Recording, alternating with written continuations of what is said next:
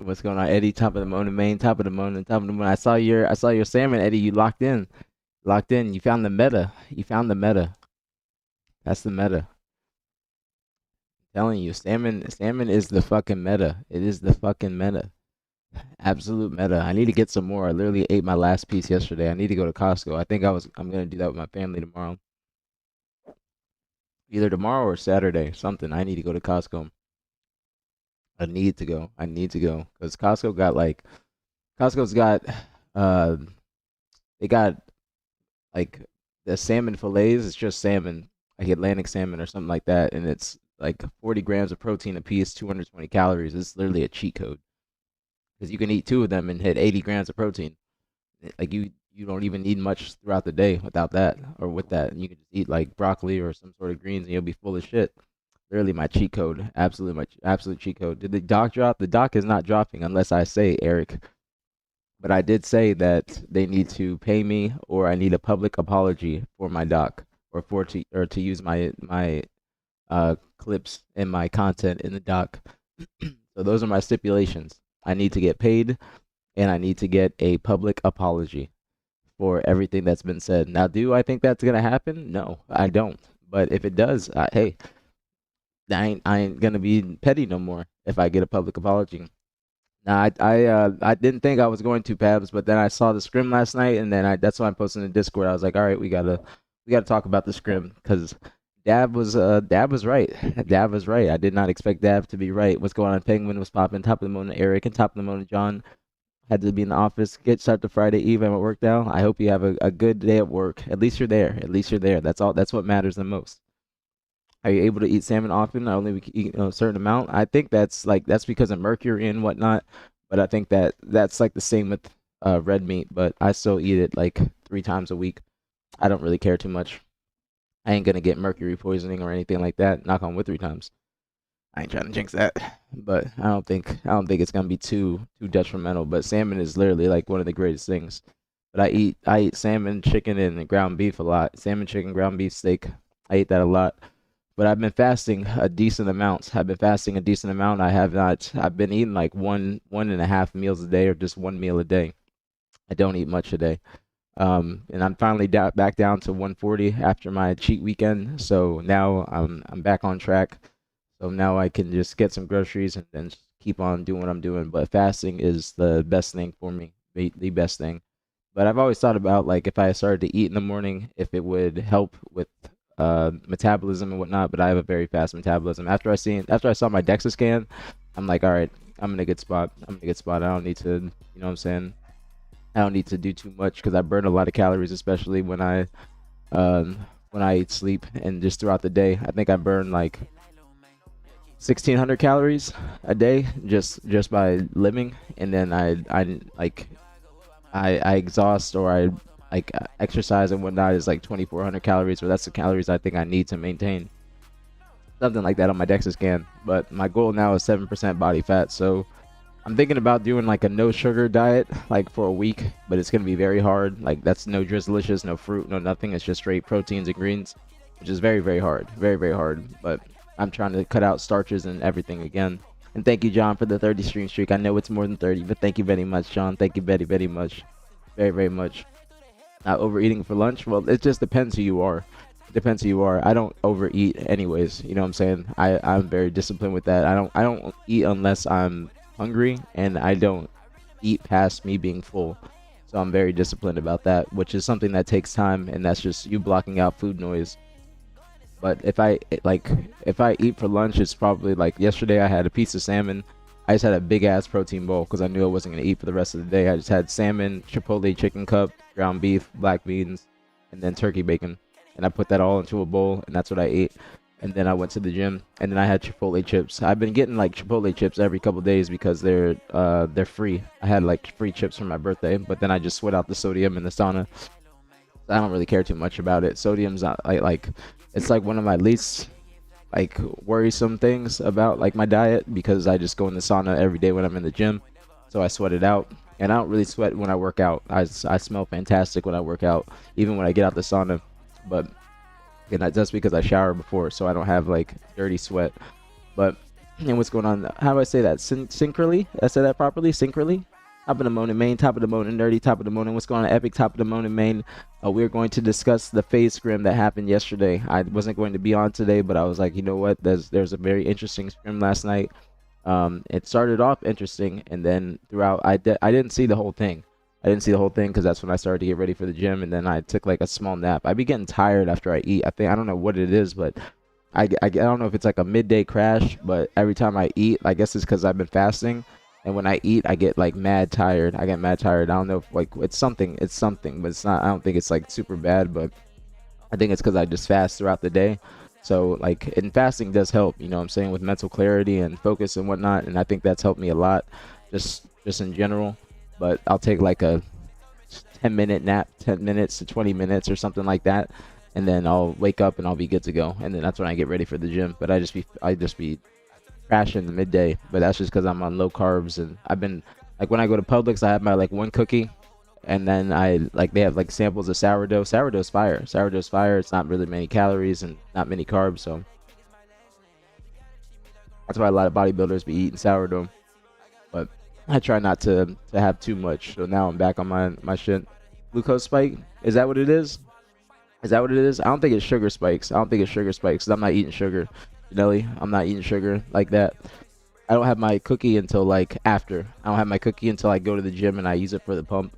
I don't really have sugar. Thoughts on the Free Gunny documentary? Scump fan, I don't know if you saw my tweets, but I was a little bit perturbed that they used me for 80% of the documentary, when I do not fuck with that nigga. And I don't know if that is them intending on trying to defame me any further, or attempting to defame me, because they ain't doing shit. I ain't stopping no motion.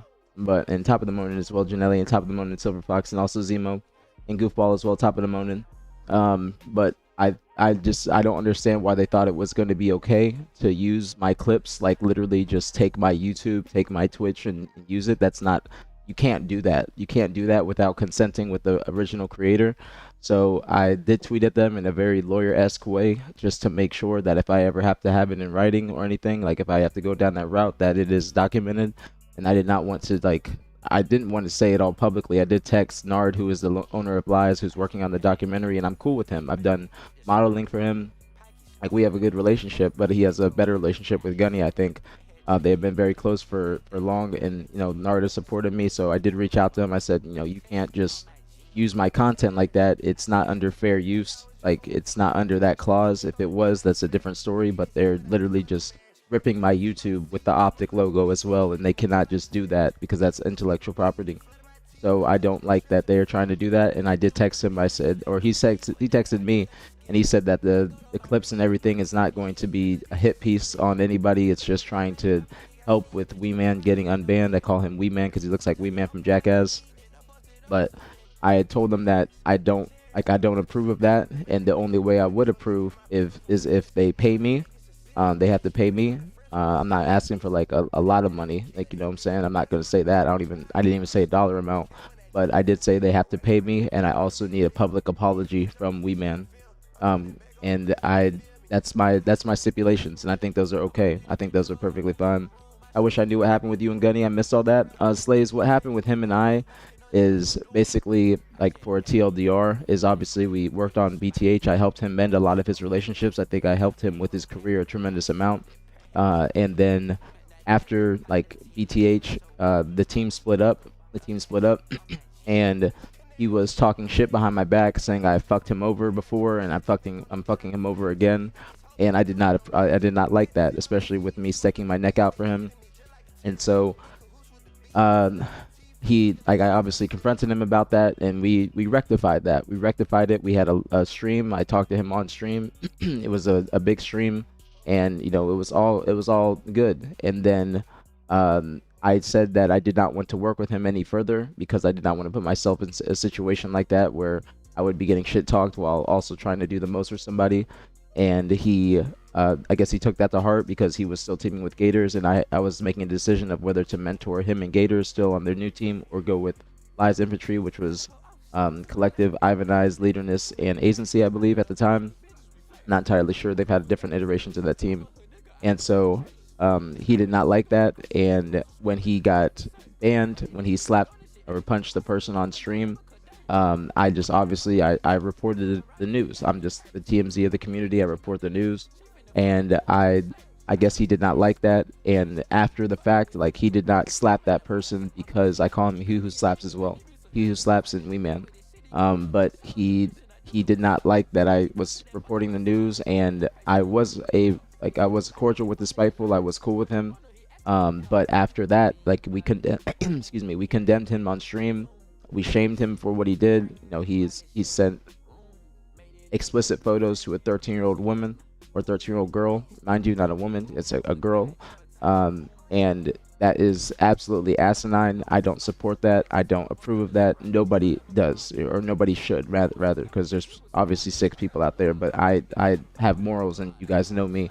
And if anybody knows me, they know I don't fuck with that type of shit. And so he started to go at me, started to try and defame me. He started to direct his anger towards me, saying that I support APDF, consistently saying that, calling me AP Diddy publicly, in private messages on social media, on his stream, calling for ATS to not work with me anymore, calling for Optic to fire me and not work with me, saying that I have smoked too much weed, I'm not coherent, I don't know what I'm saying, a whole bunch of different things to try and make me look like I'm discredible or I'm not credible, and everything I say, it has no truth to it, no validation. So he started to direct his anger towards me, and that's just something that is completely wrong, because those types of allegations and those things that you say about somebody can ruin somebody's life, especially, you know, somebody that's a prominent figure in the community and in the gaming scene. And so he started to say all those things, and that's when I just, you know, I'm obviously petty, so I just call him Wee Man, and I just point out that he has not gone the correct route with his unban, or with trying to get unbanned. He's attacked and provoked ACS. He just did it recently on Twitter, and him doing that, like, with him being indefinitely suspended, that means that they are basically watching his behavior, watching to see if he's made any changes in his demeanor.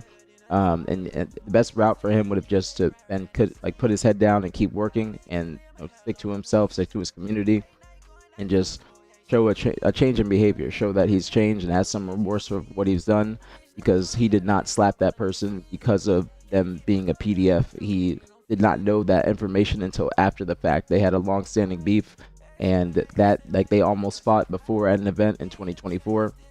And just basically that's a TLDR, is he tried to say that I support Wee Man, or support PDFs and whatnot. So you can love him, Scump fan, but I don't think that's the right person to try and idolize.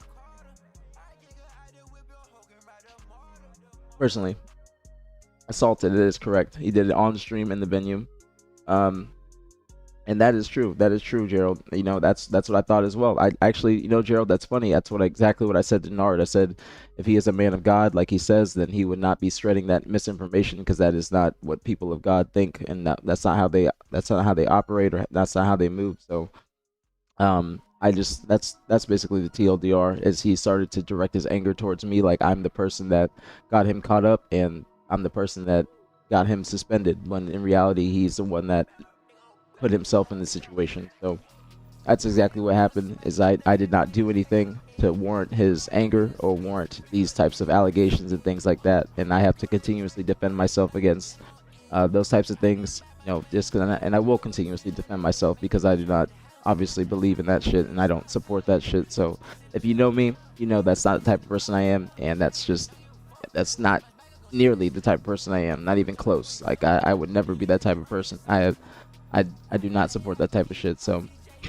he just tries to continuously direct his anger towards me. He tried to cancel me earlier this year, along with Nated and Bucket Bitch. They tried to go on social media, Twitter, and say that I don't need to be worked with by ATS, that I'm sending hate rates to people and all these other different types of things. And Nated made a whole twit longer because he is not well as well, and tried to say that I tried to ruin his life by saying that he was a domestic abuser to his wife, or his ex-wife, which all that information is public on social media. She's the one that said this, and him and I rectified that. But when I said that I don't think he's one of the best Halo players of all time, which he's not on the top 25 list. He's an incredible player, but he has not won a tournament, and that is the bare minimum to be on the top 25 list of all time.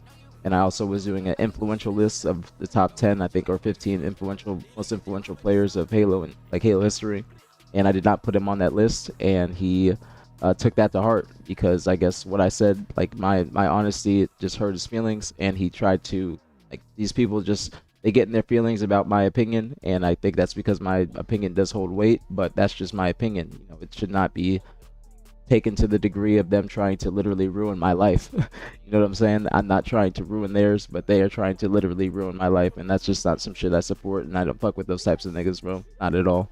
So that's the TLDR, Slays, on what happened with Wee Man. Got a nice loaf of bread at the farmer's market. Nothing better than I'm staying away from starches, so no more starches for me. I'm trying to stay away from rice, pasta, anything like that. No starches for me. That's because I'm trying to cut down another 10 pounds.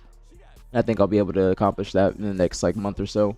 I just gotta keep working, stay on my diet, not even just too much cardio, just making sure that I keep fasting and keep working hard in the gym, and I'll be able to cut that 10 pounds pretty easily because the most difficult part for me was going from like 145 or 147 to 140, but I was able to accomplish that. And then by my birthday, I got my DEXA scan, and I was at 9% body fat. So now I'm trying to get to the 7% as my goal, and it's not going to be easy because that's just basically eliminating any lower belly fat, and then also any back fat. So that's what I'm really trying to do, is get to 130, and then I'll probably try and compete in a physique show, and try to prep for that, and then gain like maybe like 15 to 20 pounds lean muscle mass, and then maybe a little bit of a cut. But I would need to gain weight, but I think that I could win a physique competition because I have a great foundation and I have very good genetics. But I'm not on any gear or any peptides or anything like that. I feel like if you're going to do peptides, then you should do that to aid into what you already have got like going on, opposed to just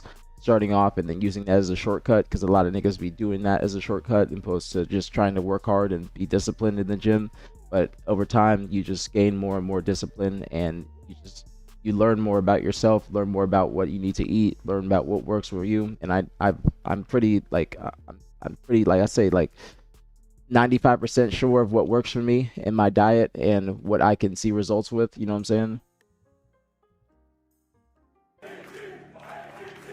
So now that's the goal. That's the goal. I think I said what's good, Moist. And I get top of the morning, man. So you get off work today and still get paid. That's the way to go. And what's going on? Top of the morning, Gerald, as well. Top of the morning, Attacker. Top of the morning, Ascendants. Top of the morning, Slow Dive. What's going on, everybody? Top of the morning, Echo. Top of the morning. Top of the morning. Top of the morning, everybody. Top of the morning, Gil. He said Aries is on my 15 influential players of all time. I mean, Aries is the reason why I learned how to play 4v4. I always give Mason a tremendous amount of credit, because I would not have learned how to play proper fours if it wasn't for Mason and him teaching me how to focus on different targets, playing for the assists instead of having tunnel vision. So I give Mason a lot of credit for helping me evolve into the 4v4 player I am today, because I would not have helped, or I would not have been here if it wasn't for his help. And thank you, Still Rain. Thank you for the 40 months. Thank you. It's a 40, 46, 40 months. Thank you so much, Still Rain. Thank you, thank you, thank you. Top of the morning, man. Top of the morning. Thank you for the prime and the 40 months, homie. Top of the morning. Thank you, thank you, thank you. Much love, Eddie. Appreciate it. Welcome back to aPGville. Thank you so much. Thank you, thank you, thank you. And what's going on, Dad? Top of the morning. Top of the morning. Baby, I'm in Florida right now, but I am an optic. I am an optic. I will be an optic for life. I'm an optic for life, but I'm just in Florida with my family right now. My mom has cancer, and that's why I'm just spending time with my family, especially since there's not a lot of stuff going on in Halo. So that is why I'm in Florida. That's why I'm in my parents' office and whatnot, but I am still an optic, my G. I'm still an optic. That's not any cap or anything. You can see optic on all of my social medias and on my graphics and everything. I'm just in Florida right now, and they know that, and I'm still in contact with optic and everything. But I just, since Halo has taken a downturn, that's why I'm just in Florida, because I can stack my bread here. I can make more bread here, side hustling, because I have a lot of shoes and other things that have been here for years. So that's the reason I'm here. I've just been chilling in Florida, just waiting for Halo to have a better announcement in the future. But that's the reason. That's the reason. There's a lot of people in optic that just might not be in contact or content and whatnot. They just be doing their own thing, like Sabas. But I am still in optic, my G. Still talk to Hex, Nick, anybody that's still in optic. I'm just here chilling in Florida. That's all. whenever I get back to Dallas, I would be in content, but I'm just literally just sticking to myself right now. Just keep my head down, focusing on a good routine of streaming in the gym. That's all. Just basically one of those eras where you just gotta work on yourself, and that's what I'm doing right now. That's it. That is all. Who the heck is Bucket? Trust me, you don't need to know. That is a sick woman. Trust me, you don't need to know about that woman. That woman also tried to say that I assault women at tournaments and I take advantage of them. There's these people have said some disgusting things surrounding my name. She said that I take advantage of women at tournaments. I feed them drugs and alcohol. Meanwhile, I've been in a relationship for all of Halo Infinite. So, and everywhere I go at a tournament, people are going to see me, and that's just completely false. And she tried to say that publicly on stream. Would not take it back. Would not retract her statement, even though she knows it's not true. And the irony of that is she works in mental health, but she has been trying to defame me and trying to ruin my life. So there's been a lot of weird people this year. A lot of weird people just trying to take what I've worked for, like take away what I've worked for so many years. We're gonna talk about the scrims attacker. We're gonna talk about scrims top of the morning ghost as well. And Russell Westbrook retiring. I'm not too big of a Russell Westbrook fan. Not saying I'm not a fan. I just never really kept up with him. Like I've been obviously watching him throughout the years, but that is really sad. He retired after 18 years unexpectedly. But you know, whenever you're competing in anything, there's gonna be a time where you have to transition and you have to focus on something else. You know what I'm saying? And I think he just felt like it was time. But it is sad. It is sad because he is a prestigious player, and it is a little bit sad because it's like a new era, you know what I'm saying, of basketball. And that's where you got like Ant Edwards, AJ, all these other players that are coming up, and they're going to be the new players in the limelight, you know what I'm saying. So they're going to be like, it's like them passing the torch. But it is sad that Russell Westbrook retired. He ain't lying. I've never been like too big of a fan of his. I've been like watching him and whatnot, obviously on his teams, but I just never really caught up with, or like kept up with him. Excuse me. But I do think that it is sad. But it's just that we're in a new era of basketball. We're in a brand new era. And that's why you got like Ant Edwards going to be they're trying to make him like the face of the NBA. His demeanor, his attitude, everything. And I fuck with Ant Edwards heavy. But you got just new players that are coming up into the spotlight that are going to be, you know, taking the reins. And no potatoes? No, I don't eat any potatoes, Eric. No potatoes. If I eat any potatoes, it's probably just going to be sweet potatoes, very light sweet potatoes, but I don't really eat sweet potatoes no more. No starches for me. No starches for me. Now, it's not saying you can't, but for me, no starches. No starches at all. I would not be able to have my physique and make the progress that I've made if I was continuing to eat starches. You know, it's all dependent on your goals. Now, you can, but for me, nah. No starches at all. You got to stay away from them if you're trying to lose body fat. Because carbs are like something that you have to eliminate if you're trying to cut weight. Like no matter what people say, you have to keep your carbs very, very low. And especially if you're trying to compete in anything, you have to keep your carbs low. Like if you are doing prep, then your carbs are probably going to be under 100 grams a day. But for me, they're probably around under 50, maybe even under that, like lower than that, because I just don't eat many carbs at all. Not at all. It does affect energy throughout the day and whatnot, but that's why I do have caffeine and Zins that do help me, but fasting does help as well, just with your energy. But I just have that midday crash, which sucks, but that's just me getting older, I think, as well, and just my diet and whatnot. But after I have like a little nap or just drink an energy drink or something like that, pre-workout before the gym, I'm good to go. Also, I haven't been smoking, so that has helped with my energy too. And my sleep is good still without smoking. That was difficult like in the beginning, but I'm back to just regularly scheduled programming. No issues at all. He said everything is everyone else's fault because they peaked in high school and never grew out of it. It's just different because that's all he has. I agree with you. Ascendance. I fully agree with you. Fully agree with you. He said when Bucket started posting other people's information in her overlay, she went crazy. I mean, that's not when she went crazy. She's been crazy before then, but she did try to dox Gabby and just did that. She tried to stick on to that 15 minutes of fame that she got when she has to be on the stream, but at a certain point we just got to ignore her because it could be funny in the beginning, but then it just gets very old, and that's coming from the king drama person in the scene. So those people are just weird, and the Nated shit, it was out of left field. The funny part about it, Gerald, is that Eva said like when I was doing the list and I was saying that I didn't think he was influential, Eva said watch out, there's gonna be a twit longer about you. because that was when I think he was going through a manic episode, and he was doing a lot of twit-longers, not even just about me, about just Gandhi and other people in the scene, just randomly, because he was going down a, like, I guess like a history path and whatnot. But that was very out of left field, and that was just another cancellation attempt, or like them trying to literally ruin my life. And that's why I just will continuously be petty against those people, because if you understand where I'm coming from, is people trying to literally ruin your life with these allegations and what they say. It's just, I'm going to be petty about you, and I'm not going to go back and forth with you on Twitter. I will monetize it and I will say my piece on stream, but I'm not going to go and make a whole twit longer, because I am still an optic content creator and those people are beneath me, because I have a lot of things to lose and they have literally nothing to lose. You know, Nated is not a part of the community like that. He sticks to his own corner with MCC, which is fine. But him trying to literally ruin everything I've worked for because I just don't think he's influential, when he tried to say that I'm a cokehead.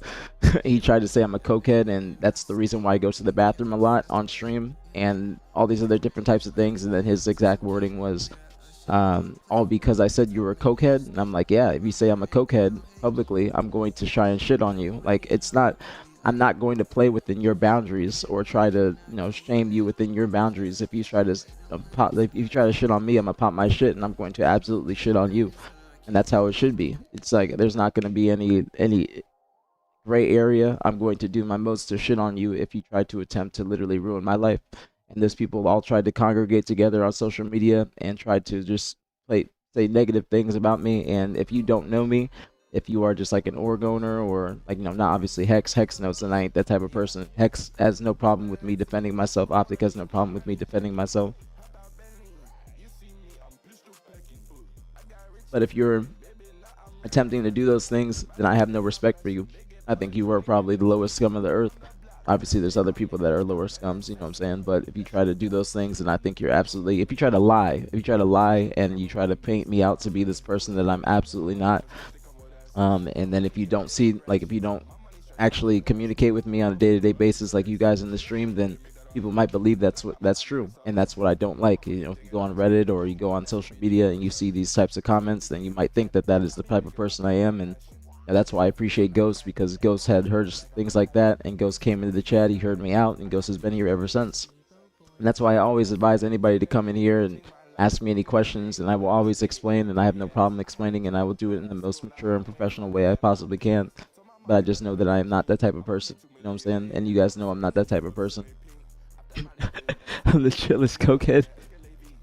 Thank you, Ascendus, I appreciate that. Thank you very much. Thank you. Let me see. Let me scroll up. Ghost, thank you for the 180 streak as well, homie. Thank you. Much love, Eddie. Appreciate it. Oops, it didn't work.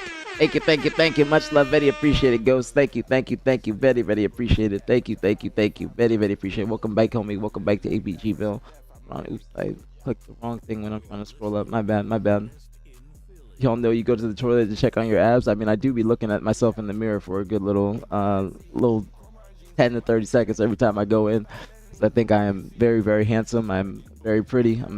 I've evolved, you know, even as I'm getting older, I've glowed up in a different way. That is a nose ring, cheat. That is my new nose ring.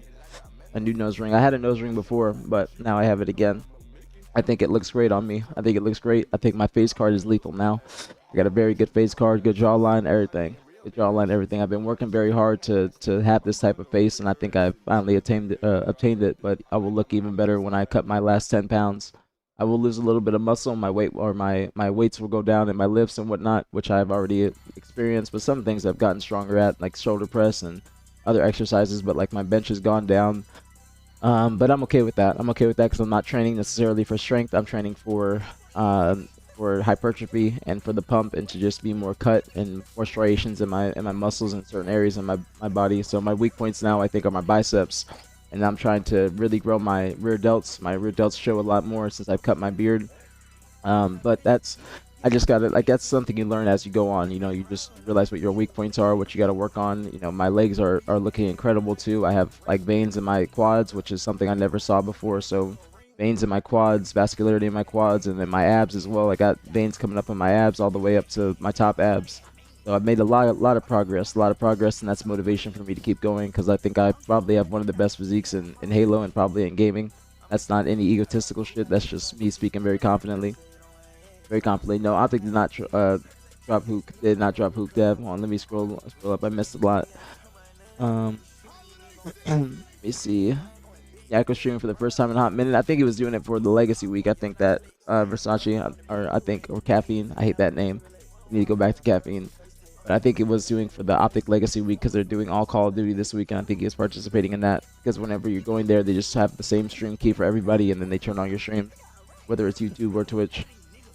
Bucket smells like Gunny's ass. Well, she did eat Gunny's ass. That is a fact. She bought the hotel room and ate his ass. That's not even false information. She said it herself.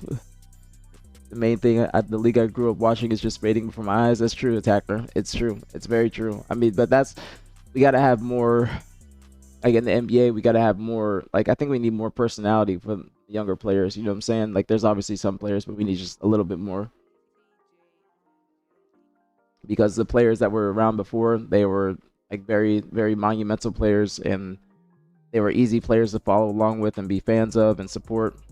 But there's got to be more players. Like I said, Ant Edwards, but there's got to be more. It's got to be like just more players need to step up and want to assume that role, because I think that's what they want Ant to be. They want him to be the face of the NBA. His personality is incredible. You know what I'm saying? It's perfect for the NBA. NBA schedule comes out today. I did not know it comes out today. I saw the Christmas. I think it was Christmas schedule. And then also the group play schedule. The Christmas schedule is going to be fire, or the opening day and Christmas. Opening day is going to be fucking fire, bro. Fire. The triple header, like they got OKC versus Spurs, Sixers versus the Knicks. I think it's Sixers versus Knicks, and then it might be Celtics versus Knicks. I'm not entirely sure. Let me look it up real quick and make sure I got this right, because there's fire games. See, yeah, so we got Pistons, Celtics, Sixers, Knicks, OKC, Spurs. So that's on October 20th. So it's coming up a little bit quicker than I thought. Rudy Gobert is the biggest con man ever. I dislike him so much. Why do you say con man? What you mean by that? We need to see these teams scrim. They haven't scrimmed in a long time since the act drama. I'm surprised, Deb. You're right. They have not scrimmed. And top of the morning sheet as well. But they have not scrimmed. I have not seen them scrim. That's a good point. Very good point. Very, very good point. I probably missed a lot. I'm trying to catch up. I apologize, you guys. Supposed he had 2 offers before he retired. It probably wasn't offers that he felt like were quality. You know what I'm saying? Which I completely understand. Kind of like Piggy. Piggy had some offers to play in the qualifier that just probably didn't want to devalue his stock and just wanted to wait for a right team. But I feel like Westbrook, he's been playing for so long that it's okay for him to retire at this point. I completely understand it. What's going on, Ruin? Top of the morning, main. Top of the morning. He said, "Buck and we man like that." You didn't know that a sentence? That's what she was talking about. And what do you mean drunk? What do you mean drunk sheet? And would you ever hire a coach, Spuds? You mean like for and what's going on? Tabasco, what's popping? Top of the morning, man.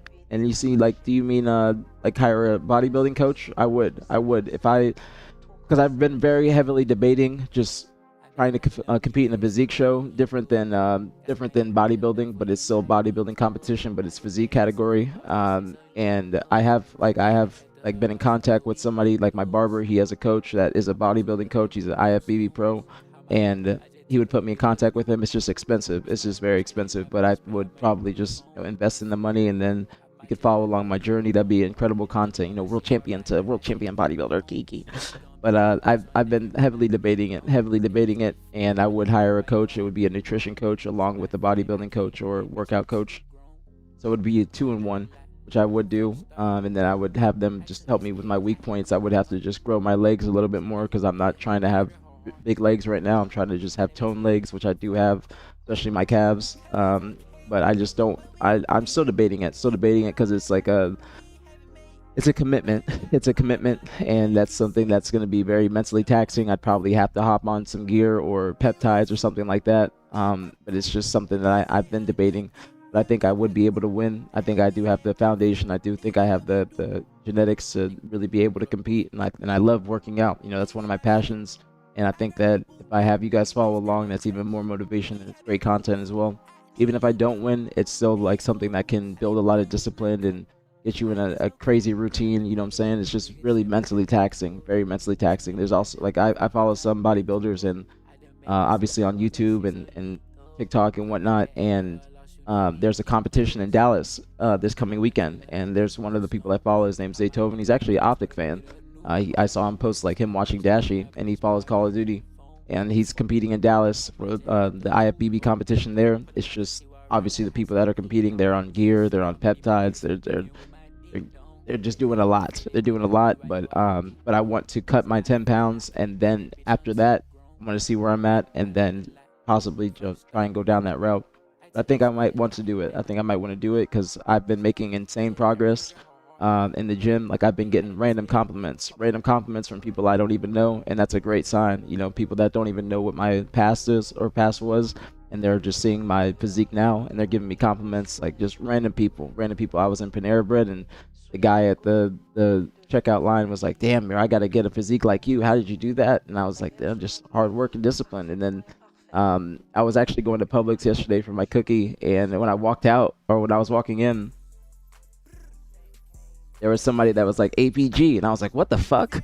I was like, "Wait, what the fuck?" I did not expect that, because I'm just like going along with my day. But it was somebody that I've talked to in the gym before, and they recognized me in the gym, and then they gave me a compliment. They said, "Bro, you've gotten jacked and you're cut." And I was like, that's a great compliment. Is the cut compliment, and just being shredded. That's like the main thing that I'm going for, is just being very, very cut and very lean. And I've attained that. And it's just more motivation for me to keep going. I can't believe the first time I saw you back in 2010, I think your team was able to Zox. You're a big boy. You look completely different. That was me back then, Tabasco. I actually lost like weight in 2010. Like when I was going from my sophomore year in high school to my junior year. And there was a show on MTV called I Used to Be Fat, and I wanted to be that person. They can't make that show nowadays. It probably just wouldn't be politically correct. But I wanted to be that person that came back after a school year, and everybody just doesn't recognize me as made a crazy change, a transformation. And I did that. I lost 50 pounds in like a summer, going from, like I said, my sophomore year to junior year. And then I started to bodybuild or lift heavy weights. I was just doing mainly cardio and home workouts, because I was very self-conscious because of my weight and the way I looked. And I wasn't very confident at all either. I was still fly. You know what I'm saying? I still had shoes, clothes and everything. I was still fly. But I just did not want to go to the gym because I felt like I would get made fun of. I didn't feel like people would, like, I just didn't feel like people would accept me. 11-11, by the way, 11-11. But I finally I gained the confidence and courage to go, and then that's when I really started to fall in love with working out. And the highest I've been in like weight with like bodybuilding is like 200 pounds. But that's when I did like a cycle of pro hormones, and then that was like when I was like 21 or so, something like that. But now I'm just trying to be lean, opposed to just trying to be too big. But maybe down the line I want to get bigger. But I'm a fashion nigga, so I like my clothes to fit better and clothes to look better on me because of my physique. And I think that's something that I've really gotten towards, or worked towards. And I think I just need to keep working, you know what I'm saying? And you guys' comments and everything, that helps me more than you know, a tremendous amount more than you know, because that's the biggest motivation, is you guys seeing that I've made changes. And it also is a reflection on my discipline and just my lifestyle, because I think that's one of the best parts of working out, if not the best part, is people can look at you and say, "Oh shit, that guy takes care of himself." And I don't want to be 32 and be malnourished. You know what I'm saying? So I just want to keep working, and I just set micro goals for myself. I think that's the biggest thing, is just setting micro goals and just trying to keep on accomplishing those goals. So obviously, like, my first goal was like 145, and then I was like, all right, like, I'm not there yet. I'm not lean enough. I got to get to 140. Finally got to 140, and that was really mentally taxing, because I had to incorporate more cardio, different diet, cutting out certain things that I love. And then I finally got there, and then after a little bit, it's just going to be a normal part of your lifestyle, and then you can just keep on going, and it's not even anything to think about. It's just something that's just a part of your day-to-day. And what do you say, Sheet, when you say, what about drunk? What do you mean by drunk? What do you mean by that? And thank you, Sheet, for the 5 stream streak, homie. Thank you. Much love, very appreciated. Thank you. Very appreciated. It says, Yo, Gandhi, whatever happened to him after Road Company? I don't know. Listen, I'm not entirely sure, but I know he was trying to, like, if you're talking about Nated, I know he was trying to go at Gandhi on stream, like, because of Gandhi's comments about Nated back in the day, and he was saying that Gandhi was like holding him back from getting a team because of his comments, and people had a different perspective of him because of his comments on stream, like on casting. But I don't think that was the case. I think it was just Nated being weird and like pulling knives out on people at lands, and that's why people just fuck with him like that.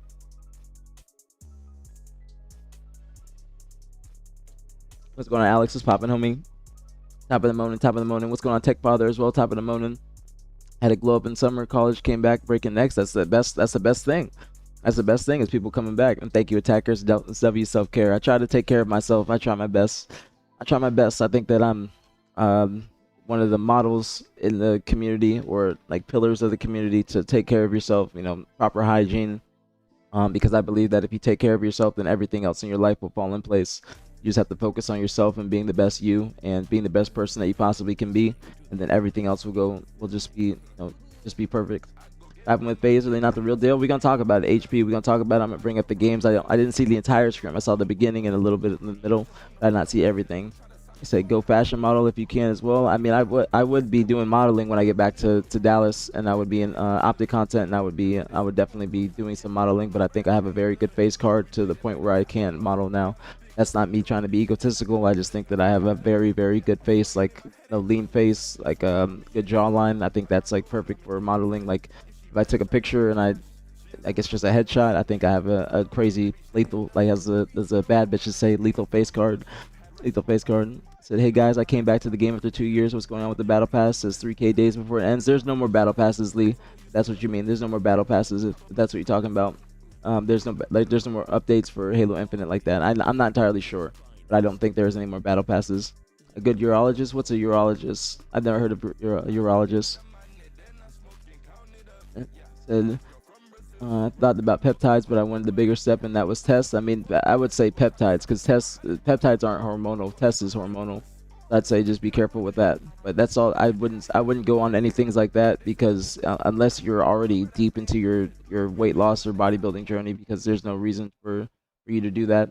There's a lot of people can attain with like the progress and the results from peptides if they just actually locked in for a few months, but people don't lock in with their diet, and that's one of the main things that people have.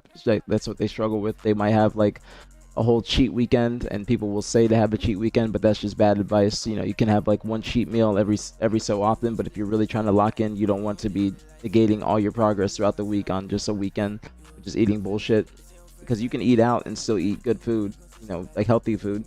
But people don't want to do that. They want to eat out and then have like fried chicken and like burgers with the bun and all this type of like fries, different types of things that they just don't need. But when you lock in, you realize that those are things that you can just easily negate and just cut out.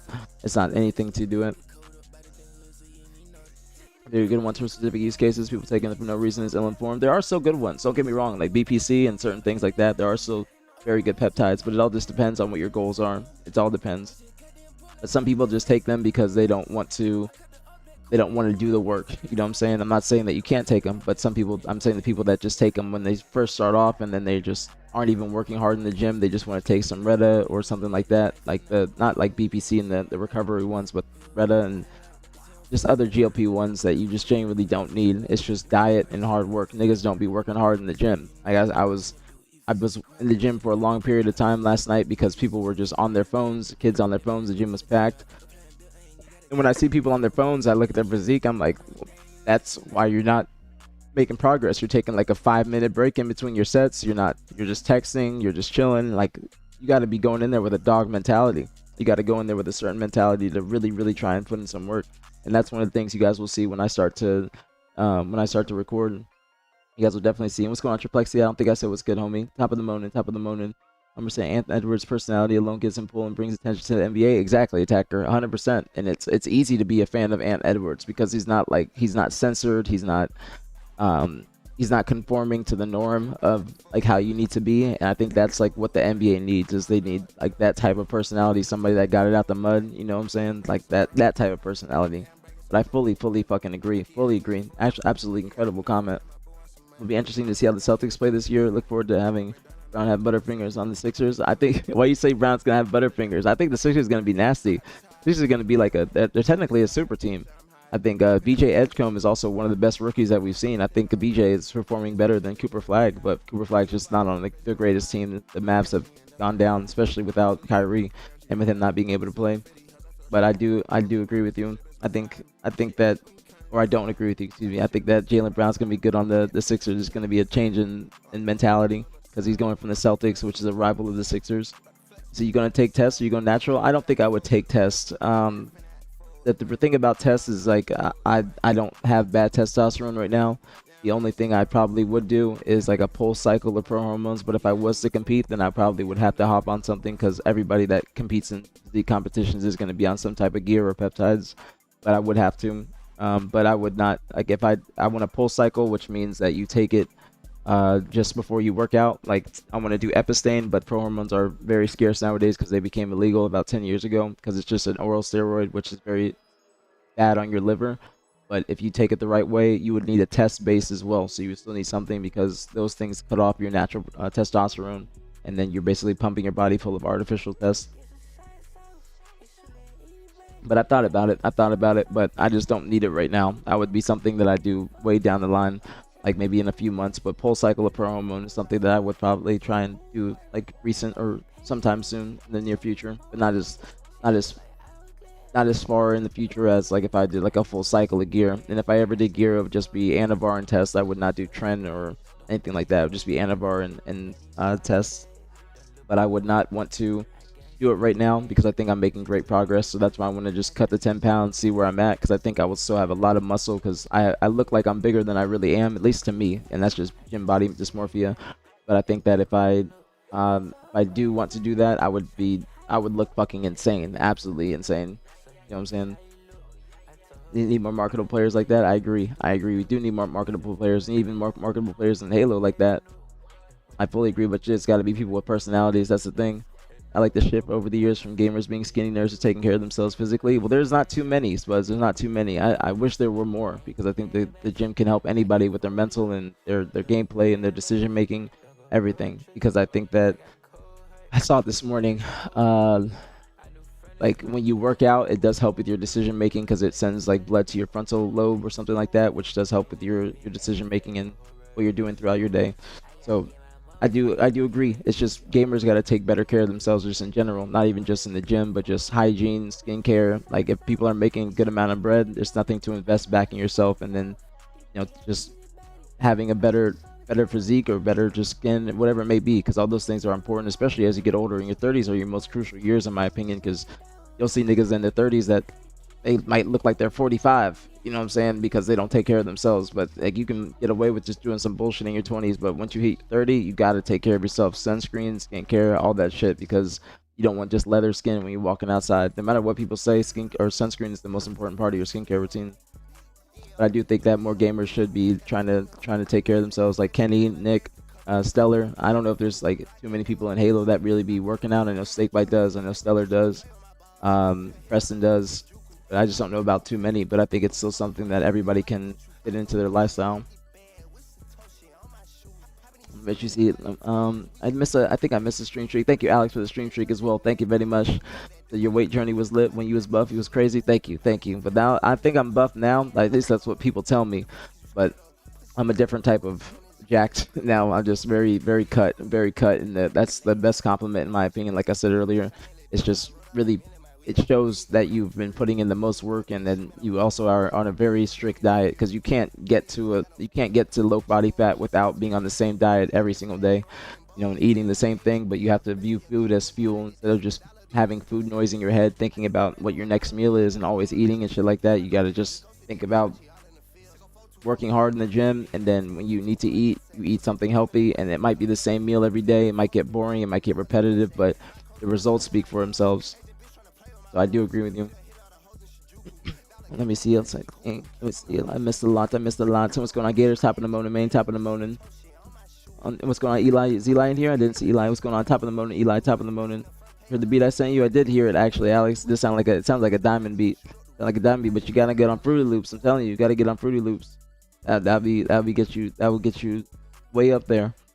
Pulling knives is crazy. I mean, that's a true story, Attacker. I ain't saying nothing cap. That's a true ass story. That was at a LAN, not a HCS LAN, but an actual like a team LAN. So I might have to lose weight. Ain't no skinnies in 33. There are skinnies in 33. There are skinnies in 33, but if you want to wear skinny jeans, I say like the best size is like 31 to 30, because I used to wear 32, but there's 32s as well, but they just don't stretch. My cousin in Parliament said peptides can increase overall test levels by 20%. Double every test. It all depends on the peptides, Tabasco. It all depends, because some peptides are hormonal, some aren't. So that's why, like, that's where you got to be careful with what you're taking. Dad was basically right. Yeah, he was. He was, Gators. That's why I wanted to talk about it today. That's why I wanted to get on, because I wasn't going to be on today, but I feel like I had to, so we can discuss the scrim. The scrim was a much different than I thought it was going to be, especially since after the first couple games. The first couple games, it was looking like it was going to be very back and forth and very competitive. But then Shopify just ran away with it towards the middle and the end. So I can see you on Celine. Thank you, Alex. I think I could be a model. It's just I'm older now, but I do think that I look younger without my beard. I think I look like I'm probably 25, 26. So I think I could be a model. I just think, like I said, I have a very good FaZe card and the physique to match, but that's just me speaking confidently in myself. I have a very, very good face now. Very good face. I do lymphatic drainage every morning and in the sauna, which drains any water weight from your face. So you gotta do like this. You gotta like pump the sides right here on your traps. Then the middle right here, rub in a circle, and while you're doing that, press in the middle. Then when you're washing your face, like use a gua sha as your hands, or use your hands as a gua sha, or get the actual tool. Then just swipe, and then do that while you have your face wash on, and that also drains a lot of water weight out of your face. And I think that's why my face has been looking the way it does now. And, oh, let me see else I missed. Did I follow IFBB? And are you into watching shows? I'm a fan. Woman days. I'm not into watching shows too much, Tabasco, but I've been keeping up with them more often. But I just have not watched them too much in the past. But now more often I have been, just because I've been on my bodybuilding journey. So now I watch it. You judging people like that? What do you mean? HP? Who am I judging? What are you talking about? What are you talking about? Who did I judge? I don't think I said I judged anybody. What are you talking about? I'm confused. I is confused. Black don't crack. It all depends. Squid. But you're right. You're right. That's Venom. I'm just gonna say Venom. Venom. I like that name. Venom.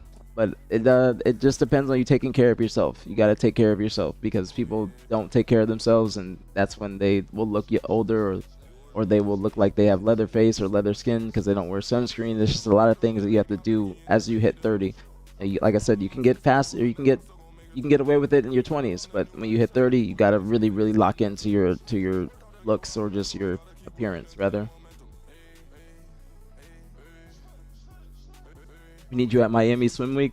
I could do that, but that's mainly for women. The primary reason I work out is because of the mental aspect. That's a good thing though, Attacker. It's everybody's got, as long as you have your own reasons, because it's not going to be the same as everybody else. Like one of my gym homies, and he pisses me off because he doesn't ever want to do the whole workout. He'll skip workouts that are essential. Like we'll do deadlifts, and I'll be like, yo, you got to do deadlifts for your lower back. And he's like, well, you didn't do 4 plates on leg press. And I'm like, I'm not trying to have big ass legs, and I'm not trying to work out like to get so much strength. I'm just trying to work out for hypertrophy, and I'm 32. I can't do just crazy weight because that will crack my knees, and my legs are already sore as hell right now. I can barely walk, but I can't do certain weights like that. But you have to do certain exercises that are essential. Like you can't just negate your lower chest, you can't negate your lower back when you're doing legs and certain things. Like certain things have to be staples in your workout, and he'd be perturbing me, and I'm like, bro, you can't compare a whole exercise to me not wanting to do the same weight as you when you weigh 60 or so more pounds than me. It ain't gonna work like that. But certain things you have to do in the gym, have to do them. Even if you're gonna cut your workout short, you gotta have staple exercises in that bitch. Like now for shoulders, I did shoulders yesterday. I always do overhead presses, but on the Smith machine. Like not shoulder presses like with dumbbells, but I do overhead press, like where you're like this, bring it down to your chest, because that helps with your front delts. And I think that's why my shoulders have been looking the way they are now, because that's one of the key exercises for like 3D shoulders. But there's certain things you just gotta do. You gotta do it.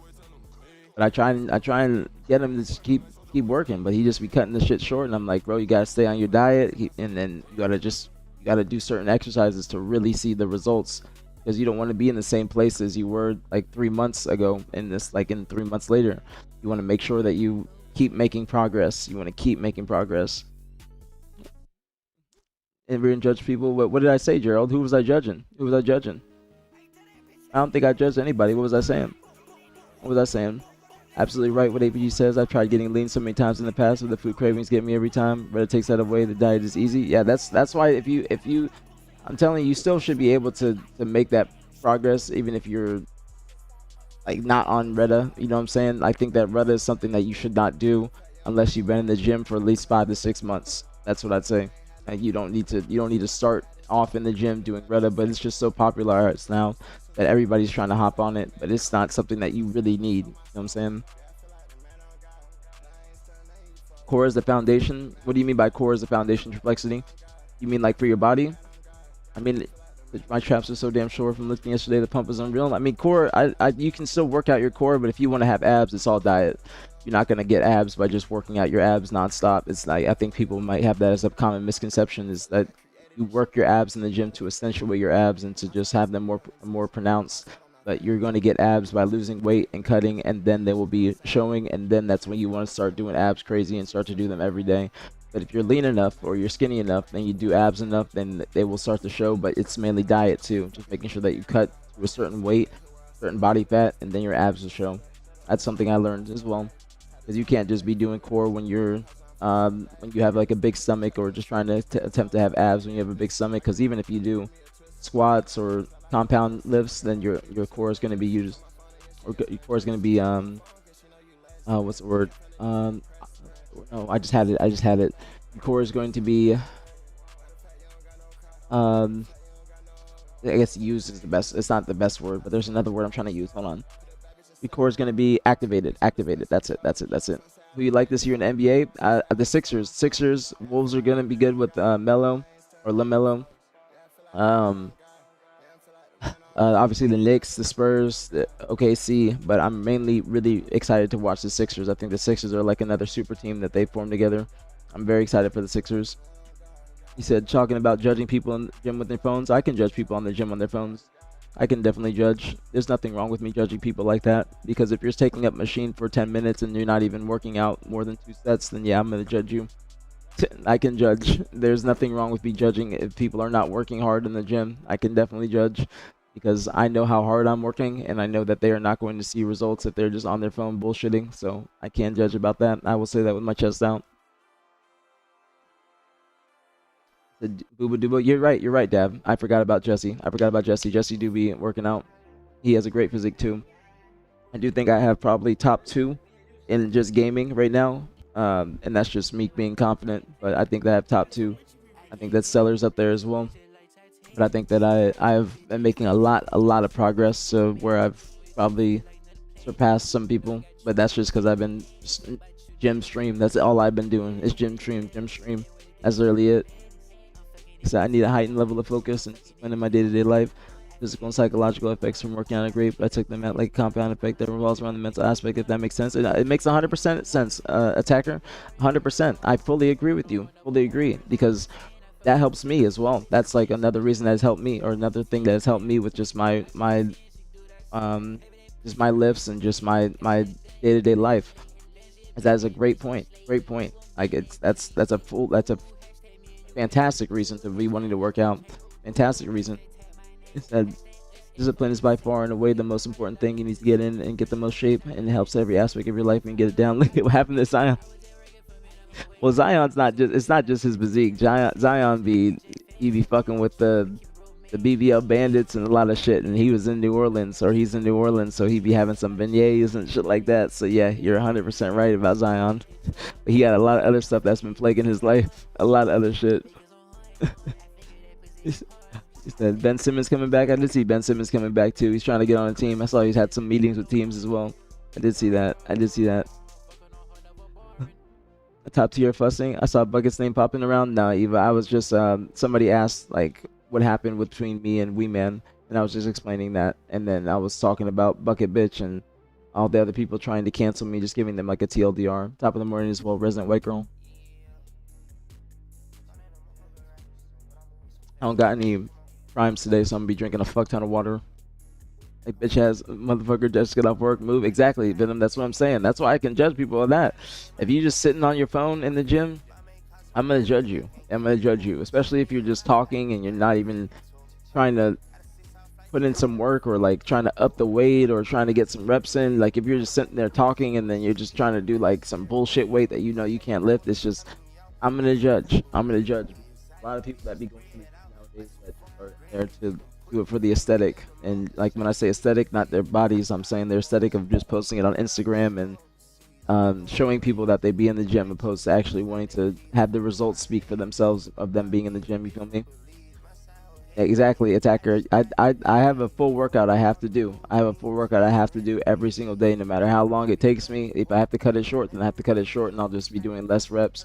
But I have to do certain staple exercises, and I think that's necessary, and that's what I'm trying to get my homie to start doing. But he just be skipping.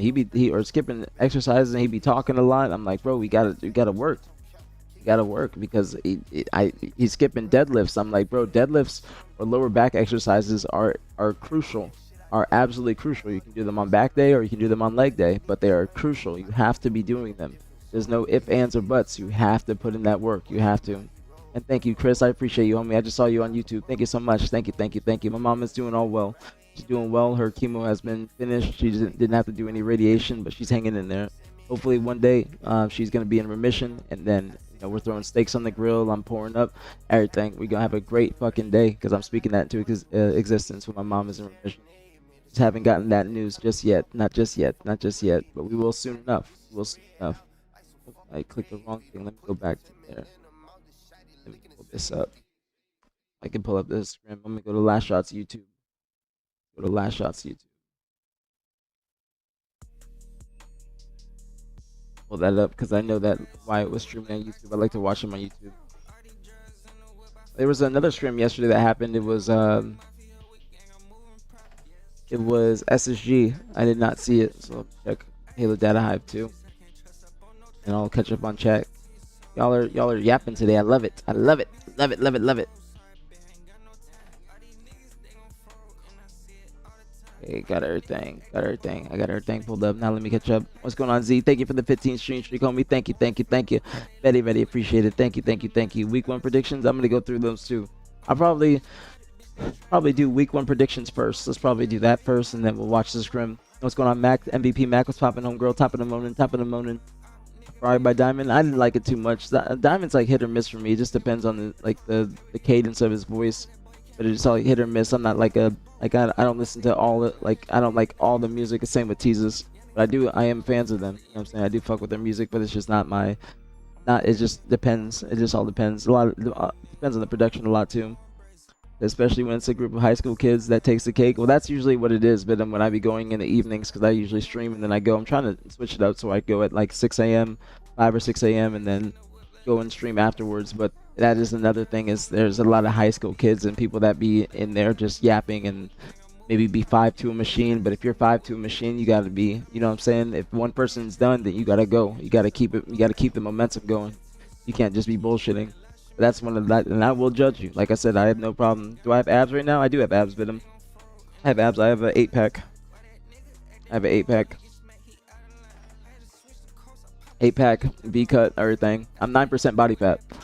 I'm 9% body fat, and if you're at that low of body fat, your abs are going to show. But yeah, I have abs.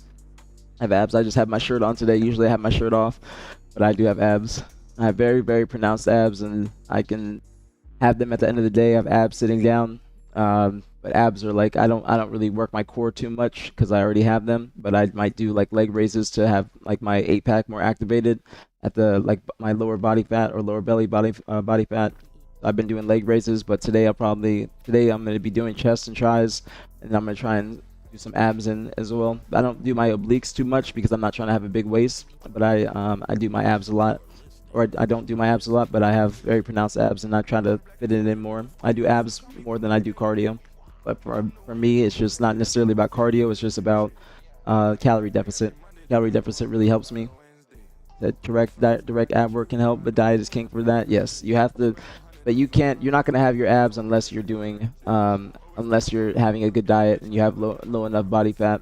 That's what you need, because the abs just are pronounced from the gym, or pronounced, or they're more pronounced when you work them in the gym, opposed to doing them outside, like just doing cardio and whatnot.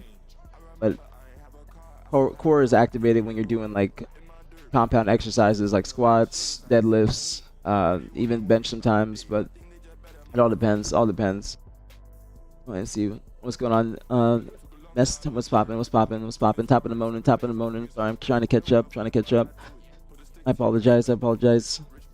Zion be eating all that good food, and he's in Charleston right now, working out, eating. Cause Zion be eating too much though. He be eating way too much, way too much. I'll say that. I'll say that because he looks completely different than when he first came in the NBA than he does now when he's on the Pelicans. Engaged. That's it. That's it. McCock, you're right. What's going on, homie? Top of the morning. You're right. That was the right. It was either activated or engaged. That was the word I was looking for. Thank you. Thank you. Thank you. To lower back and core and legs are the three foundations for a good set. What do you mean by a good set? Ghost, when you say that, you can't just slack on those three and focus on other stuff. You're right. Lower back is something a lot of people neglect.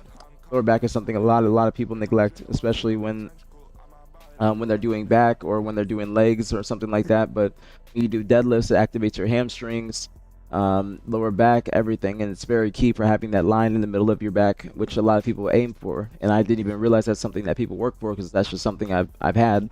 But and I'm trying to say that as a flex, but that is something that it does help you with that. You know what I'm saying?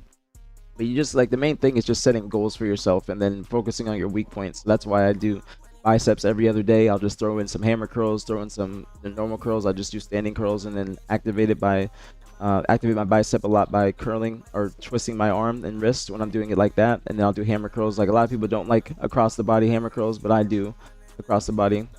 I do that. So that helps me a lot, and also helps with your forearms. Forearms is something that a lot of people neglect too. A lot of people neglect forearms, but I do meow meows, and that helps me too. What's your dream brand to model for? I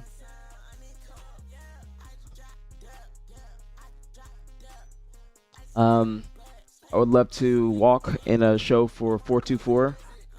424, Celine, or 424, Celine, Saint Laurent, or Miri. Those would probably be like the brands that I would have the best like look for. That makes sense. So probably 424, because that's like a streetwear / luxury brand. They're just like luxury but incorporate streetwear concepts. Celine, because that's like just anything that Hedi Slimane has had his hand in, which is Saint Laurent, Celine in the past, but he's not there anymore. But like my aesthetic is like my style has always been Hedi Slimane since like 10 years ago. So that's a great question. But obviously optic's gonna be like number one. And I've already done modeling for optic. And Finners, you know I'm looking very good. You can't say that. You know I look fantastic. You can't even try and say that. But probably 424 because I think that actually be realistic as I could when I become a bigger streamer. I think that I definitely could be in a 424 runway show. Alix, Celine, Saint Laurent, because Saint Laurent and Celine you got to be real skinny, real skinny, and have that real model look. But I still have like a built model look, but that's why I say a Miri too, because I think that also fits my aesthetic. Well, that's a great question, fantastic question. And Dad was basically right. Dad was right. He said an 8-pack. I do have an 8-pack. Did you start? No, I have not started it yet, KD. I have not started yet. What's going on, Shurzy? Top of the morning, main top of the morning. But I will start it soon. I might do my predictions first and then do my analysis of the scrim, because I saw the first couple games, but I did not see the entire scrim. I'm definitely gonna go over it because I didn't even plan to be live today, but I was like, all right, I gotta get on because it was a very interesting scrim, so we gotta see how it is. And what's going on, Scout? What's popping? I do love yapping with y'all. I do love yapping. I'm doing great, Mac. I'm doing fantastic today. I'm doing fantastic. I just didn't get too much sleep last night.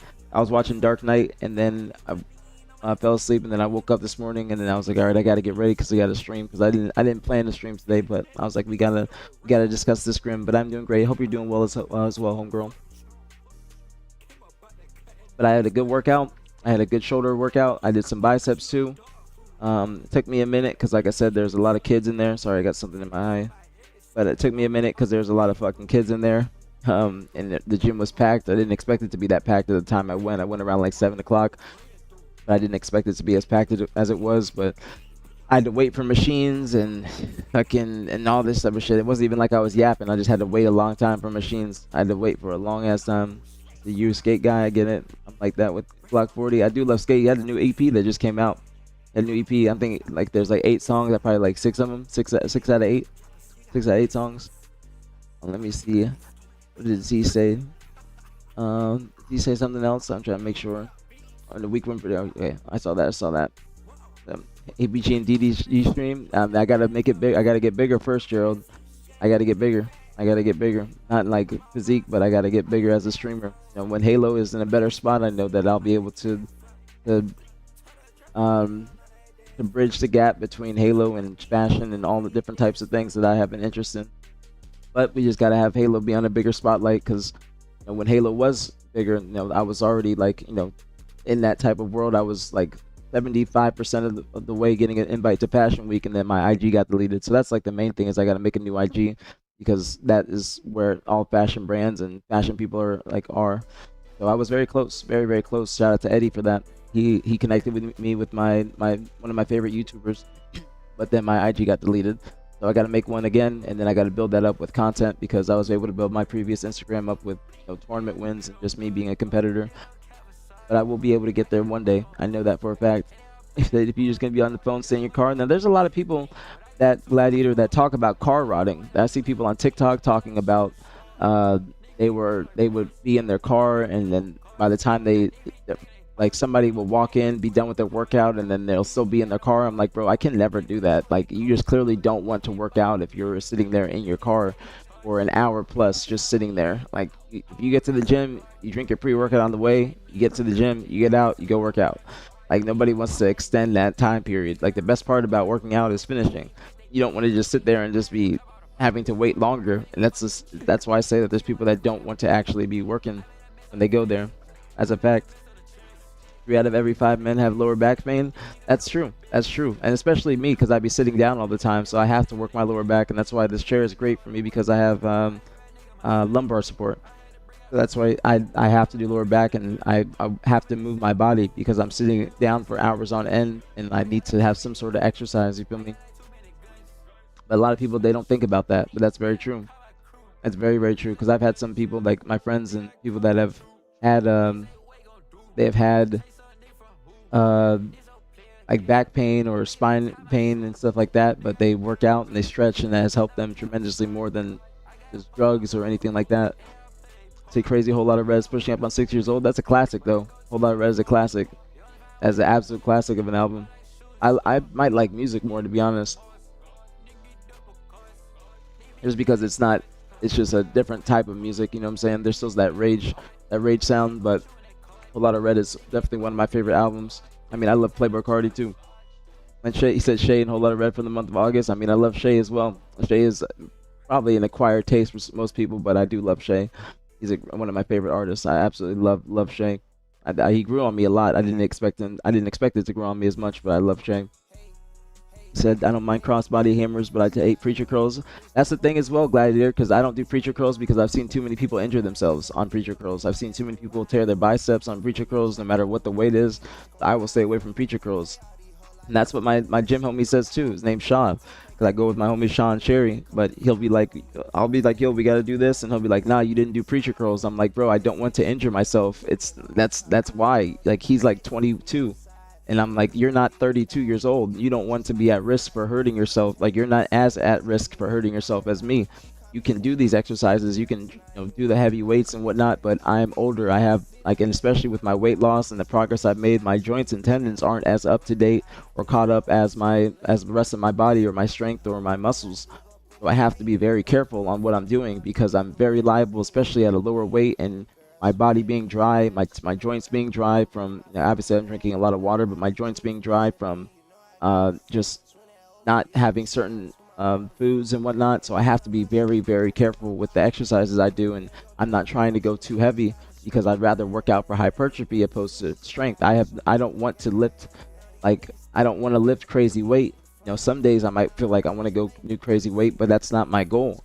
Everybody's got different goals, and I would rather be lean and have a lot of muscle than just be big and not have any striations or cut or anything like that. You gotta put in the work, you gotta put in the work for what you are aiming for.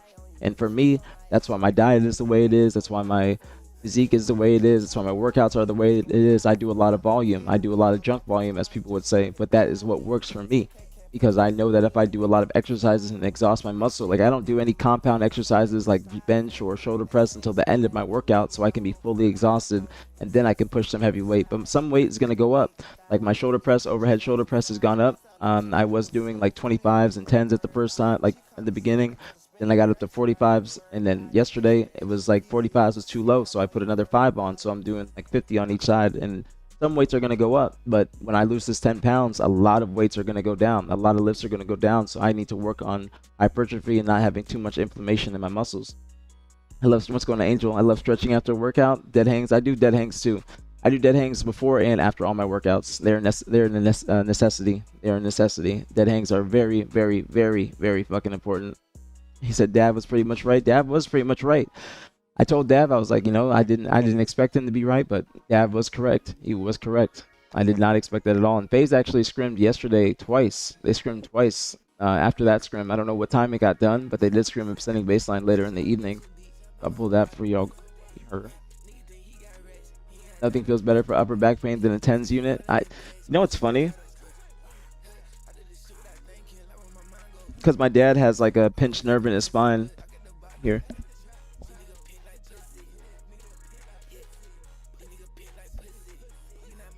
I actually have a TENS unit right here. It's funny you say that, Scout. But I have a digital TENS unit right here. It's my dad's, but it's right here. That's funny you say that. A lot of people don't know about it, but yeah, there's one just sitting here. It's still boxed up. It's not been open. But that's funny. That's funny. I've never used it. But that's why I like smoking, because smoking helps with my pain or anything like that. Slam Punk. I think I like that song too. My favorite is Eardrummer. I think that's like one of them. One of my favorites. And what's going on, M-Link? Top of the morning, main. Top of the morning. Let me see. Once you learn how to properly use it, nothing else will be the same. So you saying I gotta open it and try it? I gotta open it and try it. I haven't tried it at all. He said make the IG just go real name and gamer and company in the bio. My name is my last IG. I can't make it that. I have to think of a name. I'm just gonna make it BTH aPG or the Optic aPG, because I had Optic aPG and then that got deleted as soon as I posted a picture because I used the same phone number, so I had to use a different phone number. It said, glad that you're talking about your fear was unfounded about preacher curls. I'm trying, bro. Hines, if you know Hines, like who's one of the HCS like higher ups, and he also was a pro player. But Hines, he tore his bicep doing preacher curls, and I've seen people tearing their biceps on TikTok and stuff like that, and I will not do preacher curls. And you don't need to do a lot of exercises for biceps. You could just do like one or two of them, one for like the inside of your bicep, and one for like the bigger head, and then one for like the smaller head. You just need 2 exercises for biceps. So I've been hitting biceps like every other day, because I feel like biceps are my weak point right now. And I've also been doing a lot of rear delts whenever I do shoulders. I don't do face pulls anymore, but I do the pec deck machine, but I do reverse flies, and that gives me an incredible pump. It's one of my favorite exercises right now, because I just can feel my muscles working, you know what I'm saying? So I do a lot of rear delt exercises. I do shrugs too. I try to not go too heavy on shrugs, because like I said, my dad has a pinched nerve in his back, and that's what I think my dad was ego lifting like crazy shit, because he was a power lifter before, but obviously he can't do that as he gets older.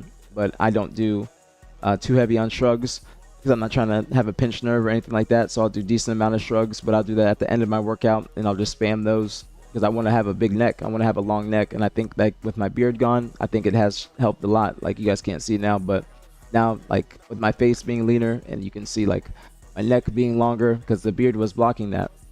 But I've made a lot of progress on that. Like my main things right now are trying to have my like lower abs more accentuated, so I can have more of an 8-pack, and then also rear delts and biceps. Those are my weak points right now, because I have very good back. I think my back and my shoulders, I think, are my like strong suits, along with my chest. But a lot of people like point out my shoulders, and I didn't think that. I never thought that at all, but I do. Like I go crazy on shoulders every shoulder day. I always make sure I go crazy, because I'd rather have a set day for shoulders opposed to doing them with another exercise or another body part, a major body part. I don't do like back and shoulders or anything like that. I'll just do shoulders, and then maybe throw in some arms in there, and then like I said, biceps or forearms. because forearms give you that like a full look too on your arms, like because it gives you more vascularity as well. So I'll do like for my shoulder workout, I'll tell you guys what I do. I start off with front delt raises. There's a machine that you can do side lat raises with, and then I do front delts with it, and then I do side lats, and I'll superset that in the beginning. So I'll do like this, and then I'll superset it like with the side lats, and then that's my first exercise. And there's a seated like lat raise, I'll do that, and then I get a great pump. It's like rear delts as well, and you're just like this on the machine. And then I'll go and do this is all like in the same lane in the gym, so I'll just go and knock these out real quick.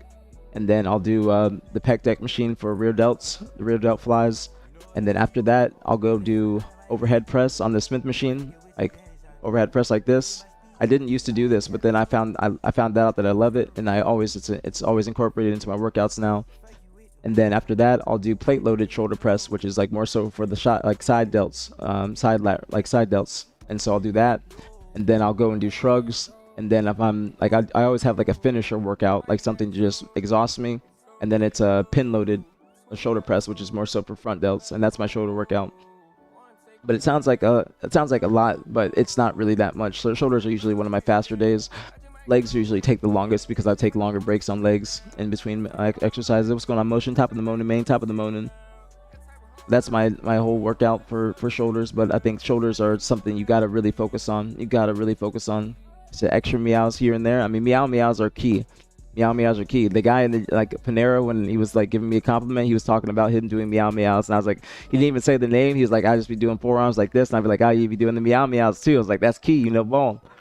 But getting random compliments from people, especially people I don't know. Like I went to a different EOS the other day, and that's when I was doing shoulders, and random guy came up to me, an older guy. He came up to me, he's like, bro, that's how your shoulders need to look, shredded. And I was like, yes. Talking about like, that's perfect, thank you so much. And I started going crazy. I started smiling. Like I was like, that's the best thing in the world, is when people that you don't know give you a compliment.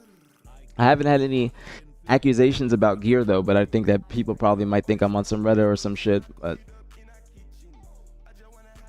I'm not. No peptides here, none at all. You guys will know if I do anything. I'm very open about everything, but you guys will know if I ever decide to start doing peptides or start to go down that lane. But I don't think I need them.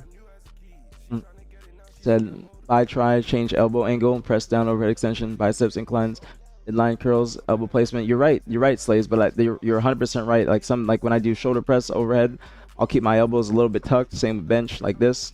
I keep them tucked, not flared out, because you're flared out. Like some things, like when I do plate loaded, I might flare them out a little bit because it gets me more tricep activation.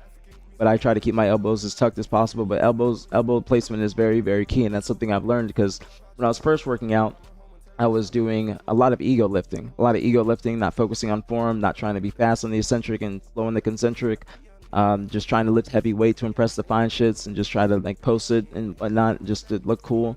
But then I learned over time that I don't need to be doing that. I don't need to be trying to lift crazy weight because I can make more progress with just having better hypertrophy or more hypertrophy in my workouts. So that's what I'm trying to do. Yeah, they did last night after the scrim, Slays. They did it after the Shopify scrim. They scrimmed again.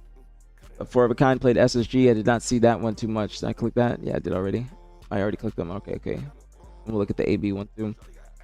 But I did not see that second one. They scrimmed after I know they were looking for a scrim after their first scrim was done. So I love doing lat pull downs and dropping down and doing push-ups for like 15 to 20 sets. The pump is crazy. That's a good thing. I do push-ups like in the morning. I've been trying to do like 100 push-ups when I wake up just to get the blood flowing, but I just don't have the best wrist strength, and that's like a grip strength. So I've been trying to improve that. I can do more push-ups like on a flat surface like this opposed to on carpet, which is what is upstairs. But I try to be careful with that because I don't want to hurt my wrist too much. He said, if you're already at 9% body fat and cutting, almost impossible to grow shoulders. Shoulders, calves, traps are annoying. Got to be in calorie surplus for those. Got to hit those a lot to grow. But I'm not trying to grow too much, Macaque. And trust me, that might be for you, though. That might be for you. Because I've been definitely growing my shoulders. It's all different for everybody. Like, trust me, the way that I work out and the things that I'm going to be doing is not going to be the best for everybody else. But I'm not trying to be big. I'm not trying to be big. That's the last thing I'm trying to do. But I will just naturally gain mass from my genetics, and I will also look bigger just because I'm more cut. But I have striations in my shoulders. I have veins just when I wake up. Like This is me with no pump. This is no pump. I don't know if you can see the lighting, but you see my arms? This is no pump. Just wake up. Off the wake up. There's no pump. I don't know if you can see it because of the lighting, but that's no pump, no nothing. But my shoulders are very big, very big. But that's the thing that I get the most compliments on. But it all depends. It all depends on you and your genetics. Trust me. What works for me, it ain't gonna be working for you. And I don't work out like the traditional way, because I know that I can do a lot of volume. I can do a lot of exercises because of my energy in the gym. And when I gain some momentum in the gym, I'll just keep going. I'll just keep going, and I'll just go until I'm absolutely tired. Like, trust me, you don't need a calorie surplus to grow your muscles like that. That's a myth. That's a myth. Trust me, that's a myth. Farther in the weightlifting journey, well, that's just like, that's obvious. That's obvious. If you want to grow and like get bigger, you got to eat more. But for me, I don't need to eat that much to gain muscle. That's a blessing for my genetics. I don't need to eat too much. I can eat like 1 meal a day, 2 meals a day, keep fasting, and then I'll be good to go. But that also helps with my energy too. That's why I have like the crashes midday. So I just like, because when I eat, I do just crash. I think that might be like glucose or something like that you guys said, but I'm not entirely sure about that. That's something I gotta do more research on. I can do much more research on. He said, they did sneak it in late at night. 100 push-ups a day is fantastic. That's like light, to be honest though. 100 push-ups is light. I can do 40. I can do 40 straight. I can do 40 straight and not have any issues. Like, I can do 40, probably 45 to 50 straight. Like, if I did push-ups right now, right here, I could do 40, 45 easy, very easy. Crashing on deficit because I had too little carbs and I was more deficit. That's how it is for me. I'm having very little carbs, very little carbs. But then I'll have an energy drink or some caffeine. That's why I gotta have my chai tea in the morning. But this is just chai tea and oat milk. I go oat milk now because it has a little bit more protein. But I'm not trying to like hit my protein per day. I'm not trying to like have like, I'm not trying to hit a certain goal or macros. Like, I'm not tracking anything. I'm just making sure I don't have too much sugar, don't have too much too many carbs, and not too much sodium, because I can have sodium but I still sweat it out in the sauna. But in the future, yeah, I'm gonna have to eat more, because I haven't tried to gain weight before. That's something that I've never done, and I think it will be a little bit difficult for me because I'll have to learn how to gain weight from my body and my genetics.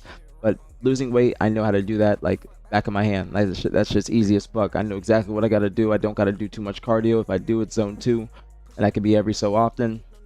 Just burning more than I eat, just more calories out than in, just certain things like that. They did scrim again last night. But that was after the Shopify scrim. But I don't know too much about this scrim. I'm surprised that AB took 4 games. I did not expect that. I would think that. All right, so this is a good transition. Okay, this is a good transition, because now we can. I love the workout talk. I love it. I love that we're all on our journeys. We're all on our journeys. And somebody hit me up yesterday about like doing like a sponsored stream with they have a workout app that they're trying to come out with. They have a workout app, and they want me to promote it to you guys and on stream and in videos.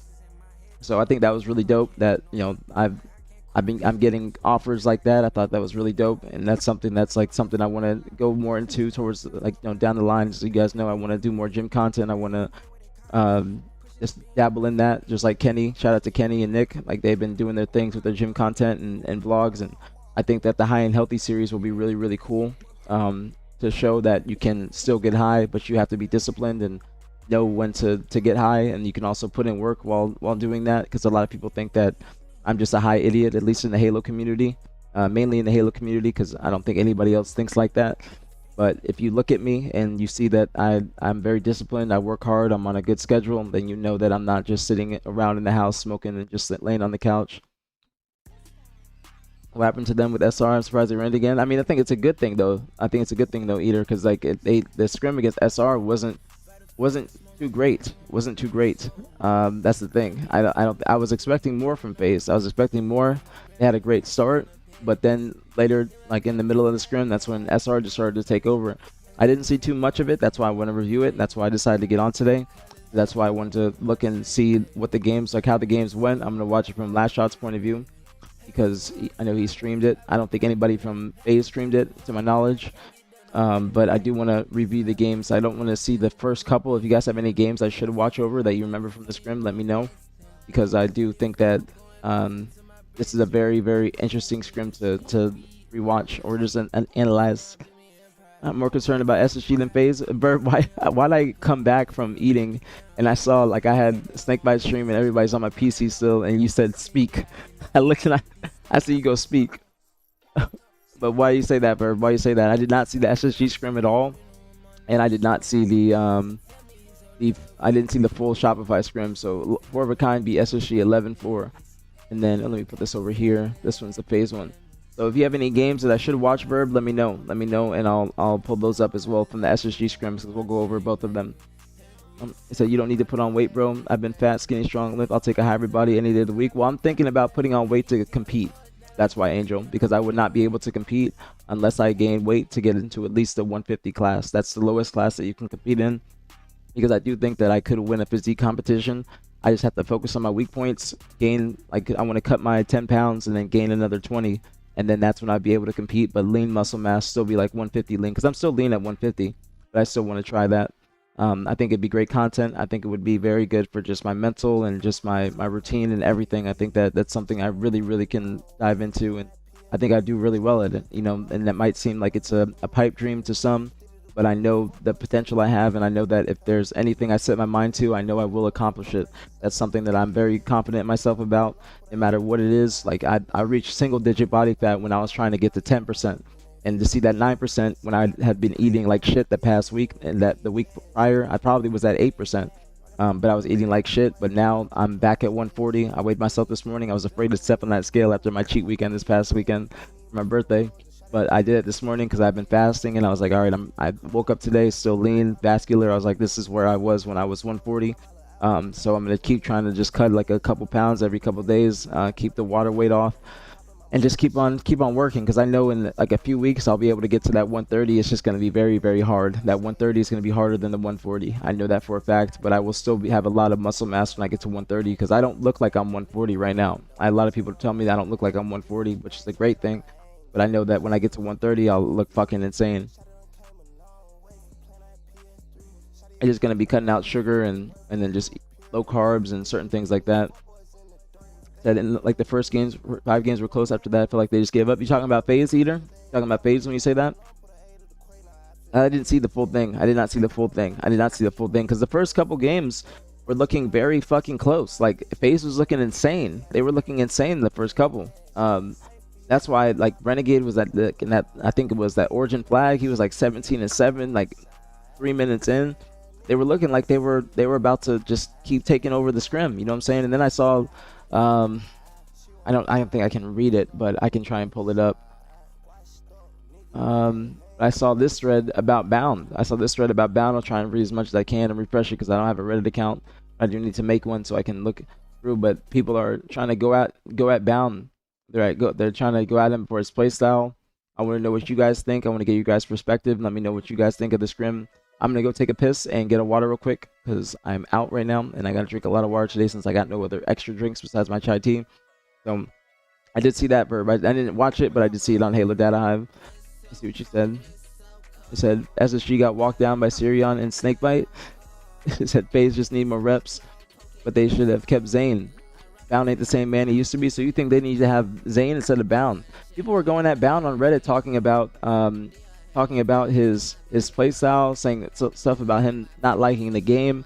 I didn't expect these comments about Bound. I don't think that's the case. I think that even if he says he dislikes the game, it's just about him playing it for 5 years or 4 years straight, and that takes a lot out of you mentally when you're playing a game and scrimming and going through team changes, and especially when you're playing at a high level. So I don't think that it's like a negative. Like, even if he says he doesn't enjoy the game right now, it's not to say that he hates Halo. That's not the case. I can tell you that now from knowing Adam. Like, he doesn't hate Halo. He loves Halo. He just probably is a little bit like exhausted from Halo Infinite. But having this team and taking a little bit of a break is going to give him that resurgence and wanting to keep playing. Like, even Snakebite obviously didn't say he hates Halo, but Snakebite had taken a little bit of a break. and then he came back, and then he's been playing fantastic. You feel me? He said his aim felt off. So you're saying either when you say that, do you think that he just wasn't winning a lot of 1v1s? Is that what you mean? And balanced playstyle, I think, is contingent on him winning a lot of those battles because he puts himself in that position to be the opener, where you have to probably win a PIV to open up the map for the rest of the team. But it's going to be even more difficult against an SR that's been practicing and grinding and been at the top of their game. You think he stopped playing for too long? I don't think it was that long because he just played the 2v2, so it hasn't been that long. He also competed at DreamHack Atlanta, which was in May. It was in May, mid-May. And then he competed in the 2v2, which is in June, I think. And then now he took maybe a month or so break, but I don't think that was too long of a break for him. To bound the Derrick Rose to the ATS, he had like a 3-year prime where he's MVP caliber. Then he tore the ACL and it was never the same. You think that, Verb? You really? You think that? Snakebite is on fire. Snakebite is on fire. I was telling him that yesterday. PJ has been playing fantastic recently. Some of the best Halo I've seen him play in Halo Infinite, period. He's been on his shit, and I think that little bit of a break can help you, no matter who it is. I think having a little bit of time away, that gives you that itch and that want to keep on playing, and it gives you that drive to want to keep on playing. He was coming up on H5. He was low G levels of grinding, so you think he just needs to grind a little bit more? Years before that, I don't know the numbers, Verb. I don't know the numbers, but I will look at the numbers here. And let me go take a piss real quick. Let me go take a piss real quick and get a water, and then we'll transition into the scrim and the aPGs analysis. I love the gym talk, bro. I love you guys talking about the gym. I love you guys for this. I love it so much. I love the fact that we can talk about different topics in here. Love it, love it, love it. Versus House stream. Okay, be right back real quick.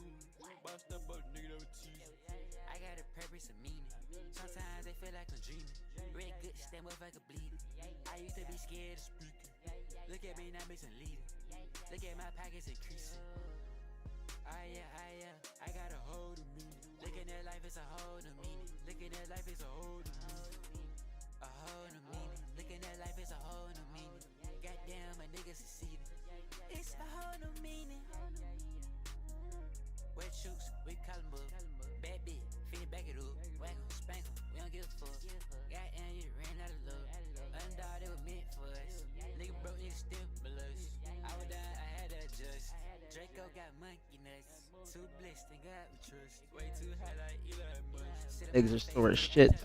Sore as shit. What's going on, Melly? What's popping on, girl? Top of the morning, top of the morning. Okay. I said, I mean, they will swing back into it. It's still going to beat SR. Going to beat SR. Wait, what do you mean by that? Yeah, or hard to beat SR? I was about to say that was confusing. That was confusing. Legend is in the US though, right? Nah, he's still playing from EU. You're right. Now he's still in EU. Balance Seller beat Legend Cycle on 2v2 lane not long ago. I think it's a 4v4 issue, not skill issue. really smart team on the map. I think I think it's just their play styles. I think it's their play styles. But the thing is, FaZe had a great start. They had a great start, which is why I'm confused on why the scrim went the way it did. So let me look at the first 2 games. So let's see.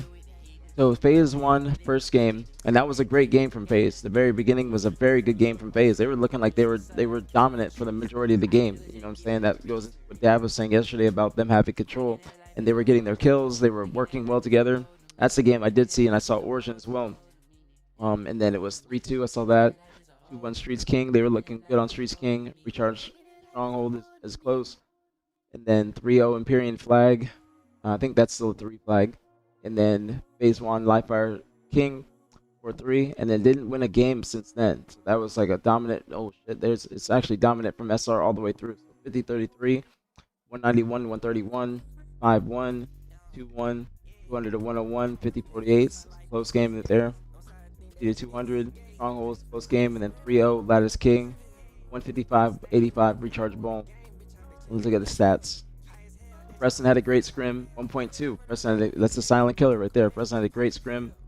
Great assist from all of Shopify as well. Very even assists. Very even assists. You expect that from them with their team shot and them being able to clean up their kills. And then Wyatt had a great scrim as well, a 1.3, 330 and 253, almost damn past 100. Great scrim from Wyatt. And then Pro 2 with a 1.1, Frosty with a 1.1, and Preston again with the 1.2.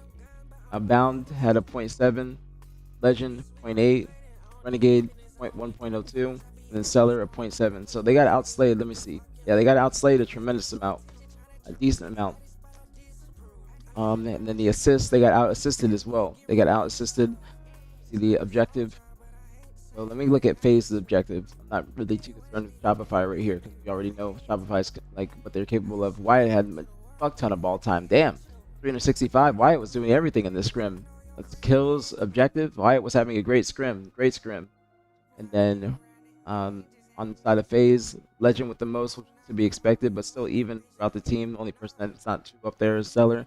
185 from Renegade, 104 from Bound. That's Oddball. And Flags. Wyatt with 52 pulls. Wyatt with 52 pulls.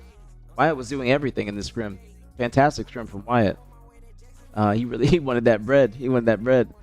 And then let's see, 48 pulls from Legend, but that's a little bit concerning because Legend, if you look at the discrepancy between all of FaZe, Legend's got 48 pulls, 11 steals, 23 secures, but the rest of the team is not really too active in the objective category in Flags.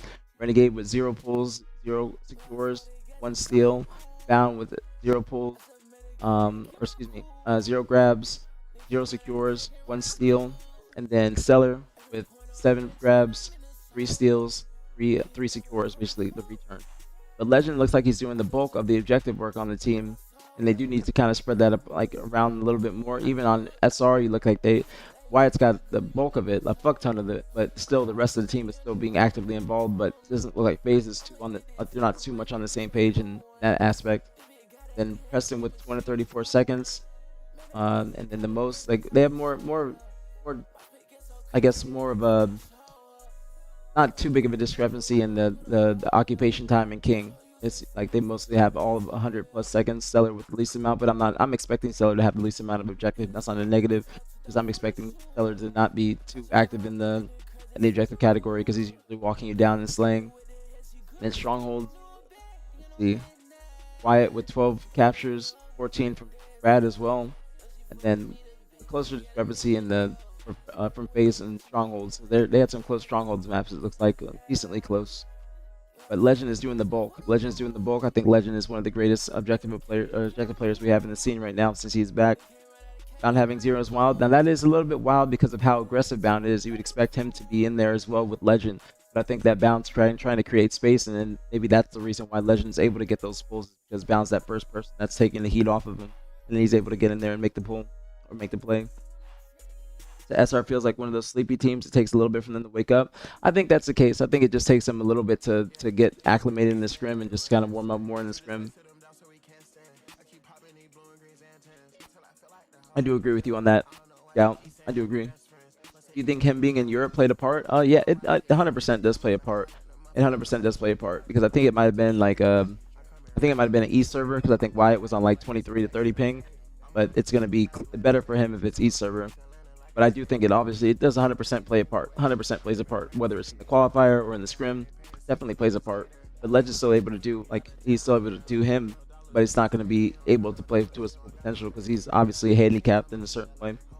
But it does play a part. It does play a part. Especially when last shot is doing 20k more damage in the scrim than bound. Oh, let me see what you said before, Scout. Or you said that the Gators. Listen, still right, still playing, yeah. Bound and Stellar just, I saw that. And what's going on? Good boy said, I'm not a Royal 2 fan. He made some right key plays when SR were backed against the wall. He always got out and gave his teammates an opportunity to fight a disadvantage out. Now, you will never, like, I'd say probably 96% of the time, you will always see Royal 2 making the correct play. He has some of the best game knowledge in the history of Halo. You will not see Royal 2 fucking up. You will not see him getting average. You will not see him just making the incorrect play or just dying for free. That's one thing that is one of Royal 2's best strong suits is that he will not just die for free on the map. He will make you have to work for that kill. And that's why he has usually the least amount of deaths in any scrim or any game for that matter. Like you see right here, he has the second least. It's like it's between him and Cycle by just one. But they're the teammates that are going to be trying to play their lives the most on the squad. Because Cycle is the one that's going to be the new age Ola. He's going to be playing his life to a T. And then World 2 is going to be the hardest kill because you're going to have to work to go to him and take him out from whatever position that he's holding. And World 2's also been working on his aggression too. And there's no way these guys still think bound is the answer. So why are you thinking that? Why is everybody thinking that bound is not bound anymore? Why is everybody thinking that bound is not bound? I've never seen the sentiment around bound, and maybe I just did not see it beforehand, but I'm surprised that there's a lot of, like, there's a large conversation around bound about him not performing well. And you got to make sure that you give FaZe a little bit of leeway. This was their first scrim back, I think. I think this was their very first scrim back, and you guys correct me if I'm wrong. I think this is their very, very first scrim back. You know what I'm saying? They played the qualifier first time, and then they had this scrim, which is against SR. Very first time. Guys, brain dead. I don't think bound is brain dead. There's just a certain way that he's going about his playstyle, and it's still an effective playstyle. It's just going to be more contingent on him winning his 1v1s and winning those battles. Reminds me of the FaZe team immediately after Renegade left C9. Buddy Falcade, Renegade and Snipe down. No one run OBJ. Was that the case, Scout? I mean, that team just wasn't that great. I don't think Snipe down was on that team. I don't think Snipe down was on the team. It was King Nick. And that just wasn't that great of a team.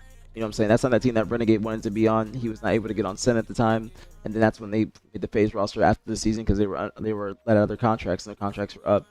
But that just wasn't the best team, at least in year one. Like, Renegade obviously was the standout. I'm not saying that Renegade wasn't Renegade, but that wasn't the best team. They got top 4, I think, and top 3. Like, they were a top 4 roster. But at least when I'm playing them, like on an optic, you know, you can tell that they just weren't. That wasn't the right squad for Renegade. But I do see what you're saying though. I don't even care about the stats. Matt ran out full shields to clean up a 1 shot, so FaZe didn't get a squad swan. Play for 30 seconds of ball time versus team going for dead. But that's like a typical World 2 play goofball. That's what I'm saying. That's a typical World 2 play.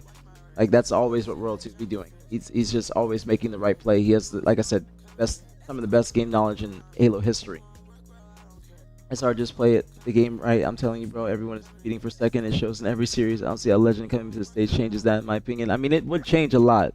It would change a lot. Guilty. You gotta put yourself in that, like, in his position. If you're playing in Europe, I'm not saying that they're gonna be shitting on SR or anything like that, but I'm saying he would be able to perform better because he's playing on high ass ping. He's not gonna be able to make the same plays as everybody else. He's gonna have lower response time. When he's in battles or when he's playing an objective or throwing a nade, it does factor in.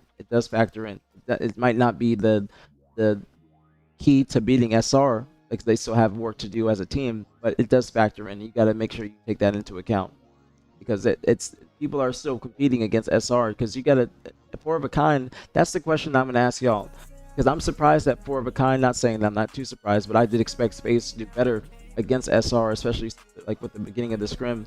But 4 of a kind, they've been playing SR very close. Their scrim was what, 8-6? I don't think there were any games that weren't on Halo Data High, but they were 8-6 against SR the night before. But then FaZe came out and FaZe did not perform up to my expectations, or I think a lot of other people's expectations. I was expecting them to take at least 4 to 5 games, but Dab was saying that it was going to be a 12-1 dominant game or dominant scrim, and I was disagreeing with him, but he was right in that aspect because it was a dominant scrim from SR. Bound isn't bound because Eco Formal ain't holding his leash. Now, that's an interesting point, Goofball. That's an interesting point. Do you think that there needs to be somebody that is on the team holding him to a leash and making sure that he's not scamming or that he's playing very disciplined? Do you think that now this squad doesn't have that type of dominant voice or that IGL that's going to be holding them in check or keeping them in check? I did see that attacker. I did see he went live mad late. Bound was just grinding. He was grinding because they had another scrim as well, and then he went live after, so he was just grinding. He probably felt like he didn't play up to his standard or up to his expectations, and that's why he's trying to put in the work. You gotta give FaZe credit for running another scrim right after shop. I do give him credit, Burb. I mean, they're trying to put in the work. They saw that they didn't play very well against the #1 team, and they want to be the #1 team, so that's why they're putting in that work, that extra credit. So I do fully understand it. I fully understand why they would do it. Even if it's against AB, I do understand why, because that's the type of team that you're going to be able to play later in the night. Excuse me. This is the last stuff I missed. Nightdown was on the team for the Super, then went to United for the LAN, got 7th, 8th. I don't think so, Goof or Scout. I don't think so. I don't think so. Are you sure about that? Nightdown was on FaZe in the beginning of the year. I don't think that he was on it for that tournament. Not to my knowledge. Not to my knowledge. Down was at his best with Eco. Eco knew when to keep on the leash and when to let him loose. I do think that I wouldn't say that. You can't say that because the SSG had a more dominant year than Optic did last year. But I do think that having that veteran presence does help Bound and keeping him disciplined and keeping him just tamed, essentially.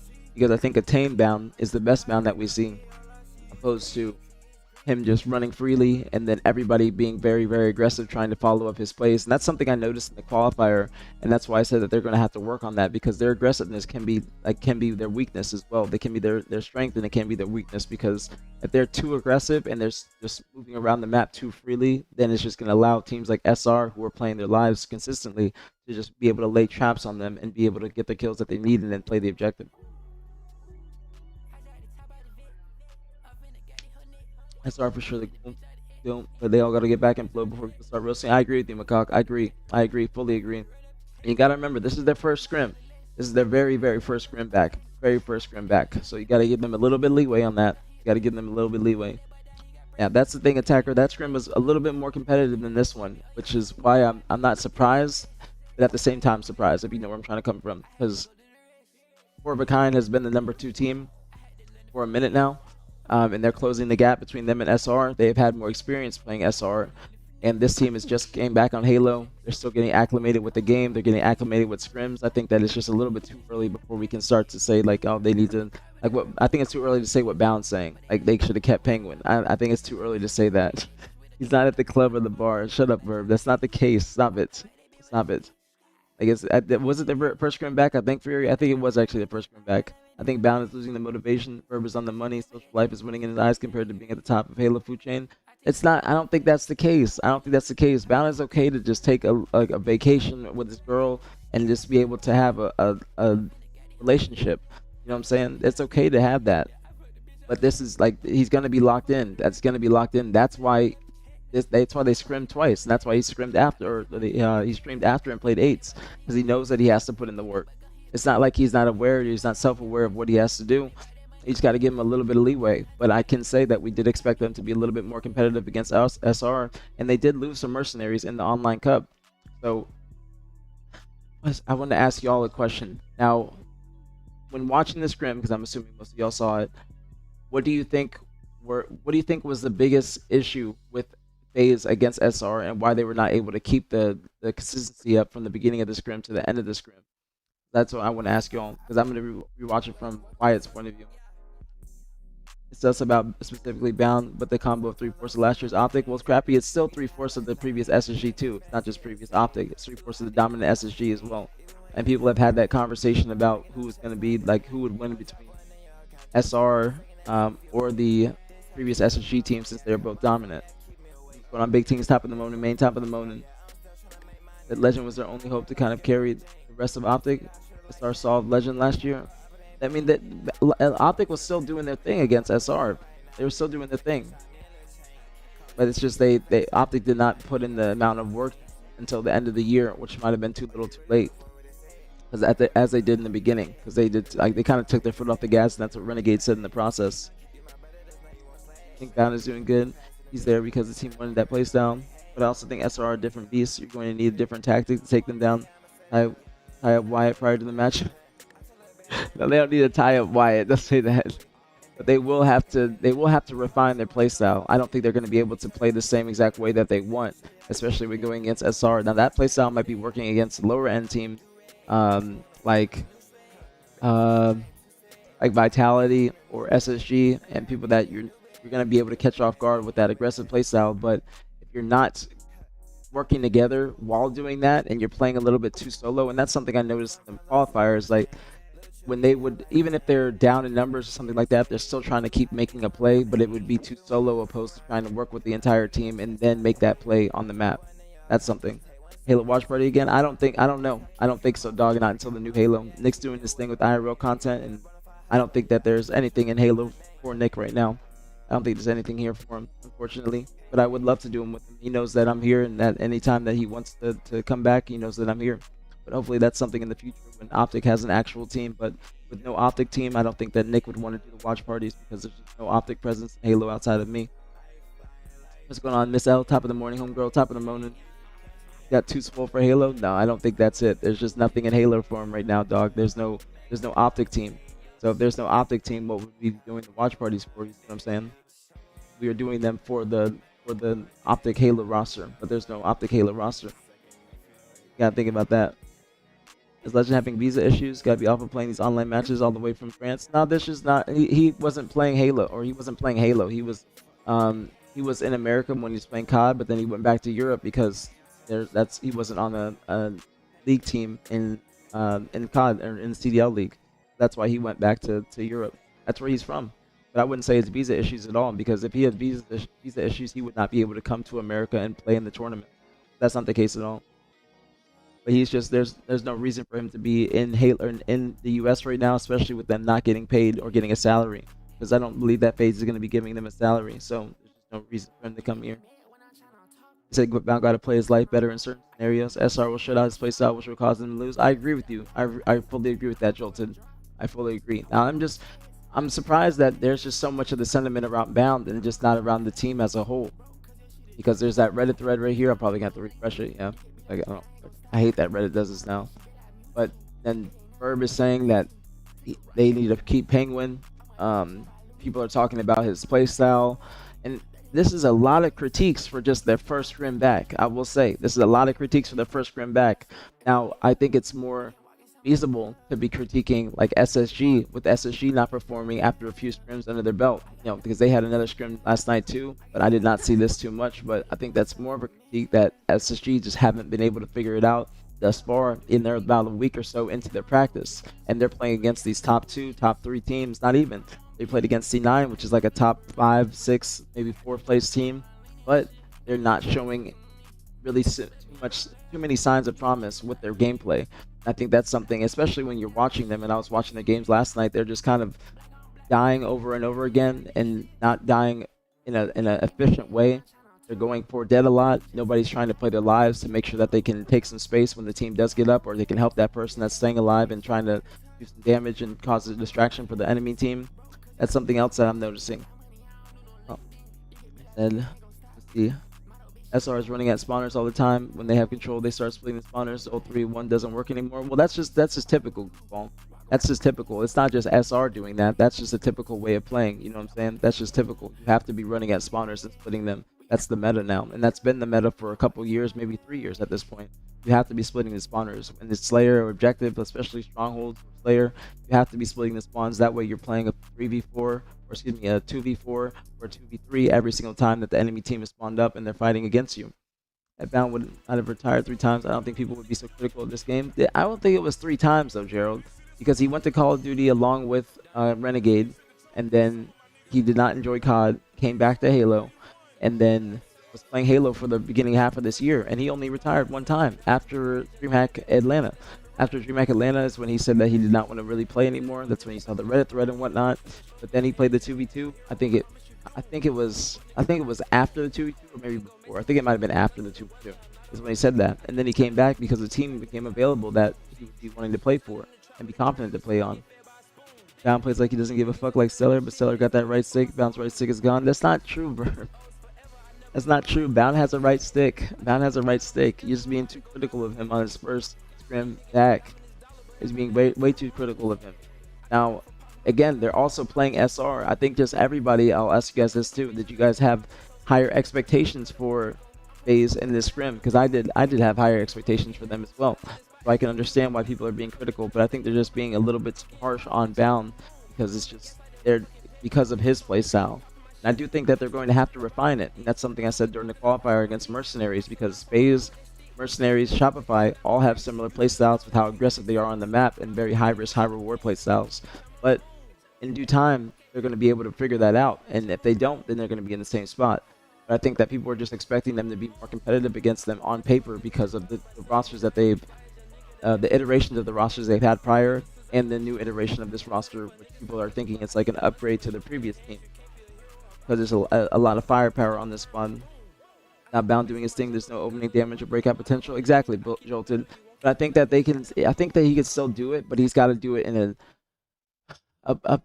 it's hard to say. He's got to do it in a different way, because it's like I said earlier. It's contingent on him winning his ones, because the way he's playing, he's going to be pushed up on a spawner or on the enemy team, and it might be him running into one person, but more likely he's going to be running into two people rather than just one.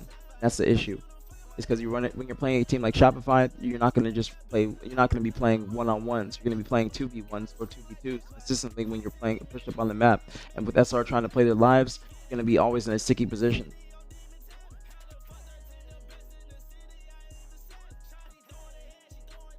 Verb, you just said that number out of nowhere. You just said that out of nowhere. You just said that. You don't even know that percentage. You're just saying that, unless you actually have a document that you're looking at. You're just saying that. Now you gotta give him some time. Gotta give him some time. Now, give me. Do you guys have any games that I should watch? Because we will watch a few of them. But do you guys have any games that I should specifically start off with? Any ones that I should really start off with? Give me games that I should watch for. Give me the ones that I should watch specifically. Ones that you think I can actually analyze. Because I will watch. I want to watch a decent amount of them. I would love to watch them. And then I also want to watch some of the SSG scrim, because I think that Lucid did scrim that as well.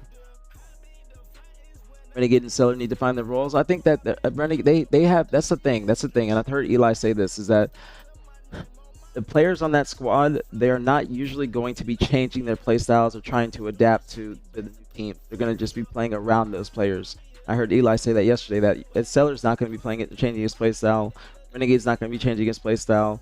Bound is going to be the one that has to, in my opinion. I think Legends playstyle is perfectly fine, because he's the objective person on that team, and he has that role.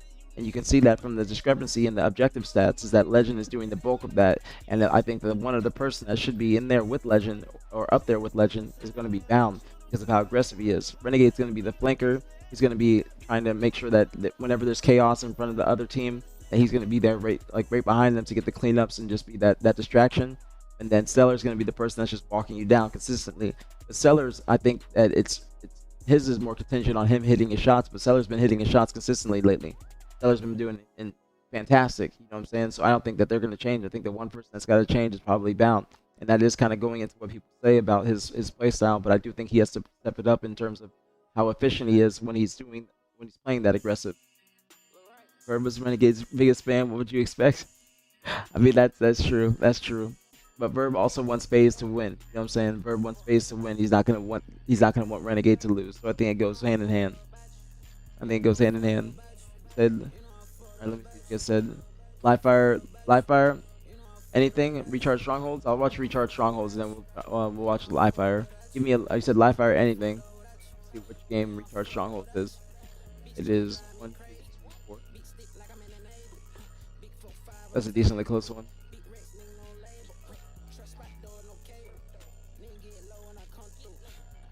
I skip it. No. Oh, there it is. I'll watch this. Got ad. Okay, watch after this ad. I definitely do want to see these. What's going on? Love Miss Face Tabs popping on, girl. Renegade needs a proper controller too. Poor guy's on something like a Nintendo. No, he's not. He's on his controller. He's on a normal controller. He might be. He might. He's definitely on a normal controller. He's definitely on a normal controller.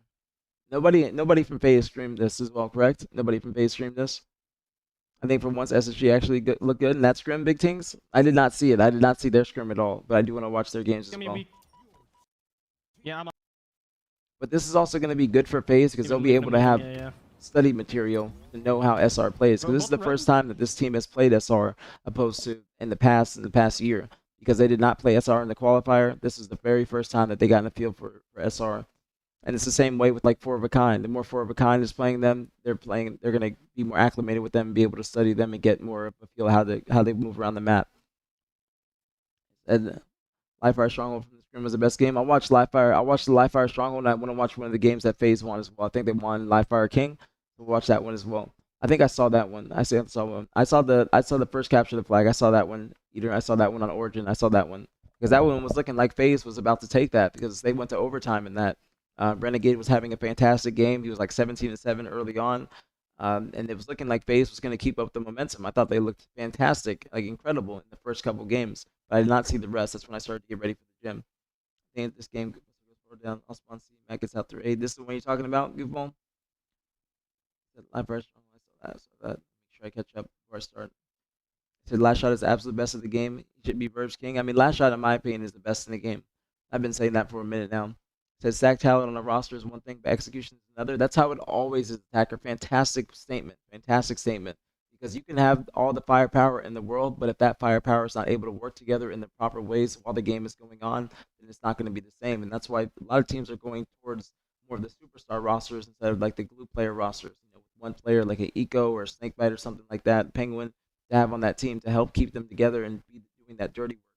So that's why I see that Legend is doing the bulk of the objective, but somebody else has got to be in there with him. And that's just me looking at the statistics. But Legend, I'm expecting to be at the top of the leaderboards in objective, but he needs somebody else there to help him. If you look at the flag stats before I start this, you'll see that Legend is doing everything in flag. Everything. Where is it? Yeah, Legend is doing everything in flag. Like if Bound has 0 grabs, 0 secures, 1 steal. Legend has 48 grabs, 11 steals, 23 secures. So he's getting the returns and he's getting the pulls. He's doing everything on the map. You see Renegade with 2 grabs, 1 steal, 0 secures, 7 grabs from Stellar, 3 steals, 3 secures. So that's just too big of a discrepancy. When you're looking at SR, there's a discrepancy. Why it's doing fucking everything. Why it's doing the damage. He's doing the slang. He's doing the objective. He's doing everything on the map. He's very versatile and he's an all-around player. But if you look at FaZe, it's looking like only one person is able to get in there and actually make those plays and get the flag out. At least in this objective game, this objective mode, excuse me. Live Fire was the only map FaZe looked good on this scrim. They had a huge lead on recharge strongholds. They got choked away. Well, they look good in the first one too. They look good too. First one. They look good in the first one. What's going on, Rob? You said last shot is like 2 people on Lattice. I mean, he's 2 people on any map. I wouldn't even say it's just Lattice. He's, in my opinion, he is a ghost. He's everywhere and nowhere at the same time. He's able to make plays around the map, and then it's hard to track him because of his objective efficiency or his map efficiency, taking space, and then also his target efficiency, being able to shoot one target and then focus on the next, not really be worried about that getting that kill unless he has to and it's right in front of him. But he's able to just do damage on multiple people at the same time and run away. No, sometimes it happens. It happens, Josh. Just let me know when it does happen. Just let me know when it happens. It does do that sometimes. Said it's okay, honestly. I'm starting to lose faith in anyone being able to beat SR. Why are you losing faith? Because Four of a Kind just had a close scrim with SR. Four of a Kind has been the number 2 team for a while now, and they just had an 8-6 scrim. But I think a lot of people are having very, very high expectations for FaZe, and I don't necessarily think that they were expecting FaZe to win this scrim. But I think they were expecting them to play a little bit better, especially when it comes to the series score. Only repeat SR is Hogtie Wyatt. No, it's not like that. It's you would have to like kind of, I wouldn't say you have to focus on him, but you have to be calling him out. Like I know when I was on Optic, people would be calling out Lucid or Formal, trying to make sure that they take them down because Lucid's going to be the one flying around the map and doing like just being the just trying to be like similar to Wyatt, just doing everything. You know what I'm saying? Trying to be like just that distraction on the map and be that initiator and trying to make sure that he's taking the most space on the map, especially with the sandbox. and the equipment. See what else I miss? Okay, I think I'm caught up. I think I'm caught up. That way I don't miss anything while I start. Okay, now we start. Now we start. I want to see this. Watch us sticky. Watch us sticky on me. Sticky on me. Weak. Yeah, I'm playing back blue. I'm playing back blue. I'm playing back blue. You said FaZe had a a big lead in the beginning of this. They had a big lead. Yo, could you get up on mid? John, I don't know. Could be. Websites your competitors don't want you to know. I know YouTube Premium. I know. All you do is go to this website, and it lets you find out. Yo, look, see. Can we get this guy? See jump on me. Wait, what the fuck?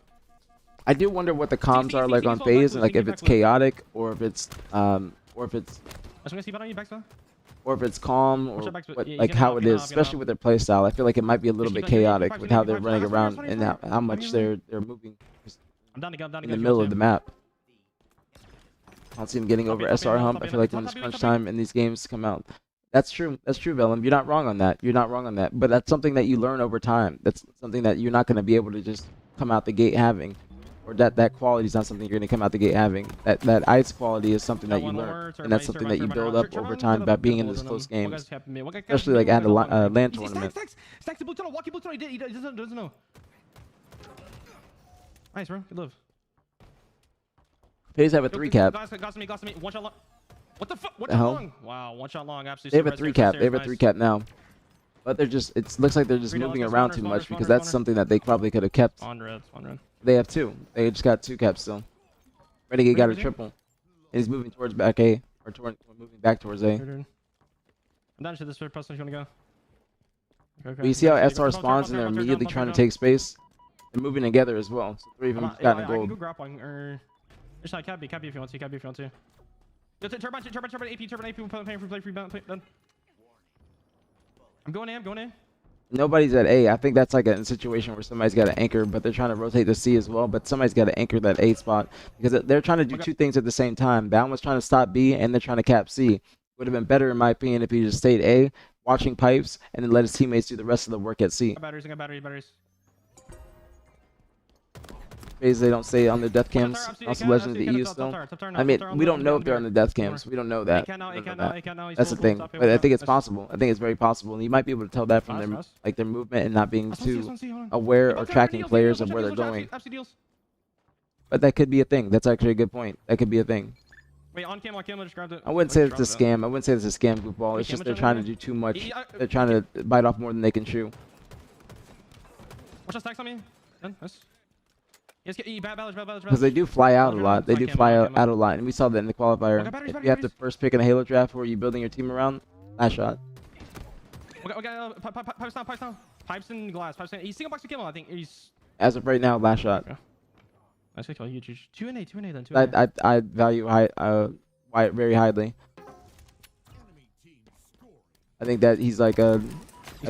He's just right side. Too great of a versatile player. Like, he's able to do everything. You saw that in objective stats, and you see that in his gameplay. Doesn't miss a bullet, and he's also taking space on the map consistently, and also doing the most damage. Oh, that's not a scam, goofball. That's not a scam. That's not a scam. That's what you're talking about. That's not a scam. That's just them trying to do too much. That's them trying to do too much. They're not on the same page. Because if they know that they're going to see, then he should be the one anchoring the one stronghold that they do have, so they can maintain a 2 cap. Right side. But he was trying to stop B and leave A, and then there's also somebody on SR that's spawning up. They could be spawning up right behind him, and then they were just able to pick him off because he wasn't anticipating the push from pipes. If he's just staying in A and anchoring, he can shoot the nades when they push out, and also can kind of finesse a little bit to like long enough for his teammates to get to him. But they have a 3 cap still. Yeah, go bottom if you can. We'll get needles. We'll get bomb tower going Mingler, he knows. Is that what you're talking about with World 2 getting out? No, that wasn't because he died. But FaZe plays their best in a 3 cap because they have more free reign on the map. When they're in a 3 cap or when they're down 2, like down 2 people, that's when they still make those same plays, but that's when it gets a little bit difficult for them. Which play are you talking about, Goofball? Which play? Shield. One guy deals now, watch out. Bottom mid, camera jump, half Which shield. play are you talking about? Needles as well. One going Mangler. I mean, he looks lost sometimes. I think it's just him trying to move around too much, but I wouldn't say that's death cams. I think that's just them trying to move around too much. One guy top red. There's gonna be times in Halo Infinite where you have to be that aggressor, where you have to be that initiator, but there's also gonna be other times where somebody's gonna have to be the anchor and dictate the spawns, make sure that you don't get flanked. Watch out batteries, pressing. I don't see him. Bottom me. One guy's batteries, one shot.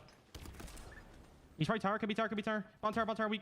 Lucky aping this. They do have a big lead. They got that lead fast. They got that lead real fast. Yo, backside, weak, backside. He's full. Got a bullet. Watch out, suitcase is absolute. Nice. That's a good trade from Seller. One guy's just shock one. Watch out batteries, pressing. I think that's what probably got him caught up right there. It's Renegade jumping out for the shock. He's right tower, could be tower. Bottom tower, weak. Lucky aping this. Top tower, he's just sliding on, dead. Yo, he's rest stairs, dead. Absolutely rest stairs. They're not necessarily already. But they're not necessarily announced. But they're already. You can predict them. The way that the league is going to work, especially for the first week, is going to be 1 versus 8, 2 versus 7, 3 versus 6, 4 versus 5. So you can predict what the matches are. Staying on their death cams, but you just don't know that, Bellum. You don't know that, so that you can't be critical of them being on the death cams if you literally don't see their gameplay. You can see 4 of a kind playing, but you don't know that. You don't know that 100%. Hold on 1 second. What the fuck is going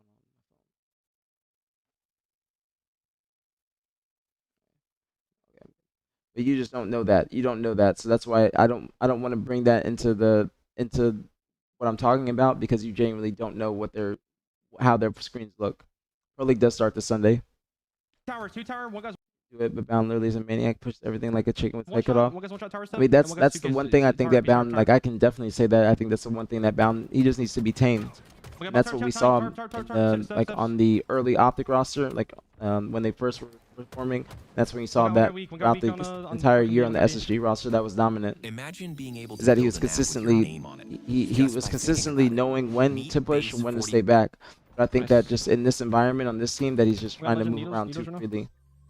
Yo, batteries, scamming deals. What's going on? Pressing was popping. One guy bottom me. Mangler, one shot, Mangler. I'm trying to confuse what you're saying, Goofball. Tower. Two tower, one guy's one shot tower step, and one guy's suitcases. He's a tower piece. One guy's one shot. Confusing what you're saying about road. Rest stairs, absolutely rest stairs. One guy tower on me. Two tower, one guy's one shot tower step, and one guy's suitcases. He's a tower piece. One guy on tower. Is the IGL on FaZe? I don't know if they have one. Other teams, you can kind of like you can hear their comms and you know it's going to be that dominant voice. I wouldn't say it's necessarily an IGL. I would just say it's a dominant voice in the comms on who's going to be speaking the most. Batteries, scamming deals. But I don't know, like, on this roster who it would be. I feel like they all contribute. One guy bottom me. Mangler, one shot right now. Nice, I'm going in. Then. I see, that's probably a kill that Legend gets on land. That's kind of hurt. I don't know if I said it was good. I think I did. Nice, one spawner, probably long. On the mid to A, force Renegade out, cap saying let's work. What time period? Well, you gotta tell me what time, because it's hard for me to notice that while watching Wyatt. Lucky aping this. One guy's batteries, one shot. Just one shot. One shot suitcase is absolute. Nice. How do you avoid an ego test on the contest on a team like FaZe? What do you mean by ego contest? You mean like in game or in the IGL or in the comms or something like that? What do you mean exactly? Guys, just shock one. Watch out batteries, pressing. I'll see him. Bottom me. One guy's batteries, one shot. He's right tower, could be tower. You're talking about when he gets the kill on Bound? Top tower, he's just sliding on. I see, that's an issue right there. Those are the types of plays that you can't make, especially they're just desperate to try and keep a stronghold when they already keep a stronghold that they can't contest. They already have C. Legend should try and be playing his life, especially since he has 2 dead on his team. He might know that somebody's flanking him, but it probably would have been better off just trying to stay alive. Absolutely rest stairs, one guy tower on me. Two tower, one guy's one shot tower step, and one guy's suitcases. He's a tower piece. I don't know if he got out to see. I think he spawned there. Top red. Are you talking about him going bottom mid? Got a bullet. One shot suitcase is absolute. Nice. I see what you're saying, Goofball, but I will say that's like what you have to do, Goofball. It's still an incredible play, but that is what you have to do. That's what you have to do. That's a typical play. Like if you're playing on a top team, you have to be able to escape out of that, out of that, I guess, fortress that they have on you, and they have to you contested, but you have to be able to sneak out. That's just typical. You have to be able to do that. And the thing is, he's able to have that opening because of how much FaZe is moving around the map and not really kind of holding positions. Watch out batteries, Preston. I think that's what you're trying to say. Bottom me. One guy's batteries, one shot. But his teammates, it's not just him being able to do that. It's just it's a combination of his entire team. Because it's obviously him, but it's his team making distractions around the map for him to get through. Bon tower, weak. Lucky ape in this. Because he's not able to make that play unless his teammates are in gold and making a distraction for him to get in, and Bound probably being distracted with the people that are cross map. Top tower, he's just sliding on, done. Yo, he's right there, But they're not trying to hold any positions. They're not, and then they spawn behind him. Two tower, one guy's one shot tower step, and one guy's 2K. But it's still incredible play. But that's like something that you have to do. It's like a play that you see pretty common. One guy weak. If the enemy team is moving around so much, or moving as much as they are, as FaZe is. We got legend needles right now. They're all individual MVPs and they have been competing. You guys know how to play out the map? Nah, they don't have that. That's not it. That's not the case, because you got to remember, Fury. They've been a team before. Stellar is on FaZe now. Achilles. They've been a team before. You got to tell me where to go back. Guilty. You got to tell me where to go back. But they've been a team before, because in SR, that's it's yeah. You're right. For the SR team, it's probably it is Last Shot and Frosty. They do the most communicating about just the most directing traffic on the map, but they're not going to have issues on how they want to play the map because they have already played together before. FaZe's coach is Elamite. Maybe they would have done better with aPG. I'm just playing. But FaZe, there's been 3/4 of the Optic team last year that has won tournaments, and 3/4 of the SSG team that was dominant throughout 2024. But you got to tell me exactly, Guilty, because that's a little bit too, that's too broad. World 2's not in tower. He's going to A. That's exactly what Goofball's talking about. And he just died. Mangler, one shot right now. Nice, I'm going in. I'm not really watching too much for what SR is doing. I'm watching for what FaZe is doing on the map and seeing why they're losing control. That's kind of hurt. World 2 just died and then he spawned up. Nice, he got a kill. Probably This 4 dead and he rotates back to C. I'm looking running this guy. I'm running. You guys might be like super impressed by these plays, but I'm not saying they're bad plays. But that's like typical World 2 plays. Those are typical World plays. Okay, C boxes again. What was that? He's full. CK's. Let's see. But he didn't live forever. That's what you're saying. That's exactly what Goofball was saying. But he died. He died in tower. He died and then he spawned up. Mangler, one shot. Watch, he died. He's dead. He's dead right now. And then he spawned up. Yeah, the coaches are more than likely in the scrim. What's going on, Brad? One guy bottom me. Achilles, I could probably tell you in a bit, homie, but it'd be a long story. That's why. But it's just basically team changes. That's the main thing. Team changes, and then they were SSG, and then they went to FaZe when Renegade came back. That's basically the TLDR. Nice, one spawner, probably long. No, he died. Guilty is what I'm saying. He died. But this is a typical World 2 play. Yep. Like that's why I'm saying you can always expect World 2 to be staying alive as long as possible. That's like you guys might be surprised by that, but I'm very acclimated with how World 2 plays, and that's exactly what World 2 does on the map. He's not going to be an easy kill. I'm not saying that he's going to be making the right play 96% of the time. He's not going to be just giving you an easy kill or getting average, and that's what you have to do.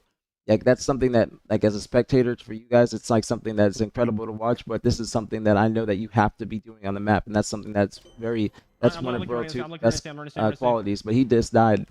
Guilty. No, World Guilty. You're kind of confusing me on what you're saying. But no, he's dead. Like I'll go back again. He got through to A. He's dead right now. I don't know. I think you're talking about in tower. He just traded with Bound. I gotta add now. I'm confused on what you're trying to get at. I'm not trying to discredit SR at all, but I'm very confused on what you're trying to say. Steps. That's him finessing. That's him finessing. On fucking B, one guy B. And getting the trade. Yeah, that's a good play. We got legend needles right now.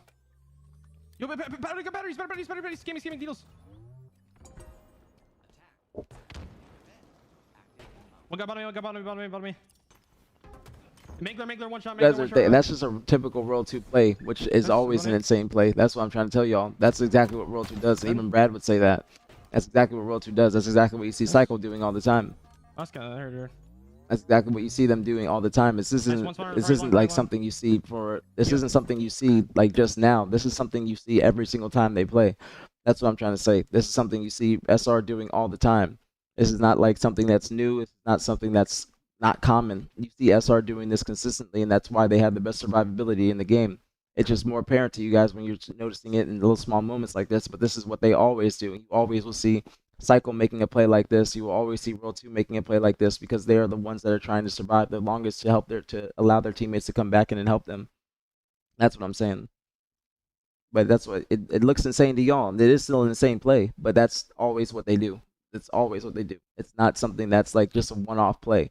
That's what I'm trying to say. It's something that they always are doing every single time they step into the map or on the battlefield. Every single time. They are always making plays like that. But they've been doing that for years, Guilty. He's been doing that for 10 years. That's what I'm saying. He's been doing that for 10 years. That's what you have to do, Guilty. That's what I'm saying. I'm not trying to discredit them at all, but I'm giving you guys like insight into what you have to do to win a tournament. Cannot be an easy kill. It's not like that's something that is difficult for them. That is something that you always have to be doing to win a tournament, and that's why they are the dominant team. It's because that is one of the 5 commandments of winning. You have to be trying to be the hardest kill possible, whether you're behind a wall, whether you're making them have to waste a nade for you, whether you are not giving them an easy headshot. That is literally exactly what you have to do. That is exactly what you have to do. But that's typical, Guilty. That's what I'm saying. That's why I didn't want to go back too much, because that's exactly what they do every single time. Every single time. I'm looking to see. It's not like that's a one-off play. You're going to see them do that 50 times throughout the screen. scrim. What the fuck? Okay, see boxes again. He's full suitcases. What the fuck is funny?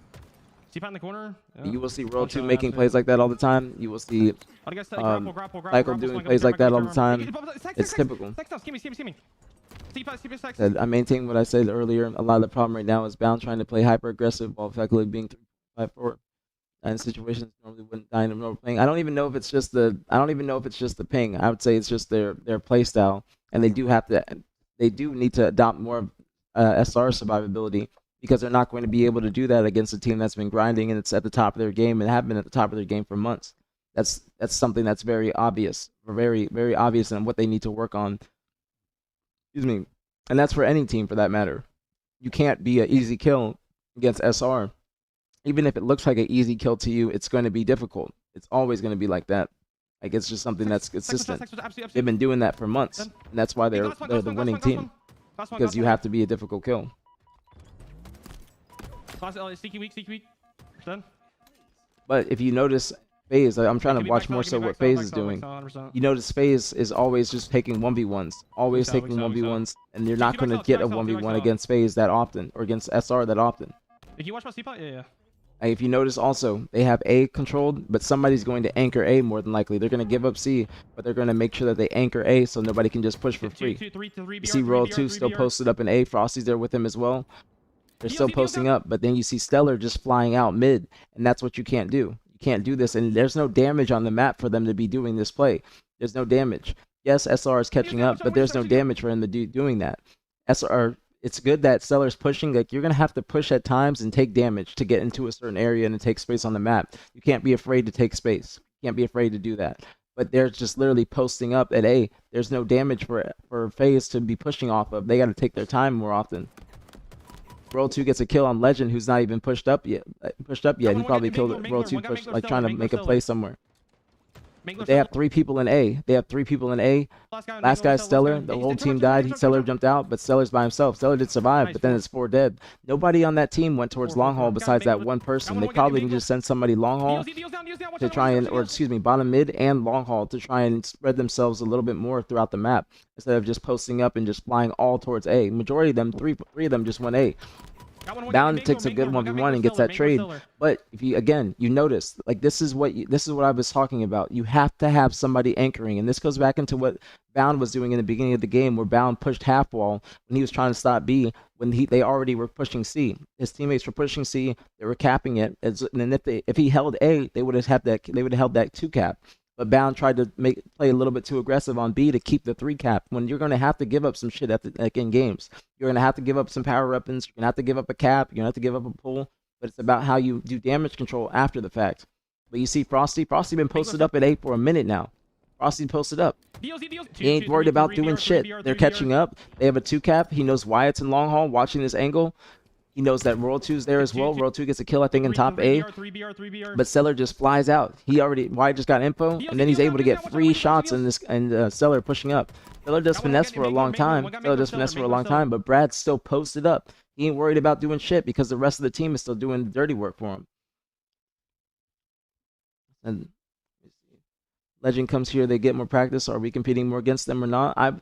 It's going to be a little bit more competitive, but it's not going to come. It's not the end all be all. The servers are obviously a factor.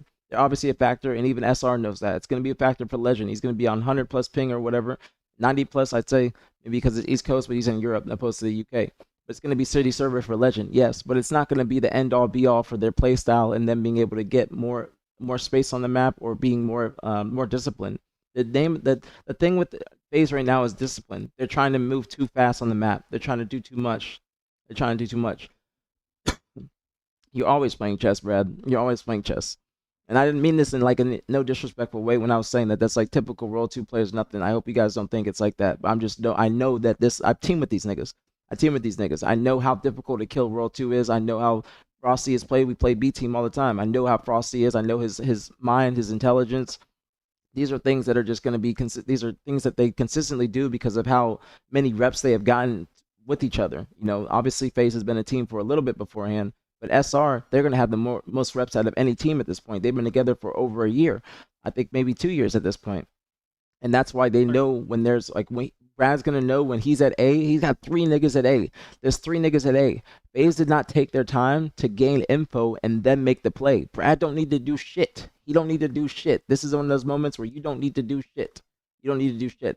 I don't know if Luka's the best comparison. I think you got to give a better comparison than that. If you're going to be a sophisticated white man, you need a better comparison than that. You got to give a better comparison than that. There's a better player than Luka for them. He got to give a better comparison. What's going on, Retreezy? I think there's a better comparison than Luka. B team back in full force. B team is deadly. They don't know about that though. They don't know about B team. But you like even here still, they're still posted up. They get the info. There's still 2 people there, but nobody took space on anywhere else on the map. Wyatt just spawned in gold. Which means that there's nobody from FaZe here. They're probably going to be pipes, possibly. Brad's still at A. He's still at A. This is what I'm talking about, anchoring positions, bro. You don't need to do fucking shit, bro. This is literally a free lesson. This is a free lesson to all of y'all. A free lesson. Look how they're playing. They know they're catching up. They know that they have a 2 cap. They can just run down the time because they are going to know that FaZe is going to be trying to be too aggressive and probably going to scam. They're going to let them walk into their reticles. This is exactly what you have to do. You don't have to do shit, bro. The nigga's still at A. Post it up. This is the type of plays that anybody can learn from, bro. If you are playing together as a team, I'd say that's better. That's better, Retreat. That's better. That's better. There you go. That's a better one. But you see that they're just posted up. They're posted up. He doesn't need to do shit. Preston's still half wall. They don't need to do anything. He's just watching the cross, bro. Even in this meta, it's okay to sit still and anchor. Yes, you need to be aggressive when you have those opportunities, but you don't need to be pushing just to push. You don't need to do that just to fly around. You don't need to do that. Nigga still just posted at A. He's getting info from the rest of his team. He's letting somebody walk into his reticle and walk into A because the time's winding down. And as time's winding down, it's going to make the enemy team more antsy and feel like they have to make a play because they're going to feel like if they die one time, oh shit, we got to scam. Brad just got a trade in A. They still have A though. They still have A. Who's that at C? I think that's Preston. Yeah, Preston and Matt. They spawn C. Wyatt making a great play to rotate over to A, trying to anchor it. This is fucking fantastic rotations, bro. He's not worried about stopping B. He knows that his teammates just cap C. This is what Bound should have did. I'm relating it to the beginning of the game too. This is what Bound should have did. Just post it up at A, let the rest of the team do the work. And then walk into his reticle. This is exactly what you have to do. He's just finessing. He's finessing. We're good. Okay. Teammate spawns up at A, knows his teammate's still at C. He knows there's two people there. Now Matt just spawned up behind him, so now he's going to be able to go and help his teammates because he's going to have somebody anchoring behind him, knowing that the rest of the team, the enemy team, is not going to spawn behind him. And look what Matt's just posted up, bro. Matt's just posted up. This is not something you see FaZe doing really at all, and this is something I noticed in the qualifier. You just have to watch pipes. The only entry point to A is pipes or going grapple out in the open to going to half wall. That's it, dude. That's simple. That was simple, bro. The urge to 1v1 child glide. What do you mean by that, Spencer? What do you mean by that? But that's exactly what it is. That is exactly, that was perfect gameplay. That was perfect gameplay from SR at the end. And those are plays like outside of the survivability that you guys were talking about. Those are the plays that you can actually emulate and you can take from, because that is straight discipline. Straight discipline. Build a lead. They had a 3 cap in the beginning, but when FaZe has 3 caps, that is more of an opportunity for you to push around or move around the map. But they don't have any anchor. They don't have any anchor. They're still flying around. They're playing in mid a lot. And then again, when you're playing a team like SR, who are going to be the hardest kills in the game, you have to be able to actually lay a trap for them. But there's no traps laid from FaZe. They're just pushing and trying to catch them off guard with aggressiveness. But that's not going to be the case against SR. Not even against other teams for that matter. That's like a clear fault or a flaw in their gameplay as of right now. A clear flaw. Those are things that you can actually take from. And again, as you're doing that and you're anchoring and you know your teammates are doing work, you have to trust your teammates as well to make those plays and to get their kills. And they're obviously going to trust their teammates to the fullest extent. But they don't need to be doing too much. They don't need to be doing too much. And that is a perfect example. Even in this meta where people feel like you got to keep flying and doing all this crazy shit, they're still making the correct play. Was that me? I think that was me. Oh no, that was White. That was White. But that's exactly it. That was a perfect fucking ending. Perfect mid to end game. That'd be fucking $5, man. Hey, appreciate that, bro. Goodbye, go. They're already long haul tower pushing the glass. It's a very low percentage IP play. Yes, bro. It's all good, man. Let me see if I can find it. I might have. For me. I went back too far. Maybe I do need to get YouTube Premium. These ads are fucking me up. I'm supporting Wyatt though. Get your ad rev, Wyatt. But that time period where Wyatt's long haul, is that me? I think that's me. Thank you for the YouTube sub. I think that was me. Thank you so much. Thank you. Make sure y'all subscribe to YouTube. But that play, I think it was Wyatt long haul. They're in a 3 cap right here. Matt does get out, makes the play. Rest of the team is distracting on C. Matt says, all right, fuck the rest of the team. I have an opening. There's distractions on the map. They're causing chaos. I can get through and I can take that pip and take that 1v1. When Wyatt's long haul, let me see.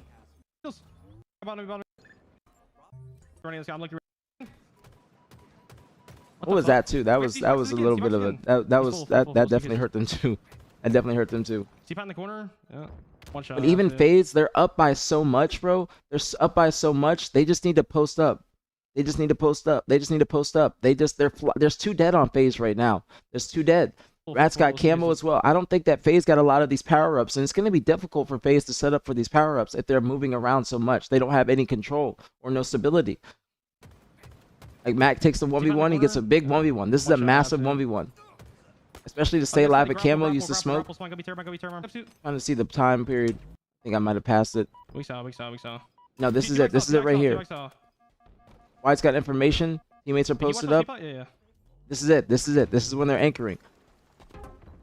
FaZe is going to know that Wyatt's in long haul. They should know. I'm surprised they don't send 2 at long haul. This would have been a better play, probably, because Stellar goes out by himself, but he's the last one to die. But if Stellar's making that play, the rest of the team is going to feel like they have to follow up on that play and also be aggressive, because that's how a lot of people feel. Not even just pro teams. If you see your teammate making a play, you're going to be like, oh shit, I got to go with them because it's time. But Bound takes the 1v1, but the teammates are still posting up. They don't have enough information to be making a play. They have a decent lead now. It's closing, but they have enough time to evaluate the map, evaluate the situation, and then go forward. Deals down. Watch the deals. But Stellar gets one shot. I'm surprised. I don't know how Stellar stayed alive so long. I'm not gonna lie. I think that's him jumping out to Mangler pit right there after he went in.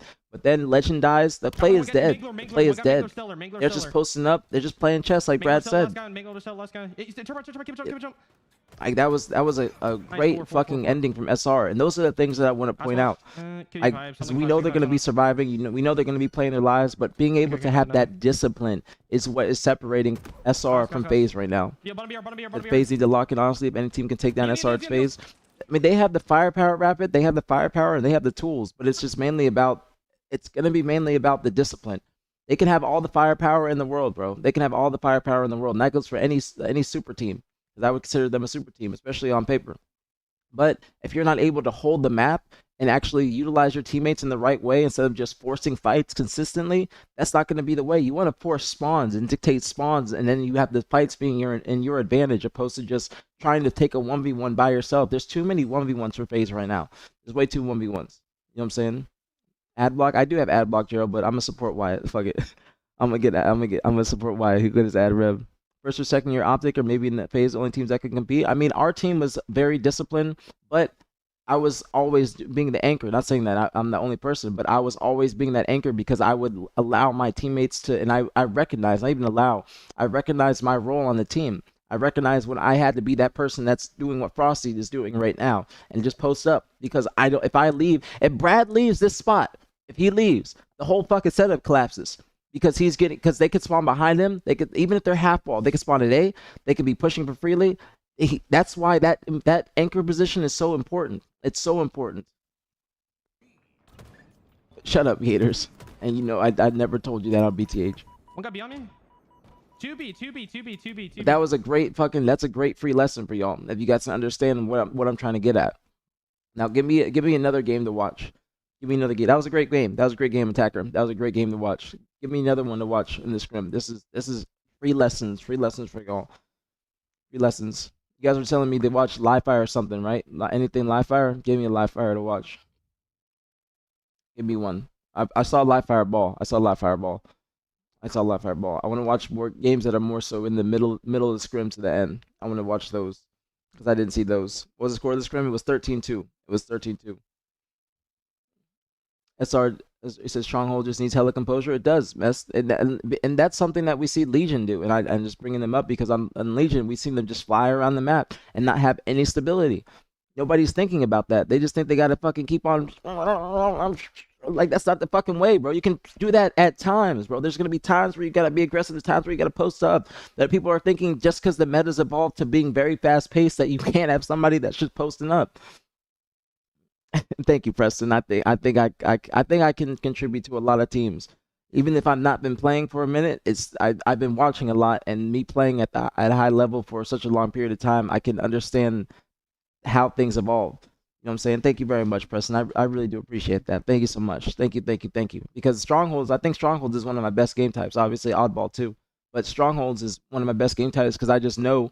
And that was one of the things I struggled with on Optic is literally being that island player, being that person that if you go down, all the dominoes fall. You can't be that first domino because it can be live fire on tower or back green on strongholds, and you have to post up because if you don't have enough information, like if you're hearing call outs and you hear only like two here, one person here, and you're back green on live fire strongholds, and that you don't know where that fourth nigga's at, and you try to make that play towards big door, and he just comes out of nowhere and kills you without getting a trade, then that means green is completely open, and your teammates are fighting a 3v3 or a 3v4 if that person decides to get that cap and push up, and they can get angles on you to shoot you at tower. Solid TS was pretty crazy. We were down by 10. Solitude CS. Okay, let me watch that one. Let's see where that is. Yeah. Let's see. That one's close. That was close games. That'd be a great one. There's 1, 2, 3 left after. Let's go towards the end. Let's see. Nice play matchmaking there. Okay.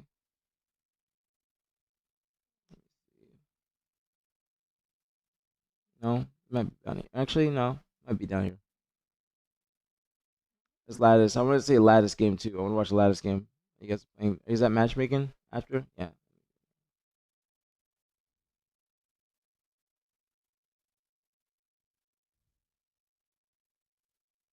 Live fire. Is it? Yeah.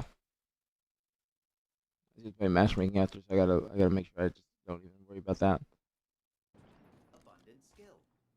You guys are up by 50 in this. That might be a good one to watch too. You guys dominate this game. C-box still. What action? That might be a good one to watch too. Oddball might be good to watch as well.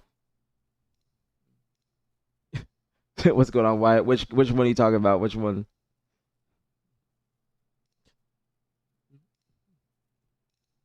So impressed with SR's ability to regain composure in a game if the other team gets control of the map. Well, that's what that's a necessity. That's a necessity. Fury, you have to be able to. You can't get too flustered. You can't get too flustered. You have to have that mental game, and that goes into what we were talking about yesterday, with just the mental composure of being able to keep just understand that even if you are down in a game or you go 4 dead, that you're able to keep on fighting. And that's also something I noticed with SR opposed to other people. Okay, other people don't, or SR does not go 4 dead as much as other people. And when we watch SSG's issue right now is that they're going 4 dead too often. They're not going 3 dead and then somebody's staying alive and trying to buy time for the rest of the team. They're just 4 dead, and they're playing on the back foot consistently, getting spawn, split spawn, getting spawn trapped, and you're not going to be able to come back in the game unless you just take that moment, take a deep breath, and then somebody plays their life and then allows the other team to just walk into them and then fuck them up with team shots. It sounds very basic when I'm saying it, but that's the case. I started popping the fuck off and face came back a bit before it closed out. You talking about this? The most lopsided was probably Aqua CTF. I saw that a little bit. What's going on, Shyway? I did see, and I did see that as well. I saw a little bit of it. That one was like 4-1. I remember when I started to tune in again. But I took a little nap and I got ready for the gym. I'm going. I can driveway too. You guys said you guys were down by 10 in this game. Get up, hold him. Top goal, 1 shot, dead. That's just too much. That's too much. Just off the rip. That's just too much. Fuck me. Well, You said Stronghold's live fire. I'm gonna definitely watch it live fire as well. I wouldn't watch it oddball too, not the live fire ball, but another oddball. I'm probably dead. Wait, actually shit. Oh wow, okay. That was good trigger discipline from Wyatt though. All you, Brad. All you. Solid Slayer, you gotta be disciplined on the spawns. Is blender time? Yes, and somebody's gotta be blocking. Because if you push out from loop or something like that, and you're not holding the back button, that's also something. I'm not saying FaZe doesn't do this, but that's something that you guys can just pick up from, or pick up on what I'm saying, and is holding the back button, understanding when people are gonna be spawning. That way, you know when you're gonna be getting in an engagement. Opposed to just walking around and flying around and not knowing, or not knowing when somebody's gonna be flying out at you. But I think that FaZe does their best when they're up in a game. They're up in a game because they have one gear. They're just consistently going. But when you have a 3 cap or when you are up in the lead, then you're able to play freely, have more free roam. But if you're not and you still try to stay in 5th gear and not actually trying to slow it down, then it's not going to work. It might work against other teams. Like if FaZe is playing like a lower end team, that's when this playstyle is gonna be perfect because they're gonna be catching them off guard, especially with them moving around together. But if they're not, then if they're playing as SR, it's not gonna work. You have to have more discipline. Top silo now, still going bottom mid. Yeah, I'm gonna blue, two blue. I can't. Blue. One top mid. So it's top in the box. Close. Can we S4? This is a close game too. It was like what, 50-48. In the lift. But you see how Wyatt's just posted up at loop? He's not worried about going towards his teammates because he knows that there's possibility that they're going to die, but he needs to make sure that he has some sort of stability on the map. And they got the spawns, he gets the trade, and now they have somewhere to fight from. They have a pivot point. Drive weak. Because if Wyatt pushes out from loop right there to go to snipe, then they could be just pushing right behind him and spawn behind him. Yo, LR, can you this guy? I don't know, Retrieve, honestly. I don't know, because I got on a little bit late. I don't know. In blue. We'll see, because I do got to do tests and tries today. And it wouldn't be bad to take an off day, or at least like do cardio. So we'll see. Any gears beta?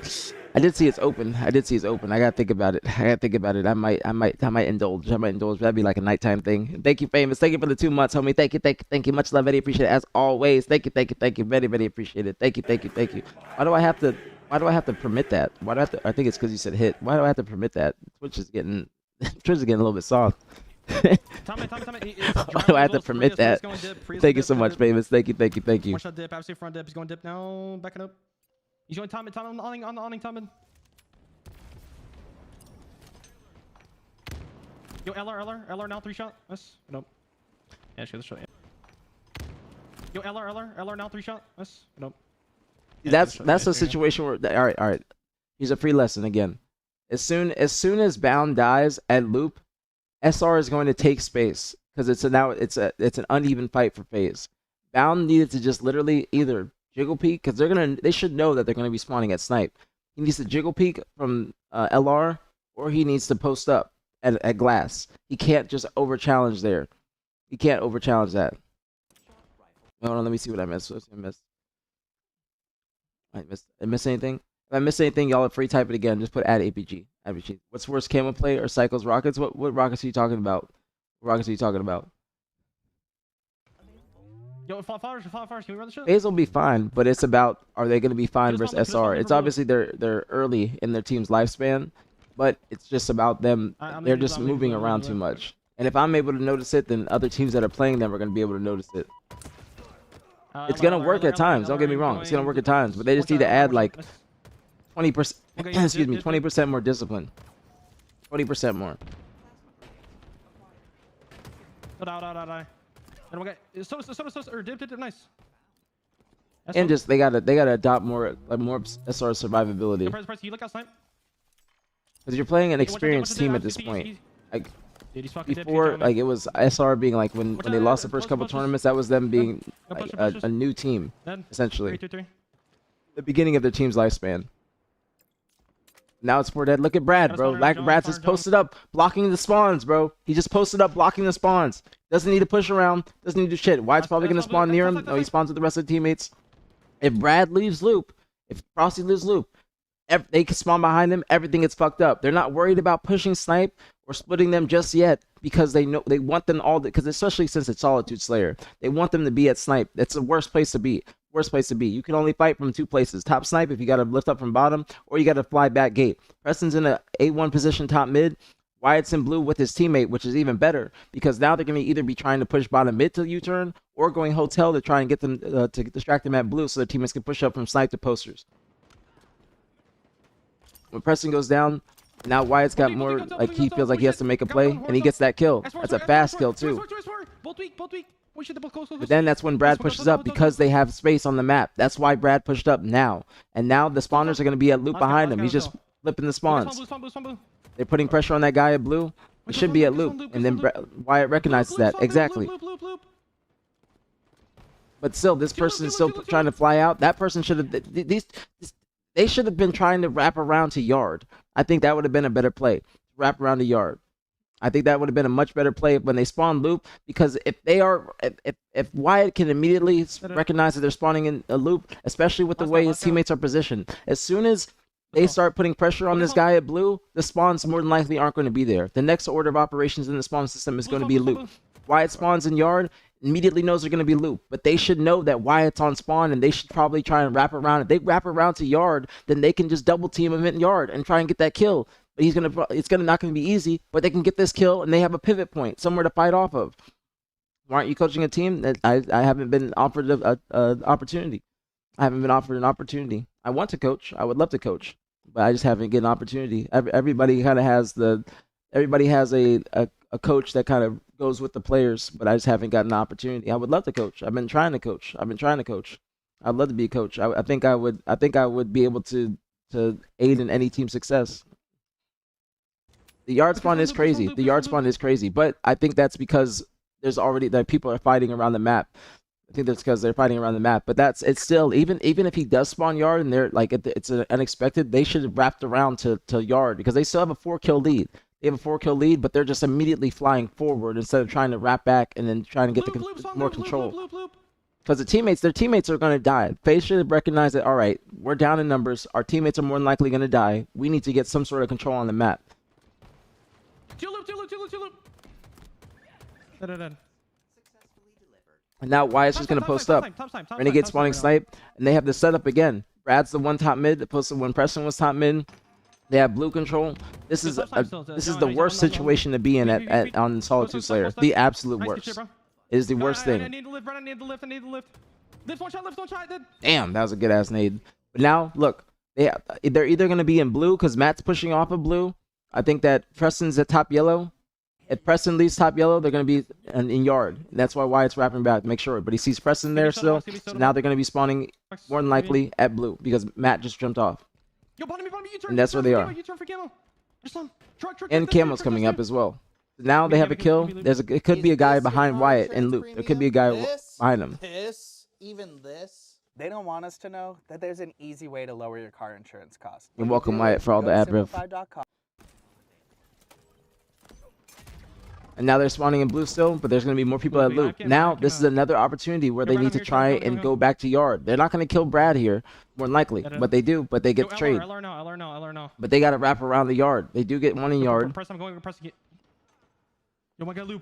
they're still placing out Luke. They're not trying to extend their lives much. They're going 4 dead or 3 dead a lot. That's an incredible stick. That's an incredible stick to get that trade. Now they're going to be in yard or blue. Yep, and they're in blue. Nice, we shit. That's a huge win. That's a massive win. That's a piv. That's the definition of a piv. Track that. Scam. Go. But you see how fast SR recognizes their opportunities, recognize the map. What's going on, Adam? You're funny as shit, Adam. You're funny as shit. You're funny as hell. I said spawning yard isn't that rare, although that exact spot instead of thrust is. Yeah, it is kind of rare. Yard is rare. It just depends on like if you're fighting in blue and you're at glass and then you have a teammate at snipe and you kill the people in blue, then you know they're gonna spawn yard just to your right. But then that's when you just start to finesse. It's not too uncommon. It's just more uncommon in that time. No one wants you to coach with your dog shit race baiting ass. What does that mean? You sound very angry at 1:30 p.m. on a Thursday. You must have get no money. You must get no money and must be broke. That's a broke nigga comment. You got a white fridge, huh? Am I back on HCS? I'm not playing Landcast. I'm not playing. I'm just a what's it called? I'm just a content creator. I'm a content creator / analyst. That's all. And watch partier. But I'm not competing in HCS. Thank you, Landcast. I appreciate it. I would like to be a coach. I would like to be a coach. If an opportunity opens up, I would love to be a coach. Adam, you are funny as fuck. You are funny as fuck. Yeah, that's a white fridge comment, Melly. That's a broke nigga comment. I'm going. I'm going with you. Wait. Glass Supreme. He's top goal, glass. Yo, Soda, one shot. Absolute loop. I was gonna kill from Legend. 2 loops, one shot. All right. Now let's see that. Now it's 48-47. Preston's at snipe. There's 1 person hotel. There's 2 people on spawn. They're more than likely gonna spawn snipe or blue. Y'all spawn it? Yeah, they spawn snipe. I'm coming. Three snipe. All you man. Yo, blue. I'm here. Dip. That's a good play from Stellar. They got 1, but that's why they pushed it because there's multiple people. S4. Watch out, U-turn. Holy shit, nice. But they're just that wasn't a bad play. It was just they just weren't looking at the correct things. I'm here. Dip. They tried to make a play, but I feel like it might have been like a second and a millisecond too late just because they spawned up and they were able to get space. Like Wyatt going to hotel here is a huge play. Instead of Wyatt staying snipe and going bottom mid to go U-turn or staying snipe to help his teammates at snipe, Matt, again, with the survivability, posting up, staying alive, and then he had Wyatt come and help him. And that's a huge trade as well. That's a huge trade. Dip. S4. But then, since Matt is alive, there's still somebody fucking with Matt. There's still somebody fucking with Matt at blue. But Matt just immediately looks at snipe because his teammates are, again, surviving, and they're distracting long enough for Matt to just get a nice 5. Holy fucking shit. That was a huge 5, actually. That was a massive 5. Shit. You said shit. Have you seen The Wire, Wyatt? Clay Davis? Have you seen Clay Davis? He goes, shit. That's a Clay Davis shit. I don't know where the fuck he was going. You seen it? Yeah, that's a Clay Davis shit. That's exactly a Clay Davis shit. All right, this is a great scrim. This is a great scrim to watch. That was kind of free. Yeah, that's what Emmanuel will be saying. That's what he'd be saying. That's exactly what he'd be saying. Free ass. Can't be free ass. You gotta be a top tier escort. Expensive ass. That's exactly what Manuel says. What's one? Next one's Live Fire Strongholds. Live Fire Strongholds. This is like a good one. This is like a good one. You guys give me a next one to watch because Aquarius looks like it was lopsided. So give me another one to watch. Give me another one to watch. You guys pick. You guys pick. What's a good one? Check that one. What'd you say, Dev? I didn't see it. Check that. Which one? Live Fire Strongholds. Is that what you're saying? Check that one. Why does the Spectre have a 1.4 versus you yesterday? Z, you're stupid. W stream at 3 a.m. while I'm borderline drooling on my sleep. I saw that when I woke up this morning. A squad spawn, but the game could still choose thrust as a squad spawn. Yeah, the spawns. There's just like an order of operations in the spawn system. Like it's like the Coliseum or Orchard. When you kill them on cave and you push them on elbow, you get the kills elbow and back flag. They're gonna be bottom mid. It's just the order of operations and how the spawn system works. Now, don't get me wrong. There's sometimes where spawns are just random as fuck. There's times where they're random as shit. Random as shit. Ryan Noob walked them down. I don't think there's any. Is there any point of view from Ryan Noob? I don't think there's any. Or is there a point of view in that scrim? Watch Life Fire Strong. I do want to watch an oddball though. I do kind of want to watch an oddball because we haven't watched a stronghold. I'll watch both. I'll watch both. But give me an oddball to watch. Is there a recharge? Or we'll watch Lattice because you guys are talking about Lattice. So we'll watch this one. Actually, we'll watch Lattice first, and then actually, this is right here. We'll watch this one and then Lattice. Watch this one and then Lattice. I mean, it makes sense though, Spencer. It makes sense because they're a new team and they obviously didn't have a good scrim. You know what I'm saying? Like, and that's why they wanted to keep on getting practice. They just need to keep up the practice. You know what I'm saying? They have to keep it up. But it's just mainly the discipline. That's what I think is it's not the server. It's not the server or not the server. I said that because of why it's saying that right there. It's not the skill. It's not the skill. It's gonna be the discipline. It's gonna be discipline and knowing when to hold spawns opposed to just push out and unnecessarily. That's what I'm noticing in this. Is just a lot of like FaZe just gotta post up a little bit more, get information, and then make the play. It's very it's very basic and very cliche. But they're just acting up. They're moving a little bit too much before they have full info on where SR is or where they should be. Performance, welcome back, you fucking beauty. Welcome back, everybody. Holy shit, y'all are fucking goats. Appreciate y'all sticking in. What's crazy? What's crazy? Victorious. Yeah. Is that a pissed ass emoji? That's a good ass emoji. That's a good ass emoji. I love that. That's a good ass emoji. That's A1. I'd be interested in your breakdowns on 40K or 4OK versus SR2. You should make these every week. Thank you, Ant. Thank you. I watched SSG yesterday. I watched SSG. You talking about the scrim that happened 2 days ago? That one. I want to do this since I get on in the mornings and I be going to the gym usually when streams start. That's what I will do this. I will consistently do this aPGs analysis. I think it's good. You guys seem to be enjoying it. But that's what I want to. Now that scrims are back, we can do this. Now we have things to go over in the morning. You know what I'm saying? That's like. But if you guys like this, we can keep on doing this. And I do intend to keep on doing it because I think it's enjoyable for y'all. I think it's good content, and it also is like a free lesson so you guys can understand why SR is SR and what other teams need to do to improve versus SR. So I think we can definitely keep doing this and definitely keep doing it. Isn't it mandatory 30 days? You guys talking about Bound? Bound's okay to be on vacation. I do think that people are just being a little bit too harsh on Bound. I don't know if it's because of the Reddit thread and him saying that he dislikes Halo and whatnot, but I know that Adam does not dislike Halo. He was probably a little bit exhausted of Halo. Like, I don't think that he enjoyed COD. That's one thing I don't think he enjoyed COD. Or that's one thing I don't think he enjoyed his COD. Because he's a Halo player, like, to his core. Some Halo players aren't going to enjoy COD as much as Halo. Not to say COD's a bad game or anything, but they're just going to enjoy Halo a lot more than likely. Because that's where they started. You know what I'm saying? But keep doing this. Thank you, Payments. I will. I'm trying to, that way I can improve on my analysis. I got to get more reps in. But since I'd be going to the gym around the time that we're starting, and that's why I like to review them in the mornings. Wait, time in. Shout out to the players that we streaming on YouTube too. Cut stepping right now. He's screen. YouTube's easier to go back and forth. Much as any of the pros. I mean, that's how it is. If you're playing for 5 years, like anybody's gonna get exhausted. You know what I'm saying? Because it's 5 years of playing at the top level and scrimming every day, team changes. It's like it's nice to have a little bit of a break, which makes a lot of sense. It's nice to have a little bit of a break. Drop seller for Shotzi. Let's get active. Shotzi's not coming back to Halo. I can tell you that right now.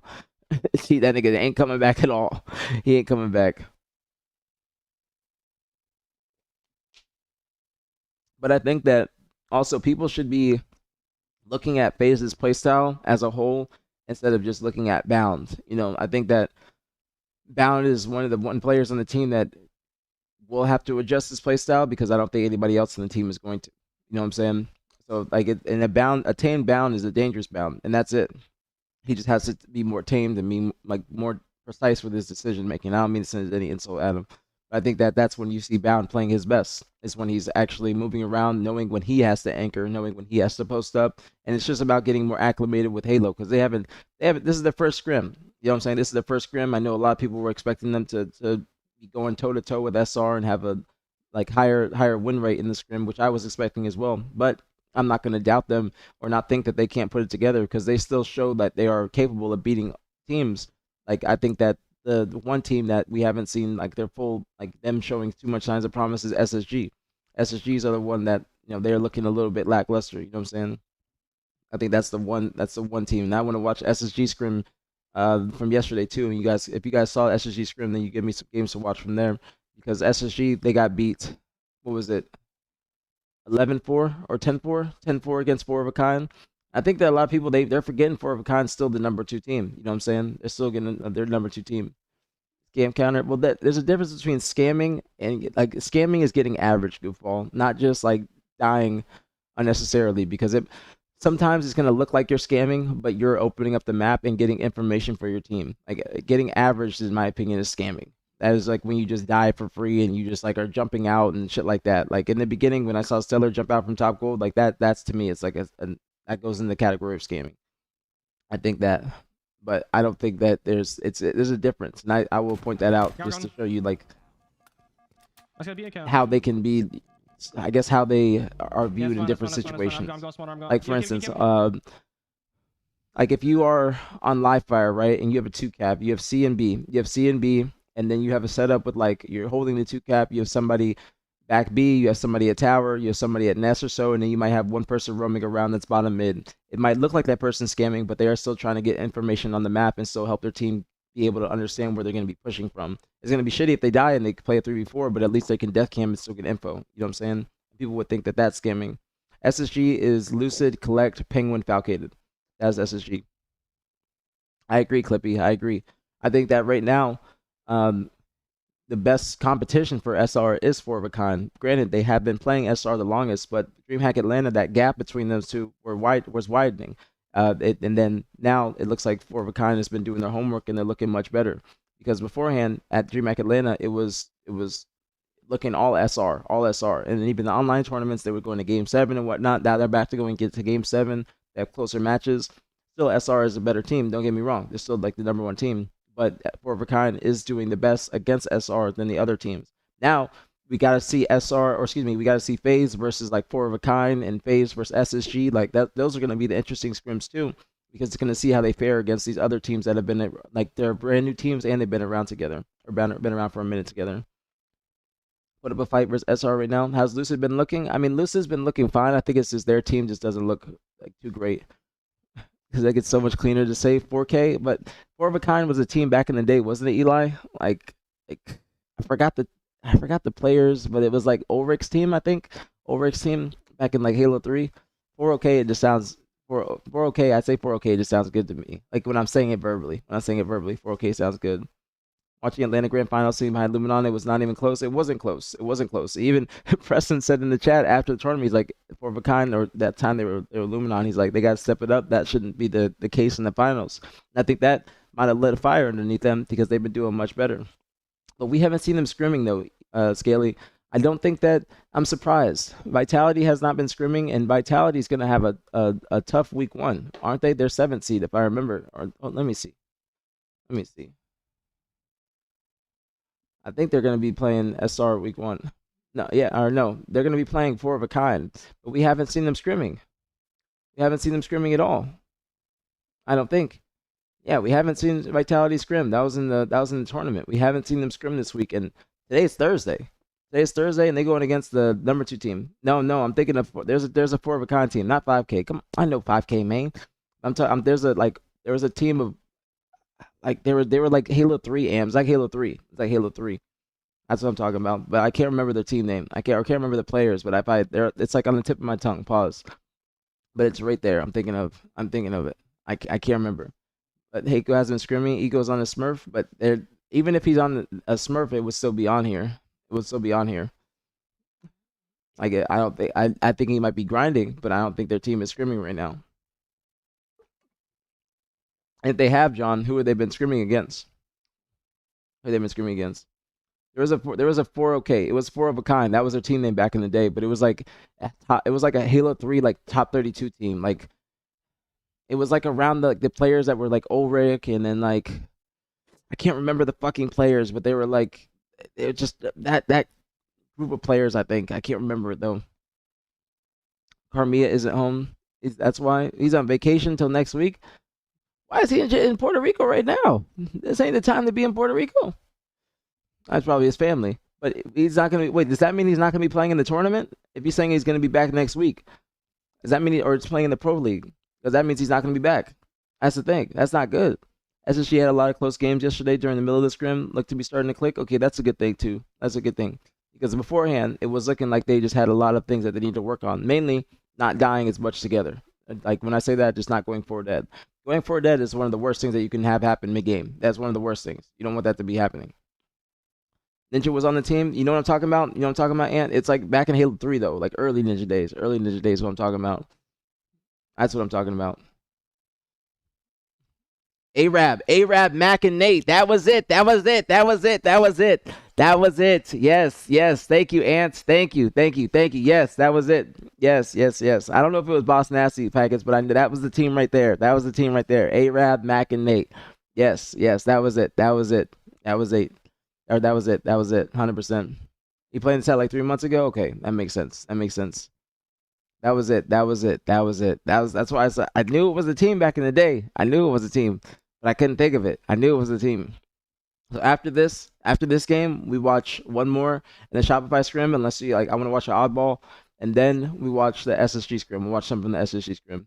And that wasn't Boss Nasty. Boss Nasty came around like later in the like Halo Reach, I think. That nigga was sick.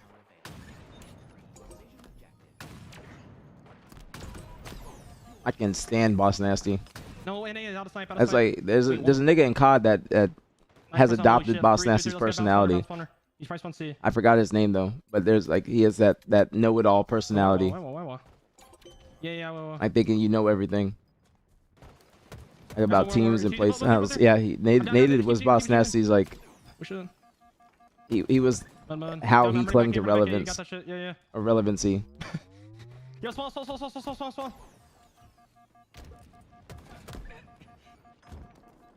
That's not a bad challenge from Bound because he needs to try and get a kill there. That's not a bad challenge. Bottom mid last guy. He's bottom mid, right on the dead. I spawn B. No, we just need more rivalries, not necessarily toxicity.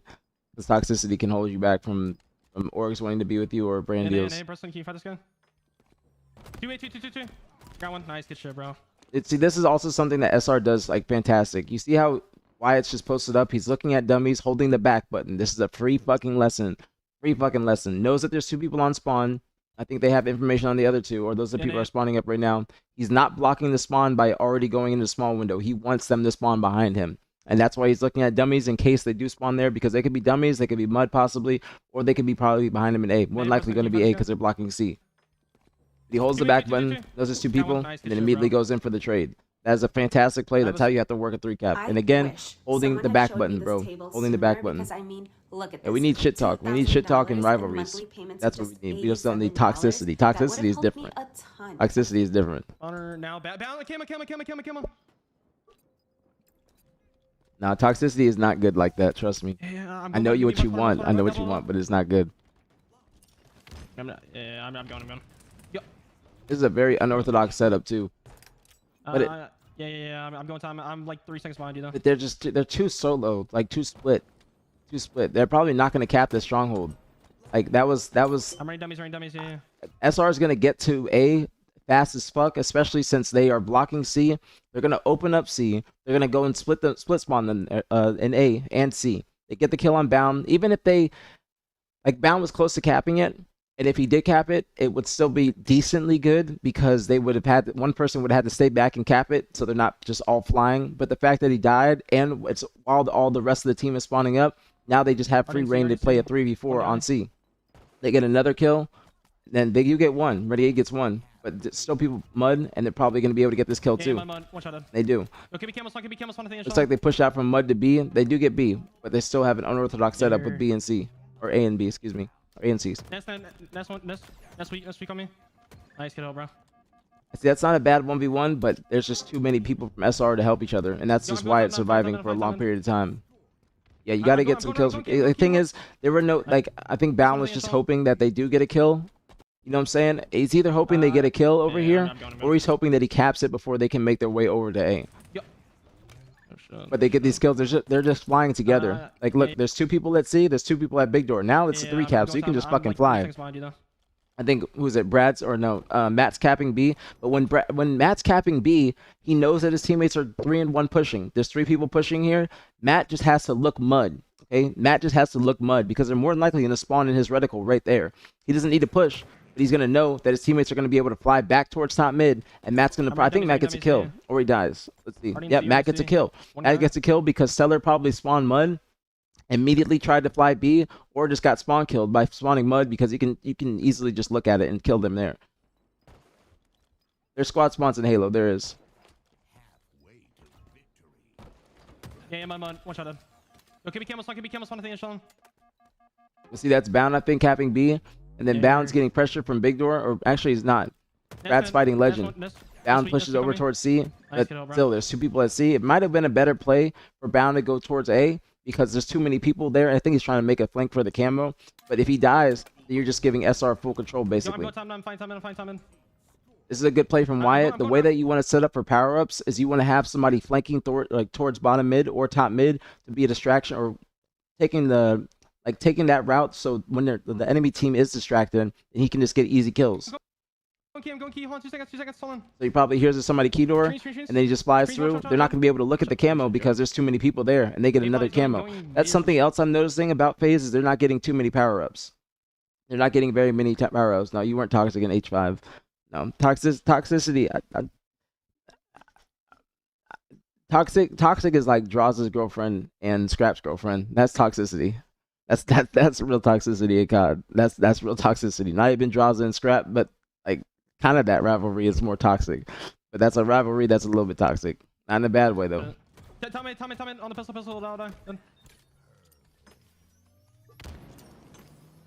But also you don't see FaZe moving around enough together. You see just a lot of 1v1s, but you see all of SR moving together. Holy shit, nice kill, bro. And they're just going 3 dead consistently, and they have another 3 cap. It's looking like matchmaking for them. Yeah, well. Nothing pit. I got you. Little shadow blink, by the way. Watch out. But FaZe come back in this game, I think. FaZe come back in this game. They have to get control when they come back. Just bait me. Might be concrete. Nobody concrete. We're good. But now they're probably gonna spawn mud, and they do. Training. He's a mud, I think. Mud or Nest. And then they go back to C. So this might be a time where they get their kills because there's multiple people at C, I think. Yeah, there is, but they're just getting flanked. There's too many. It's just overwhelming pressure, bro. Overwhelming pressure. But this is what I think Wyatt is very good at reading spawns, or one of the best at reading spawns, because he knows that when his teammates are in a certain area, that he can just go and watch the spawns because that's where they're going to be. That's why he's holding the back button once again. And that's why he didn't look at OS. He didn't look at OS to let them spawn there. You see SR doing that a lot, where they're looking at a wall, holding the back button, and then looking at the spawn, so they're not influencing it too much. Going screens. And then he shot the person there, knows there's going to be mud behind them. Even if you're above, they could still spawn mud directly under you. What the fuck? Green. That was a good, wow, that was a good nade shot. I'm surprised it didn't kill him. 3 green. He got it from red bar. Pillars and 2 green. They're four up. Good play. That's a good play. Yeah, NC was time. Watch out. I play. It's hard for me to stick with my teammate because I need to watch where he goes versus the enemy. I mean, you shouldn't have to do that. I mean, you should know, unless you're playing with your actual team, you shouldn't have to be watching what your teammate does. You should already kind of know, if you're like through comms, what they're going to be doing. And that's why Wyatt makes this play. because he's hearing what his teammates are doing. He knows his teammates are at A. He knows that they're probably going to spawn west. He shoots them. They're going to be mud behind them. He's not blocking mud by being here. They can still spawn mud right to the right, like right there on the box, and they do. Yo, They're all spawned up. Gets a shot there. They spawn mud, and then they push out towards B. Yo, one got B, one got B, one got B, one got B. Watch out soon. But the rest of the team's still trying to make plays in A, so I understand why they went towards B. What the fuck? Like talking about FaZe. Watch out by green, absolute! Oh my god. This is Green, perfect green, Halo green, this holy far, shit. Dev. This is perfect Halo. This is how you have to play strongholds. Pillars in two It green, might pillars in look two like green. it's They're difficult, but when you're at this level, this is just Good play, that's a good play, that's a good play. Yeah, it's very simple. Three caps are very easy to play in if you're working together. Like play around. The only time they get difficult is somebody dies on your team or takes too much damage and you can't keep pushing. But the way FaZe is playing, they're always going to be playing a 3v4 or 2v4 because of how many people on SR are flying at them. Snipey dies, I think. He's there hitting you, Preston, hitting you hard. I think that FaZe keep up here. I think they catch up rather. I'm not entirely sure. This is perfect Halo. This is perfect Halo that they're playing. I'm just gonna go in camp. Fuck it. Nah, it's fine. Just I think that FaZe is an extremely fucking good live fire team. Extremely good live fire team. Training. You see that? Training weak. Or SR, excuse me. I said the FaZe, I think. Yep. It's mainly about how they're just rotating around the spawns. One guy's, you can go. One guy's going mud. You think this FaZe roster has what it takes to take down SR? Yeah, I think they have the tools. I think they have the tools. I think Four of a Kind had the tools as well. I think that that SSG have the tools. Like if you look at these teams on paper, yeah, but they don't have the play style right now to beat SR. They don't have the play style. It's too much of them roaming around by themselves. It's too contingent on their playstyle is too contingent on winning battles, like 1v1 battles, instead of trying to use their team shot to get out of certain positions. Because it's not going to be like they're always going to be in the lead, or they're always going to have the map control and whatnot. There's going to be times where they're going to go 4 dead, hopefully not too many times, and they're going to have to actually work together to break off spawn.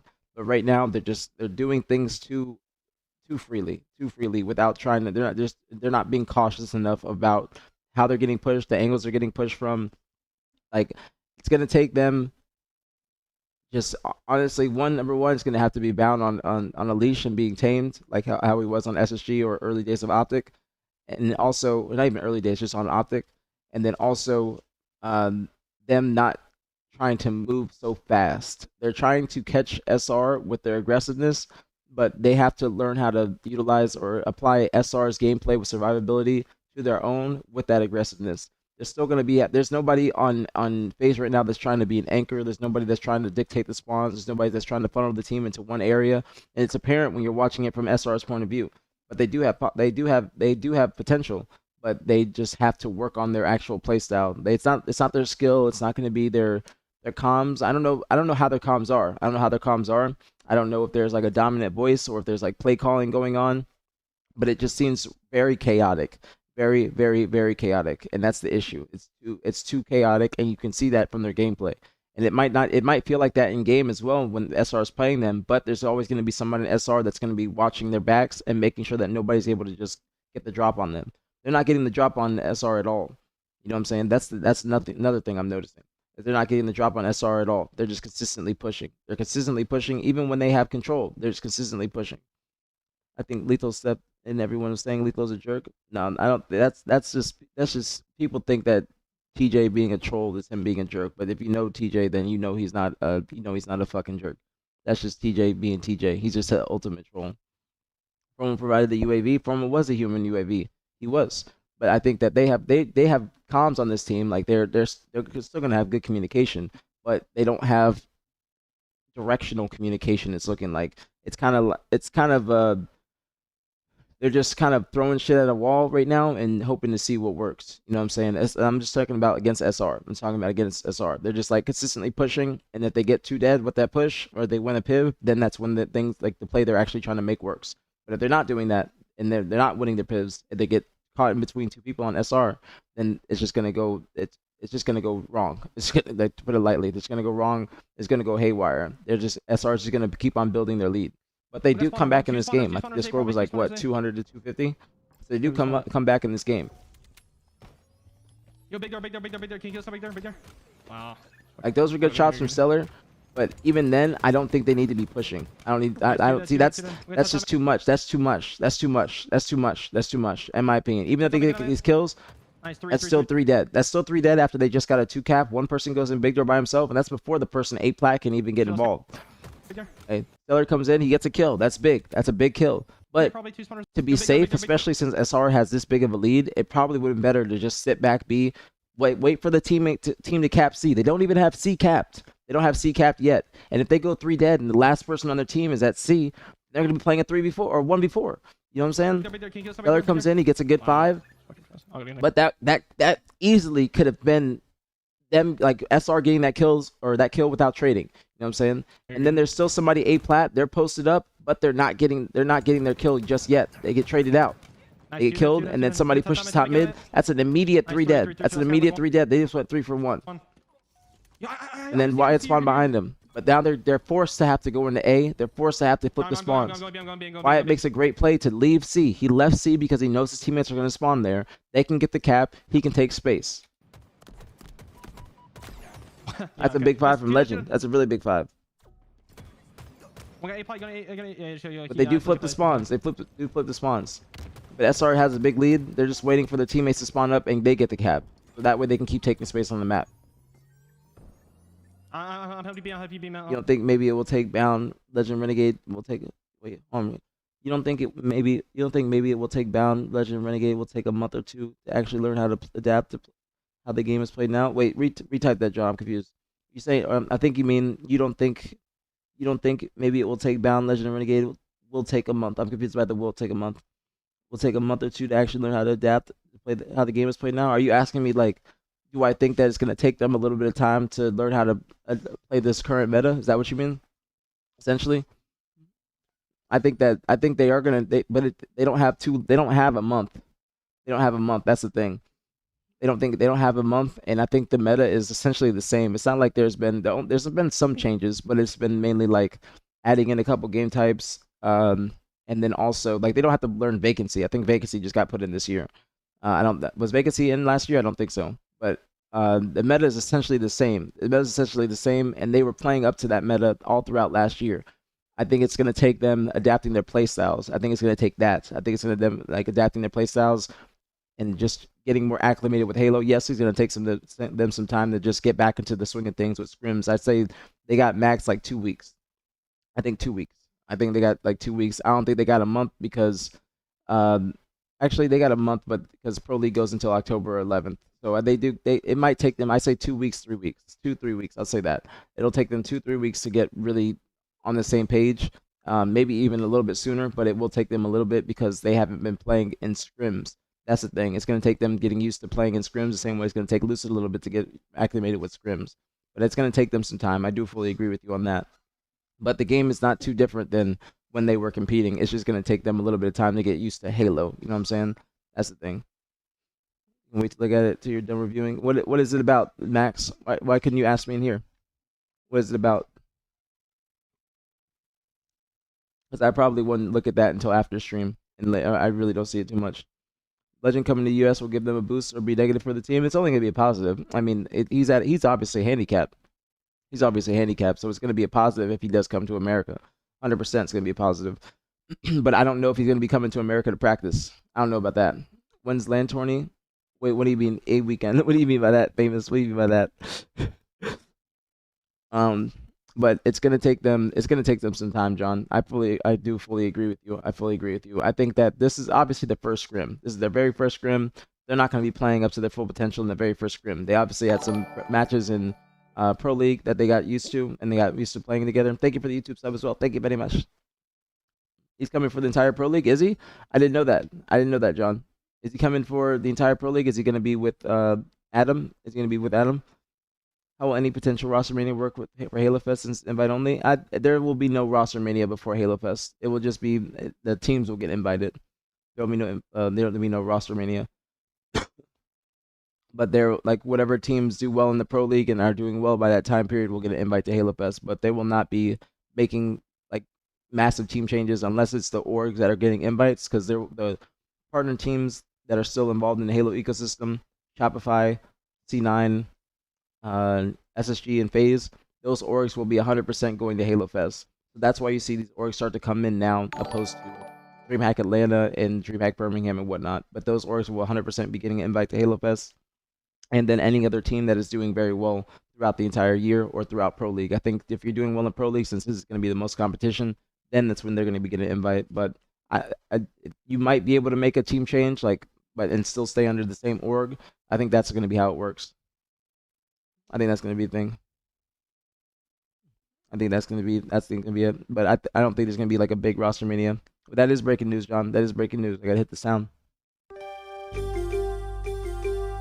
But I did not know that. But him coming for the Pro League is good. That is a very good thing. That is a very, very good thing, because I think that him playing in EU is just, it's detrimental. It's detrimental. Do I think that is the reason why they're losing these games? No. But I do think that might be a reason why he's not able to play up to his full potential and play as well as he could be. You know what I'm saying? Because anybody playing on 100+ ping against the best players in the world is going to be at a disadvantage. That's a fact. But SR is still the better team right now. Like, by a large margin. Like I think the power rankings right now, obviously you can't judge them too much the first damn scrim. But I'd say like 4 of a kind after Shopify #1, 4 of a kind. I gotta see like mercenary scrim. I gotta see mercenary scrim against these teams. Because I want to put them up there because mercenaries did so well this past weekend, and I think that they actually played really well together. Like for the top 4, I'm saying my power rankings, and then I'd probably put mercenaries, and then I might put FaZe after that. You know what I'm saying? I might put them there. I moved the chat, my bad. But I do think it's going to take them some time, John. Now, how long do you think it's going to take them, John, to get more acclimated with each other? Because you got to remember, Renegade ain't scrimmed Halo in a minute.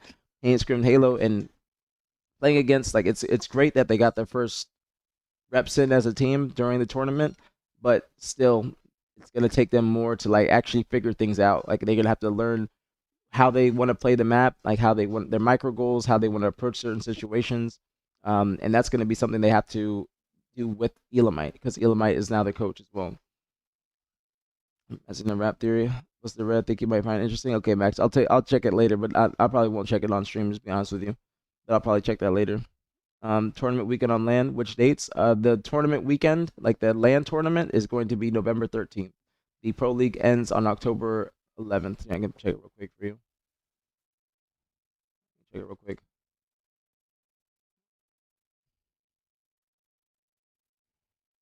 So you go to LVT.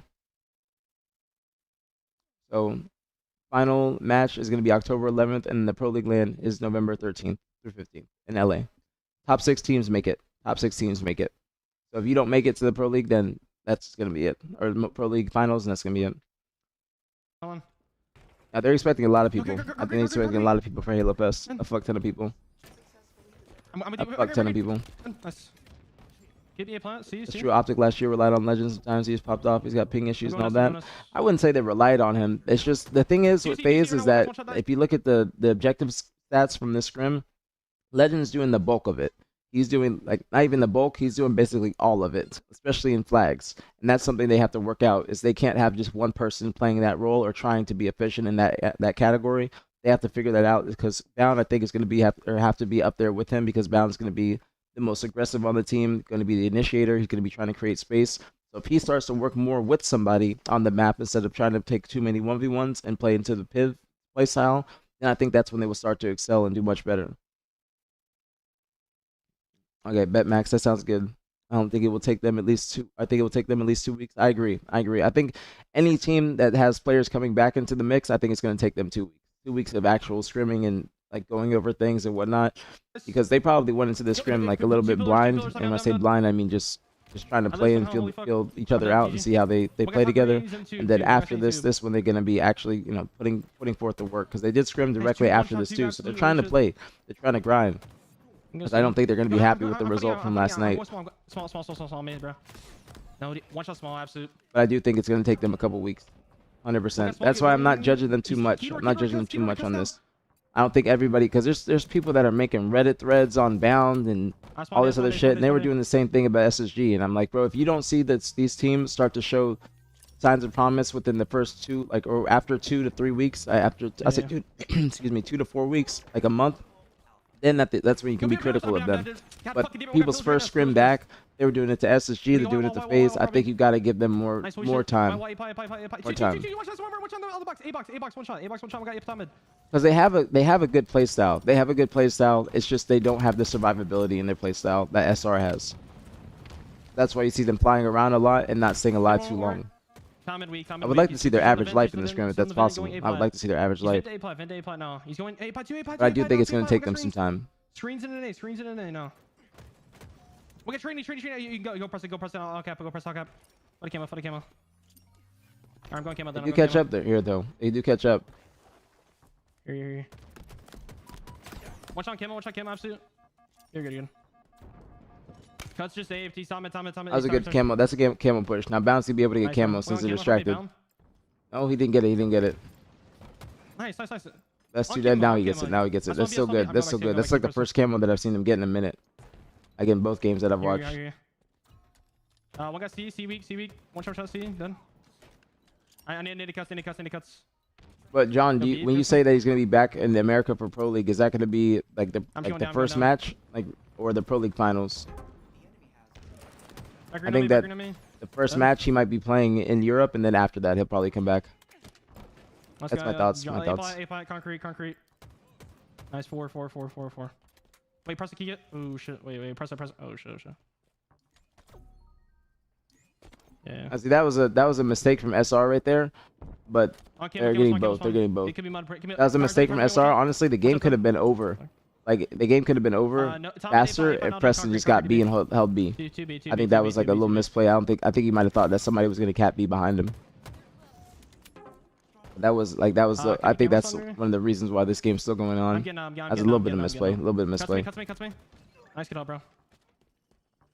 Yeah. I'm going. If you guys know of any scrims happening today, let me know. Could be Geo. I don't know of any. Yes, snipe, concrete, watch it. Yeah, that put SR in a little sticky situation. Watch that back B, bro. He's got snipe back B. He's one shot. Nice, yeah, I definitely put him in a little sticky situation. That's why I said that Preston, because I think the game would have been over if you would have capped it. But that's why I think that you probably thought that somebody was behind you, and then they would have capped B, and then they would have been spawning in front of you, and you don't have to worry about it. I'll go again. Because honestly, if that's like a little misplay, but the game would have been over. So now it's just you guys trying to get it over with now. But that was not a bad. That was just a little misplay. It wasn't bad. Because you guys have such a big lead that it's not going to be factored in too much. Bound every day. Nice. Yo, watch out, absolute. Nice. Do you guys scrim today, Preston? I don't know if there's any scrims that are happening today. And they probably happen in a couple hours. Making a little weird, boys. Yeah. But that was majority of that game. Like basically 70% was all SR. That was all SR. Keep it control. Literally all SR. Alright, now I do want to watch an oddball, but I do want to see the SSG scrim. Because I want to see how SSG's playing. Let's see. Pretty sure, yeah. Here we go. I want to see the SSG scrim. Let's see. It's 4 of a kind, 255 ball, 4-3 origin, 3-1 streets coth, 250 to 151 recharge strong, 250 143 lattice ball, 3-1 SSG. They started to step it up in the middle. 3-1 SSG pit flag, 4-3 live fire king, 122-93 recharge ball. It's a low scoring oddball game, very low scoring. 250 to 209 4 of a kind, 4-1 3-2 50-44 234 184 2-1 50-36. I mean, these games aren't too close. These aren't too close. CFA Chipotle, I would say Chipotle. I've been on a Chipotle kick lately. That Chinese Chipotle got me in a fucking a chokehold. I love the honey Chipotle chicken from Chipotle. I get a protein bowl every day and some black beans, and I just throw some eggs or some shit in there. Yeah, but you can't. You have to factor me in too, John, because of my physique. Gotta give me some credit. But Chick-fil-A got new chicken and waffle sandwiches coming out. That's actually very exciting. I'm gonna definitely try those. That'll be a cheat day. I actually have to get a smoothie today from Tropical Smoothie because I got one free smoothie for my birthday and it expires tomorrow. Double honey chipotle chicken bowls. I just get the protein cup. I just get a protein cup and I just throw it in like with some other shit because I don't want the rice. But I love Chipotle now, like with that. But Kava's still my favorite. Kava's still my favorite. Let me see which games to watch. Let's see. I want to see. See, I did watch Aquarius Flag from SSG yesterday. That seems to be one of their tougher game types. See, I want to see the Origin Slayer too. I want to see this Origin Slayer. Let's see that. I want to see that Origin Slayer without a doubt. I want to see how that goes. I want to see how they end the scrim, and then we'll go see the other games too. I want to see the Origin Slayer. They seem to be having a tough time with Origin. If you guys have any games from the SSG scrim, let me know. If you have any games from the SSG scrim, let me know which ones I should watch. Let me know. Let me know. I do want to watch a few from this one. Might be both. That's not a bad option. That's not a bad option. You get the little chicken nuggets and you put them in your bowl. Extra protein. Let me go use the restroom real quick. BRB. BRB.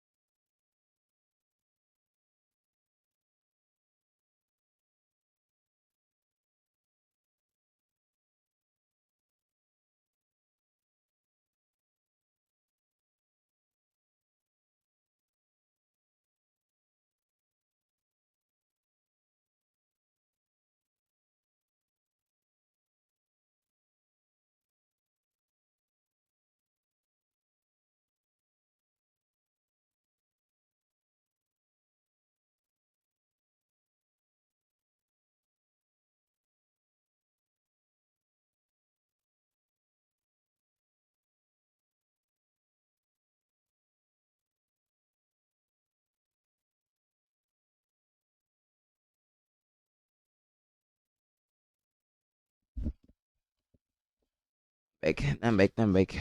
Okay. I'll do that after the workout for the protein. You can do it before too, but it just might be you might get too full. They're BR. They're maze. They're maze. I have a Coke Zero. Top rocks, one guy. And Coke bottom mid. Zero. I've never had this before. They're silver. They're silver. One guy also too. Grass. Nice. There was a guy rocks earlier. I get double honey chipotle chicken too. This shit's fire. Here.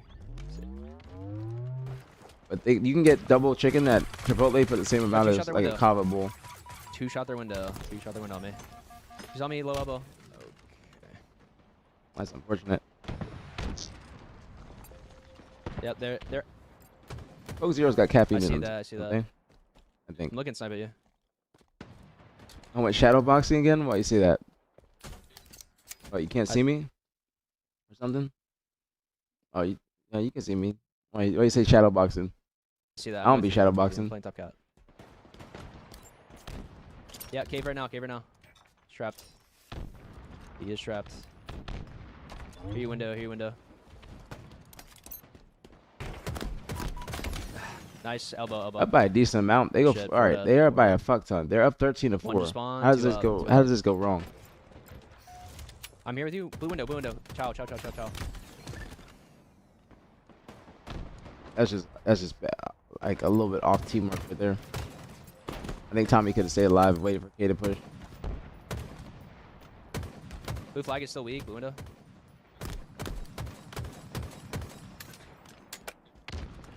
Hear that? There's like a vast difference when you're watching like this team play versus 3 SR shots, blue couch. and FaZe. Top rocks. At least right now.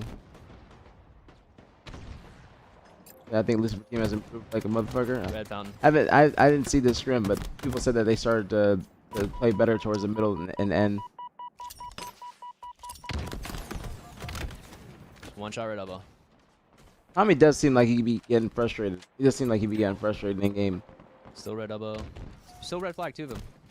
2 red flags. Like as a spectator. Red window. On the sticky. And then red elbow, red elbow. I'm one shot too. But they haven't been playing as well as they should have. That's the thing. They haven't been playing as well as they should. Just one shot. Okay. They could Play definitely sniper. be playing. They should be stepping it up a little bit more. Because they've been getting good scrims. Like, you know, they've been getting a decent amount of practice. But they're just like, see again, they go 3 dead, 4 dead, probably soon. Case trying to stay alive. They were up by like Box 10 her up, box in her the up. beginning of You're this. gonna play for these. Yo, right, top cat, fighting me. Blue maze, one shot, blue maze, one That's good shot. shots, but now they go 2 dead again off spawn. K just died late. I see Tommy Blue is sniper. getting frustrated. Blue Tommy's sniper, getting blue cave. frustrated. They probably need longer, I think. But here's the thing, John. Here's the thing. They can be. It could be this. This is just me saying this. This is just me saying this. I'm playing devil's advocate. They could run into the same problem as the SSG team from early last year. I think they could run into the same problem. That's why I say you got to give them like 2 to 3 weeks, and if they don't show signs of promise after that, then that's because I'm looking at the SSG team from last year. It's like people were giving them 2 months, and they were still in the same spot. Like, that's the thing. I think some teams just don't have chemistry. That I think they have a little bit of chemistry, a little bit, but they definitely have the least, from what I've seen thus far, out of all the new teams. You know what I'm saying? Out of Vitality, FaZe, Mercenaries, I think that they have the least amount of chemistry. I don't know why. Okay, I don't know why, but I think that they just have the least amount of chemistry. And their biggest issue when I'm watching their games is them just going 4 dead, 4 dead, 4 dead, 4 dead, 4 dead. Because they don't stay alive. There's no survivability, and I think that's them trying to overcompensate for lack of chemistry and lack of teamwork. Like, they're trying to make a play, but they're trying to make a play because they don't have any kills or damage on the map, so the last person's trying to do something to get them out of a rut. But they're dying too often. Like, they just go, like, there's 3 dead right there, that's 4 dead again. I could probably make a counter and say see how many times they're going down 4 dead. They have been scrimming a lot. They have been scrimming a lot, though, Dab. That's the thing. They have been scrimming a lot. I'm assuming they've probably gone over things before their scrims, but they are in a rough spot. Out of all the teams, they're in the roughest spot. Who knows? It could be that. This is just one of those teams that it just doesn't click. I think it might. I don't know. It's early to say. It's early as fuck to say, but it could be that. It could be that. It's not to say they're not going to beat teams, but they don't have the teamwork to go against like the top 4. Like, look at the score. All right, the score was 2020. Blue maze, one shot, blue maze, one shot. Okay, it's 2020. 20. Better yet, 2017. It's 20. Yeah, it was 2017. 2017, and then it flips and it goes to 29-20. They don't get a single kill. They don't see. They go on a 13-0 run. 13, or the other team goes on a 13-0 run, I think, or 12-0 run. Right, top cat, fighting me. Blue maze, one shot, blue maze, one shot. That's an issue. That is definitely an issue. Blue sniper ramp, going blue cave. Like, nobody's gotten a kill. Nobody's gotten a kill. 2024. They're trying to run to teammates that are probably already dead, or trying to follow up dead plays. No, look. Yep. They have 2 people elbow. They have 2 people elbow fighting one guy. That one guy, PJ. Oh, they get one. They get one. So it's 12-1 run. 12-1 run. Now it's about to be 29-21. Or yeah, 29-21. But I do think that this team just struggles with chemistry. I don't know if it's play styles. I don't know if it's comms, but they are struggling. In my opinion, that's like more so often than the other teams, because they played at C9 and I saw the same kind of issues when they were playing C9. Sniping blue up, sniping blue BR, blue BR and blue snipe, blue BR, blue snipe. Now it's 22-31. They just haven't been able to get any footing on the map. This is the last game of the scrim. I wanted to see this because I saw the score discrepancy. I hear him. Other game maps they've been losing most camos has been costly, so they're not. Do you think that the reason that they're losing them is because they're just not alive when they're coming up? That could be a reason. That they're just not alive when the power-ups are coming up, so they're not able to set up for them, or they're down in numbers when they're coming up. It's probably a big factor. That's a good point, though. That's a very good point, Mohammed.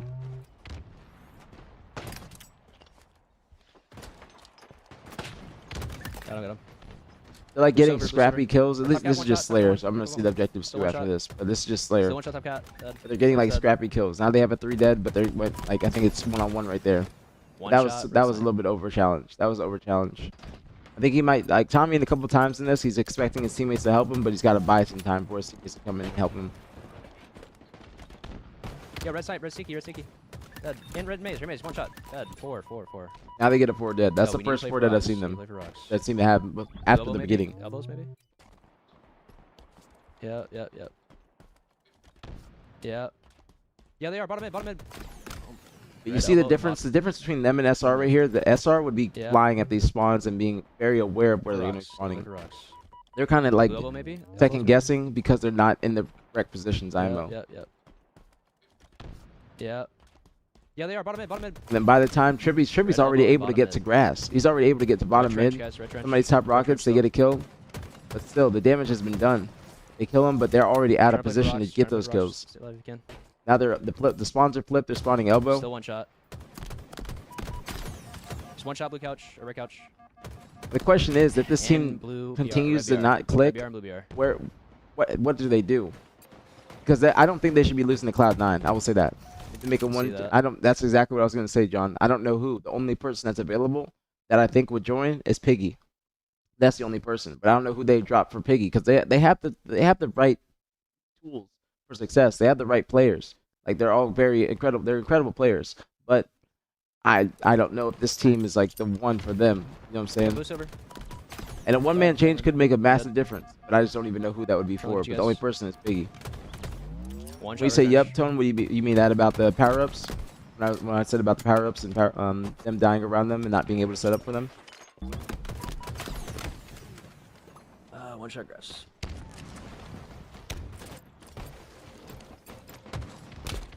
They had opportunities in this game.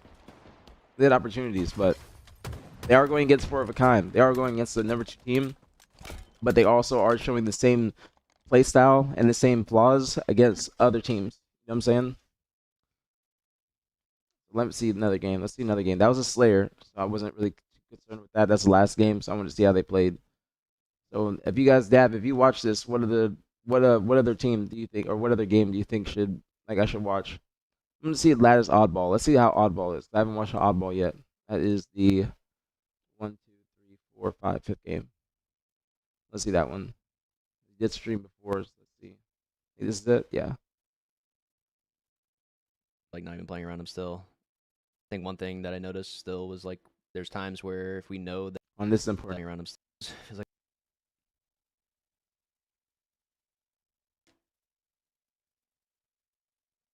Seem to be talking about something. Speed up a bit. You think Lucid would be the one? I think Lucid would be the one.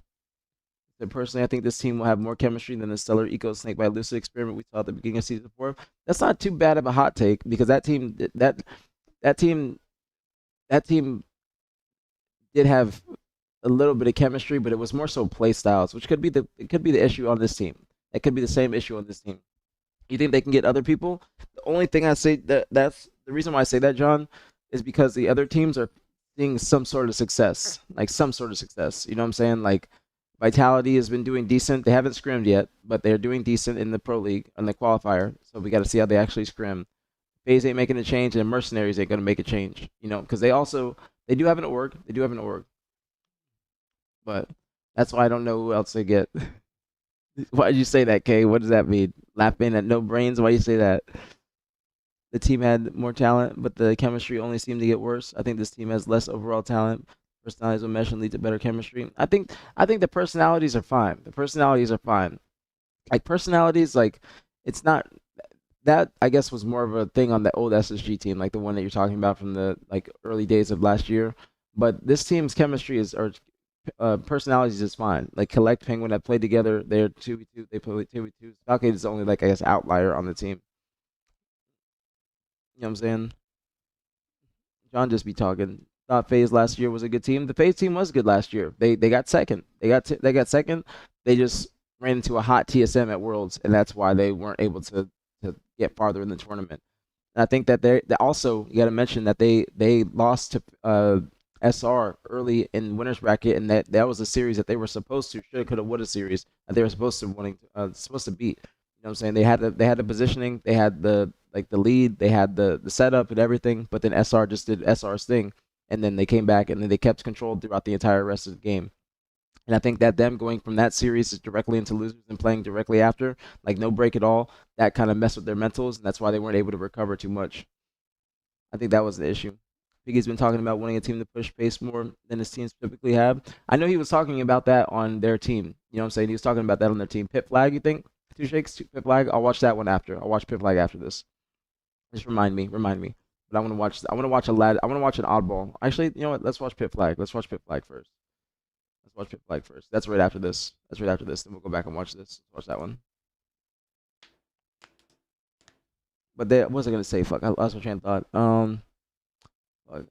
I put no brain because of what I'm hearing and reading, but I'm invisible right now. I'm sure. I mean, I'm just keeping it real. Y'all, but you guys going 4 dead. I think that is true. That is true. Y'all just be 4 dead a lot. You guys have been 4 dead. You guys have been dying 4 dead a lot. I think that is something you guys gotta work on.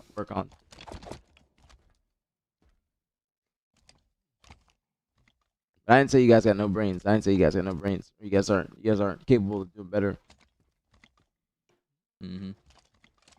But I think what I was gonna say is Piggy talking about wanting this team to push more. That was on the previous roster, like the paid roster, and that's where they were having issues. One to the court.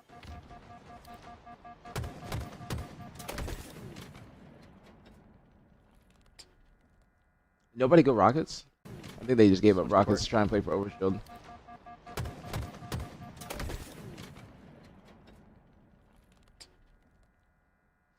A team is capable of playing fast, but Lucid's natural style isn't that quick. It wouldn't work. Lucid is still a fast player. He's still a fast player. You know what I'm saying? He's still a fast player. Okay, I'm just saying. Okay, I'm just I'm just doing the aPGs analysis. Okay, I'm making sure. We good then.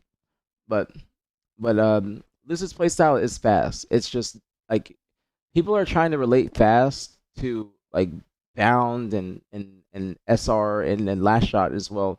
But as we saw in the SR scrim, that there's still gonna have to be somebody that's anchoring, that's having to dictate the spawns. You can't just always be flying around the map. I think that Lucid just plays more methodical and tries to make sure he's more cautious, I'd say. More cautious. He's not trying to put the team in a detrimental position with him going out of position, if that makes sense. But it's like people try to relate fast to last shot and bound and those legend and those players. But you can still play like that, but it's going to take your team being in the right spots. Like even if they're going to be doing that, then you got to have somebody that's still like frosting that recharge game or World 2 that's still posting up, that's going to be able to have the map in front of them, and then they can make the plays that they want. If that makes sense. I think cautious is a better word. He's not too much high risk, high reward. I think that's the thing. But he's still fast. He knows how to play a faster game because you still have to be fast. You have to recognize your openings to be pushed up. You have to recognize your openings of when you can take control on the map or take space on the map. That's going to be any player. That's just what the meta has evolved into. Like it's not like he's like doing collect stuff where he's like doing the little Kim and all this other shit. Like that's going to be Collect's role on the team. Like that's going to be Collect's role. He's going to be the one that's going to be pushed up. He's going to be one being the flashy player. That's going to be what he's doing. But it's not that. It's not the pacing. I think the biggest issue right now from watching them is them just going 4 dead a lot and not trying to survive long enough for their teammates to spawn up and come and help them, or just following up dead plays. But this is probably like what Kay said. This is things they know. But I'm just saying this for the chat. But that's their biggest issue right now. I wouldn't say it's pacing. It's just they got to play more together and not die as often together, because that's their biggest thing I'm noticing. What did Dav say? Most important knowledge. What's going on, Rick? We're just doing aPGs analysis of the scrims last night. I love doing this since I'd be getting on in the mornings. It's like I think this is like a perfect content piece to do. And scrims are starting back up. You think the coach needs to remind them to stay alive? Yes. I think that I'm not saying that it's all hoax. I'm not saying it's all hoax. But that is something that a coach, like you've been a coach before, John, so you know that is something that a coach, especially on LAN is going to be more apparent because he's going to see all the point of views in front of him. Like I do believe they're still going to make the finals. Like I think that's like a given. But that is something that the coach, like it depends on the screens that he's watching. I don't know if he's having multiple or what, but that is something that the coach is going to be having to say as well. That's just like something that they can chime in and just another thing to add on top of everything else. Camo West to save our life. We had no coach yesterday. That's BMC 9 scrim. I did not know. I forgot that it was at 7 p.m. I forgot that was a late scrim.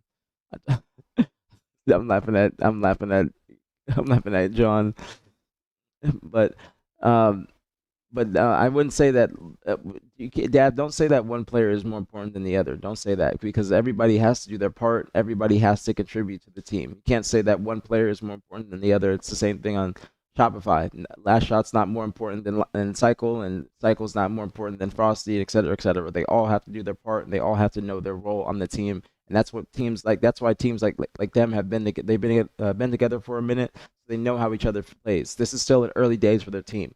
I know a lot of people like spectators, not saying y'all, but like on Reddit and whatnot, they don't give teams time to gel. Teams aren't always going to be the best right off the rip. That's not going to always be the case. There's going to be some cases like that, but not every team is going to be fucking perfect right off the rip. Okay, that's not going to be the case. But they're going to take some time, especially this team. I think this team is going to be the one it's going to take the most time because it's a brand new team. You know what I'm saying? It's not like Vitality where it's going to be a couple of the players that have been together before and whatnot. This is a brand new team. They come from different backgrounds. They come from different play styles, and there's different play styles on how to win, but it's just evolved into a very fast-paced meta where it's just kind of like everybody knows how to play. Everybody knows how to play. That's another thing. Everybody knows how to play at this point. Everybody knows how to play. Okay, it's just like that's a good point that Kay said is that they do have trouble setting up for power weapons and overshields or power ups and power weapons because I think that they're just going down too often as a team when those power ups are coming up, or they are down in numbers when those power ups are coming up, so they're not able to actually fight for them in the way that they should. You know what I'm saying? That's what I believe. Christopher and Piggy cannot play together. I think that they have similar play styles. I think they have similar play styles, but I don't think that I would. It's Piggy has not played with other players like that, so we don't know how he's going to be fitting onto a different team. It's not to say he can't, but we don't know how he's going to be fitting onto a different team. Also, what was happening with foul shit? Okay, because I guess like weren't able to finish the scrim because of foul shit. I'm guessing it's his drivers or whatnot. I don't think it's his internet. What's going on, Joey? But that's their biggest issue. Is they're not setting up for power weapons, and power weapons are the most important thing on the game. Like, most important thing in the game. Because if you get one, you're able to use them for another. If you have them long enough, you can use them for the next one. That's the most important thing. Is just staying alive long enough to get them and not going down as a team. Like they just have to figure it out, and it's not like they're not going to. They're going to be talking about it. They're going to be doing their due diligence. IGL is that even a thing, or is it just simplification because everyone says loose IGL? It depends, Conan. It's not like the way that I think that people look at Halo now is that there has to be a set IGL on the team. Like there has to be someone. I say it's more of a dominant voice, like somebody that's going to be taking over the comms in certain times where like if you go for dead and you got to spawn up and you got to do something, more so directing traffic opposed to just saying like this person is the leader on the team. The only reason I say that about Lucid is because we had a conversation on Optic where Lucid said I want to be the IGL, but I would say that was more him and Formal, not just him. Formal's also that role too, that dominant voice. But it's just about like say you're in a 49-49 and you want to make a play, you can't have everybody being like blah, blah, blah, blah, blah, and you can't have all that. So it just depends. That's why. But I wouldn't say it's a thing sometimes for certain teams. Like say for SR, you hear Last Shot and Frosty doing a lot of the directing of traffic, and then everybody else chimes in. But it's not just one person's always making the play call. Everybody has to be capable of doing it. Because if you just always are looking for one person and you give them that much of a responsibility, then it's just going to be too much for them to always be thinking about what everybody else is doing. You know what I'm saying? I did see that. I saw that, Kay, especially in the Aquarius game I watched.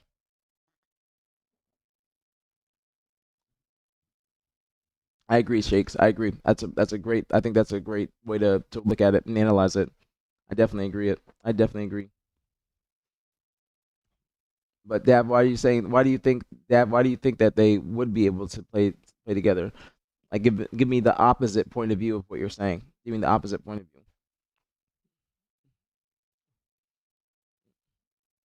The teams have also I saw that. Tommy keeps I saw that. Yeah, Dav, why do you think they and Dav, you gotta be more elaborate on what you're saying. Like, why do you think that Piggy should be on the team? Because it's not like Piggy's gonna get picked up right now because these are all brand new teams. It's all brand new teams. So I wouldn't say that he's gonna be fitting into these rosters just yet. I would say that. I think it's a little bit too early to say that. Say that they need to pick up Piggy. You know what I'm saying? Yes, because you're saying, yeah, why would you think that they do need to be able to play together? And who do you think should be on this team? And who do you think Piggy should be on the team for, rather? Is it Iowa server? Really, Shakes? I didn't even know that.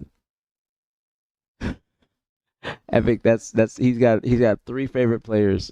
4 rather. He used to be more of a fan of Stellar too, but 3 favorite players: Piggy, Descendant, and Lucifer. He got the nicknames for him. The nicknames for him. Whoever he's got nicknames for, that's his favorite players.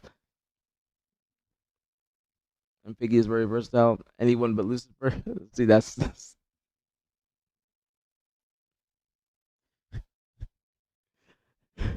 that goes into what I was saying about Dab and his favorite players right there. because because why do you think Lucifer can't be replaced on the team, but everybody else can, Dab? What makes you give you that thought? I'm not saying Lucifer needs to be replaced, but I'm just playing devil's advocate to what you were saying. because that's because that's why I say you got to just explain a little bit more. I didn't know there was an Iowa server though. I did not know that. Is that new? I didn't know that. Like I didn't even know that was a thing. Online Halo is a joke, Slow Dive, because there's teams that have been perform. They can perform incredibly online, but when they get to LAN, it's a whole different story. That's the case with Halo, just in general, just in the history of Halo. People are able to do their best online, but when it comes to LAN, that's when like it's just or do their worst online, and then when they come to LAN, that's when they shine the brightest. You know what I'm saying? I wouldn't even say that like I'm a LAN player or anything like that. I think I play the same exact. Like it just depends on the servers mainly. The servers do factor in a lot, especially with Halo Infinite, because the biggest thing I think when it comes to LAN and online in terms of gameplay is beatdowns. When you are in a last second situation to get a beatdown where you're just about to die, those beatdowns do not come out online. They will not come out online. They will come out on LAN every single time. Every single time. Every single time. Even if they don't come out on your screen, you're going to get that beatdown on somebody, and that's game changing in my opinion. That's completely game changing because that's somebody being one shot, completely one shot, blinking, opposed to them being able to run through and just keep causing chaos on the map. I think it's relatively new. Only been seeing it in the last. Yeah, that's got to be new, Scout. That's got to be new. Excuse me. I did not know about that happening. Like I just knew about like West Coast, like Seattle. I think in Cali, Texas, obviously, Chicago, and then Virginia. Virginia, I think, is one. And those are the only ones I've known about. But Iowa's got to be brand new. That's got to be something like with the Azure servers and then updating them or adding more servers in. Yeah, Blink Medleys are the biggest. Blink Medleys are the biggest. I think online. That's like that again. That's game changing. Completely game changing. I got a blink on 2 people going for West at the start. We're dead. I didn't show up on Data Hive. I mean, I'm not looking at Data Hive for anything like that. You know me. I'm the only thing I'm looking at Data Hive for and scrims is I'm looking at the objective discrepancy and seeing like who's getting the most time and who's doing this, who's doing that. Because looking at FaZe scrim, you can definitely see the FaZe scrim like who's doing the most objective and seeing that they need to kind of more people need to step up in that position to help out Legend. That's the main thing I'm looking at when I'm looking at Data Hive. I don't really care about the. You can see who's doing well in terms of stats, but that's why I want to watch the games. That way, like hopefully, when I do these analysis things, like people can see that it's more so about the gameplay and not about the stats. I don't think I brought up stats one time when I'm watching the games. It's just all been about gameplay. But that's something that I think that's like the community should take note of more so often, opposed to just always trying to think that it's just who's got the best stats and who's going crazy. You can look at damage too. Damage is a decent one, but it's not going to be the end all be all. It's really going to be about plays that are made. Stronghold's game on recharge in this series, Ruby. I've not watched it in this series. I've only watched the Origin player. Is that you think that's one I should watch? I have not. You guys let me know because I did not see this. I did not see any of the scrim. I did not see any of the scrim. I only saw the like a couple games of the SR scrim and FaZe, and then that's when I got ready to go to the gym. But if that's one I should watch, let me know because I'm asking y'all which ones I should watch. Let me know. Let me know because I'll watch a few of these. I'll watch a few of these. See, and Muhammad, you have problems on the Iowa server too. You have problems on that too. I did not know. I did not know there was even that was a factor. I didn't even know that was a thing. That's a random ass place to put it. Like I'm not. That's a random ass place to put a server. I'm not gonna lie. I have one guy on the team you trust to make more calls than the others. Yes, and it's just all about Conan. It's all about how things work, how teams work together. You know what I'm saying? Like, and that's just your team, your chemical makeup of your team. Like sometimes you're gonna like like especially like when I was on Talks. I'll say this: when I was on Talks with Snakebite Lethal and World 2, there were times where I would be that dominant voice. You know what I'm saying? But I wasn't always going to be that voice. It's just kind of situational, and whoever feels comfortable in making the play call, but depending on what they see and what their teammates are doing. Like on Guardian Ball, I would always make a play call of when we would go down and then we had to break out from the gold setup to break over to snipe. I would always say like, all right, somebody do this, this, and this, and this. But I would mainly do that when I just want to be very adamant in the comms and be like, I want shit to be done. That's when I step up and I say those types of things. But it's not like I'm always doing that. More so, I'm the one that's going to be listening. I'm going to be listening to what everybody's saying because especially on LAN, there can be a lot of chaos in your ears. And then you got to make a decision of what is for you and what is for your teammates because not every call out is going to be for you.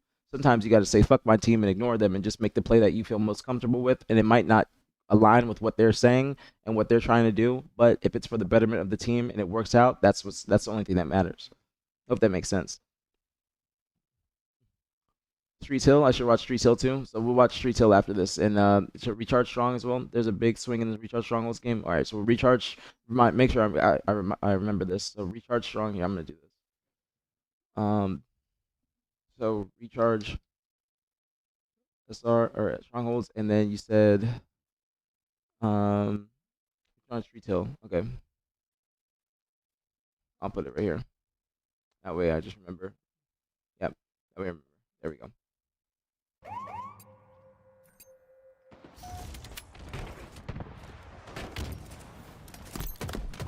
He said, Piggy-o, you see the crap he's saying?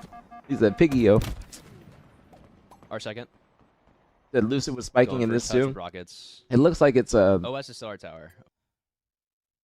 this might be the Iowa server. Actually, this might be the Iowa server because I'm an hour and a half away from Tommy in Florida right now, and 54 is not a common server. Like you usually are like 40 or 30 to 40 in Florida to East.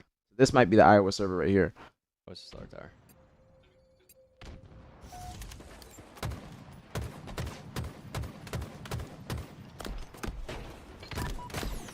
Long L's half. Back to their second. Only thing I can like second critique somewhere. Tommy on is I think he doesn't get like he shows his frustration too often, like on his face, and that's just something other people are going to be critical of. Do I think it's affecting his gameplay? No, but I just how people are going to be thinking, oh my God, Tommy's mad, Tommy's mad. But that's the only thing. Got to be more poker face. Hear that? I'm gonna flank that. I'm gonna flank that. It's West US3 live. I don't think playable on There's it. one guy in sword still. But this is that definitely the Iowa server. This is definitely that it. Is a poem. Every arrival is a pleasure. I didn't even know that was a thing until now. You guys told me. I'll be. He has rockets. He has I'll make rockets. sure I look for it when I play.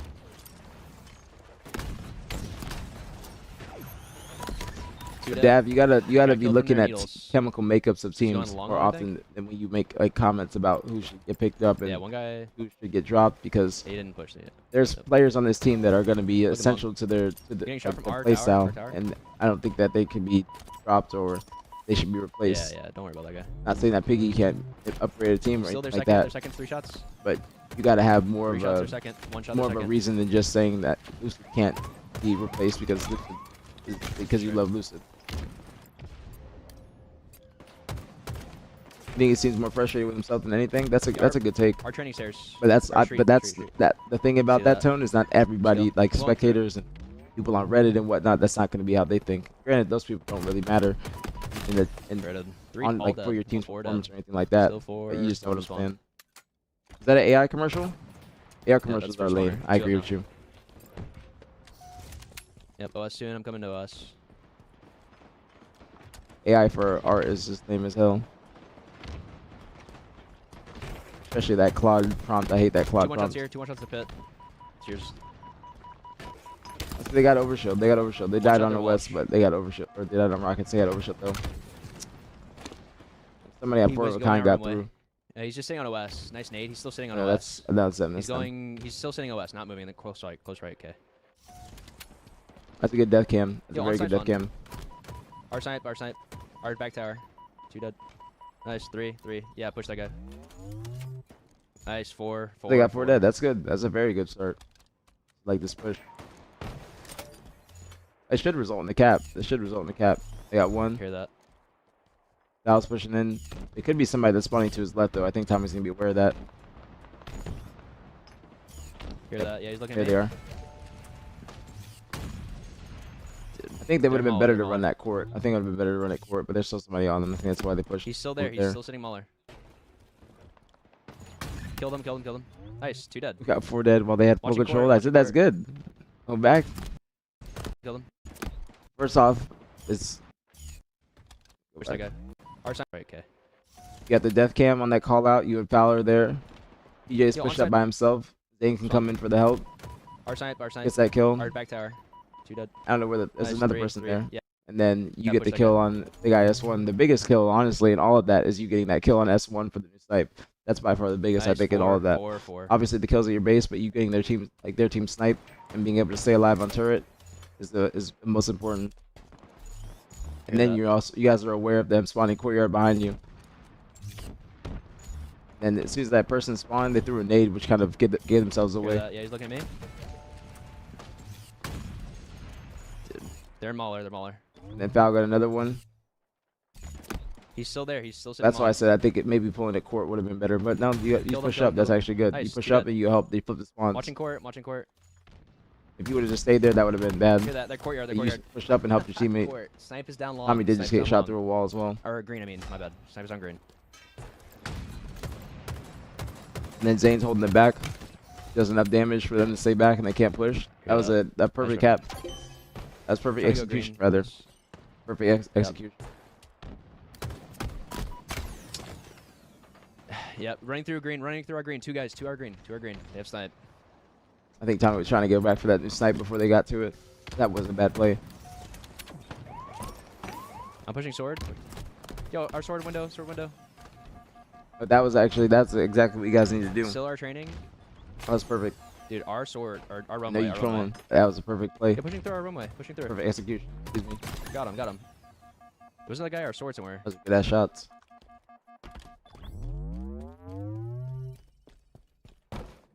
Are you guys scrimming today? You guys know Yeah, many I'm gonna scrims pitch that are this happening with you, today? That was him, I think. Just rotated. They're training sniping and then top tower. They're training right now. Wait, he's gonna look at you, K. He's on our training. There was another guy there tower earlier. Okay. He's our sword. It's PJ. One shot on green. Shots from PJ. That was a good straight from Tommy. Yeah. The shots he typically makes, you can hear it in his voice. I think it's just him getting back into Halo. You know what I'm saying? I think it's just him getting back into Halo. I think what he's saying, Kay, is that he's just like been getting frustrated with himself from missing shots. That's what he means. Trying to get You behind hear it in flag. his voice. Yo, our training with OS. But he's just still getting Just used to running Halo. Our cuts with OS. I'd say you got to give him at least like 2 weeks. 2 weeks. Because Nice, scrims, three. and everything is going to Yep, be much yep. different than just playing matchmaking and whatnot. Especially like I said earlier, with a brand new team. Let me see what you said, Dab. Megalodon, you said, is that stupidest man or stupidest man? I'm not commenting. I'll let Dab respond to that. That I won't say what I think anymore about that team, but everything I say it because I think it and I feel it, not because I like certain players. But you got to, Dab, that's not what I'm saying. You got to give a reason of why you say that Lucid is the only person that is, or why you say that Lucid is the most important. There's nobody on a team that's more important than the others. Okay, and that's what I'm telling you, and this is what all pro teams realize, because everybody has to do their part. And there's not one person that's just going to be doing 30 to 35%. Everybody's got to do the 25%. If they're doing more than that, then they're shitting. You know what I'm saying? But you got to actually give credit to the other players, because you are just, it's looking like you love Lucifer, and that's why you are not trying to say anything critical of Lucifer. Okay? No, Eric, I'm not doing that. That's you. But you have to be able to understand what you're saying. And he is emotional, Scout. That's why he said that he lost all his energy while watching Descendant last weekend. He said he was yelling and screaming, but Dav is very emotional. He needs more logic, I think. He needs more logic in what he's saying. But when you say that, Dav, you got to be able to explain it. And that's why I'm speaking to you, like a real nigga. You got to be able to explain everything you're saying in depth, opposed to just saying Lucid is the most important. He can't be dropped, or he can't stay. I could say 1,000 things. Just look at his damage. I mean, that's not a factor though, Dab. That's not a factor, because I could look at the data hive and I guarantee their damage is going to be very similar. I guarantee it. Lucid has 92,000. Falcated has 92,000. Collect has 97,000. Penguin has 87,000. So he doesn't have the most damage. K has the most damage on the team, and K also has the most damage taken. and he's just around the same as the rest of the team.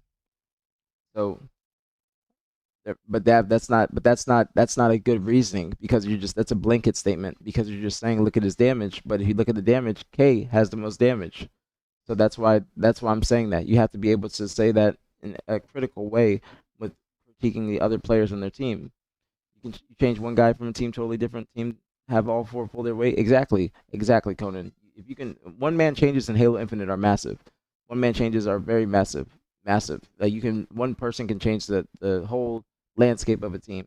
But that's why I'm saying to Dab, it's not just damage in here. It's not just damage. It's about play styles and how they're actually working together. Like how I say that they're going for dead a lot, even that's what Kay said they realized that. Or that's something they're working on because it coincides with them not being able to get power ups or power weapons because they might just be dying too often around them or they die before they're coming up so they're not able to set up for them properly. But it's not just about damage. Everybody has to do their part in terms of damage, and everybody's gonna like the only thing like look at Talik. You can say that when Talik has 5,000 more than most of his team and 10,000, 16,000 more than some of his teammates, 10 to 16,000. But you have to say that. You have to say that or be able to look at it in that way instead of just saying damage. Because Lucid doesn't have the most damage on the team, Dab. He has the second highest, or no, third. He has the third highest. Falcated has most. K has or second most. K has the most. That's why I say that. I'm not saying, but nobody's saying you're saying that, Dab. We're not saying that. We're saying you have to be able to analyze it in critical way instead of emotional way of thinking, because you do have emotional way of thinking, especially when you're critiquing players. You don't have scrims, okay? I don't know if anybody else has scrims either. I don't think so. He said damage counts headshots and body shots differently. Farming assist damage numbers on infinite are skewed. That is counted different. It is counted different. But I wouldn't say it's farming assists. I wouldn't say that. He's not farming assists. Just everybody on the team has basically even assists. He has 156. K has 150. Falcade at 147. Penguin has 160. So it's very similar in terms of damage, and they're not getting outslayed by a tremendous amount. They do play a couple Slayers. I think at least one, and that is when you see like a bigger discrepancy in the Slays category. But the Slays, I don't think that is the biggest issue for this team. I don't think their damage is the issue. I don't think that they're not capable of all contributing into the damage category. Okay, I see what you're saying, Ash. Yeah, that makes sense. That makes sense. That makes sense completely. I apologize. That's a very good point. Very good point. Very good point. That's a very good point. I'm gonna say that. So that's a very fantastic point. I'm plagiarizing. But that means that there's just people contribute in different ways to the damage category. That's a good point. Not everybody's going to be able to have the highest. Some people are going to have lower than others, but it's more so you can look at damage taken opposed to the rest of the team and seeing their kills and their survivability to see if they're taking a lot of damage and staying alive at the same time. That's a bigger thing you can kind of analyze with damage. If somebody has a lot of damage taken and less deaths or least deaths, that means that they're staying alive while taking damage or taking shots and then being able to take space on the map and be a distraction. That's a good point. Well, no, Dab, you're not understanding what I'm saying. Exactly, Punisher. There has to be multiple reasons. There has to be multiple reasons. If you say 1,000 things, Dab, I'm proving you wrong. I'm playing devil's advocate. But when you're saying 1,000 things, just look at his damage, and he doesn't have the most damage. Then what is your next point that you're trying to say? And I miss Lucid's prime. I mean, he's just getting back into the swing of things. I wouldn't say that he's not still in his prime. Lucid's still in his prime of gameplay and everything. His decision making. It's just he hasn't been playing Halo for a little bit, so it's going to take them some time to get acclimated. And this is a brand new team. They're more of a brand new team than all other teams because other teams have had either like one person that's been on the team before or they teamed them before. This is all brand new. I think Lucid and Penguin have teamed, but that was a year ago. You know what I'm saying? Damn near a year ago. So it's been quite some time. But getting back into the swing of things with scrims is gonna help them. Going through sword.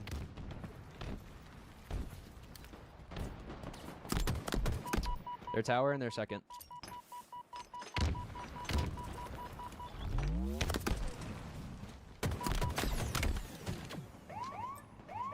One guy sword.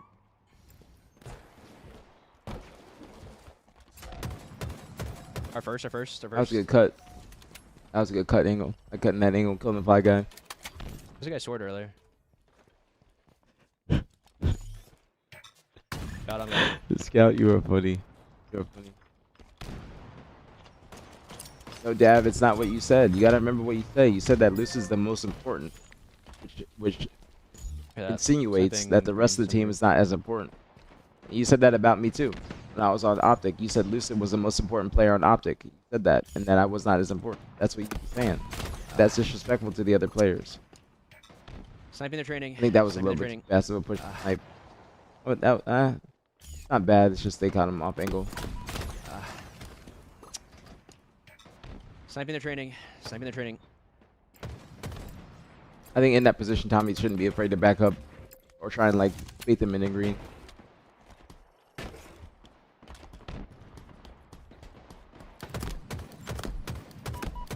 One shot Mauler. One shot their Mauler.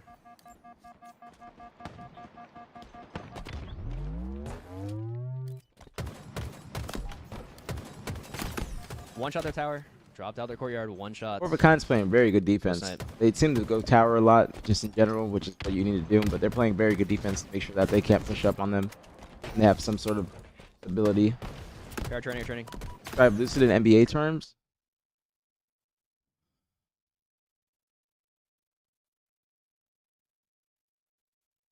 That's a hard one. But that's a really fucking good question. That's why I'm thinking about it. That's a really good fucking question. I think kind of like a Harden. Harden like a kind of like a Harden. And mixed with Luka. I think Harden mixed with Luka would be the best. But like prime Harden. Prime Harden. Prime Harden mixed with Luka.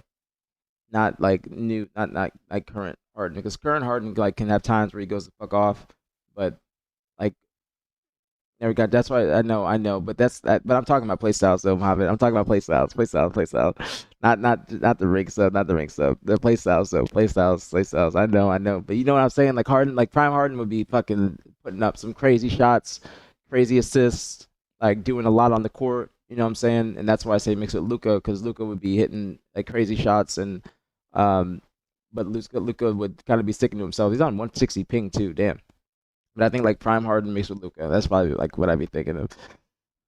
I think that's the best one. What's the AM League? That's a league I'm trying to host, Stefano, where it'd be a continuous like league going along with the pro league. But I gotta see if I can get the funding, and we'll see if that can happen. But we gotta see. At the least, I think we'd be able to do a tournament.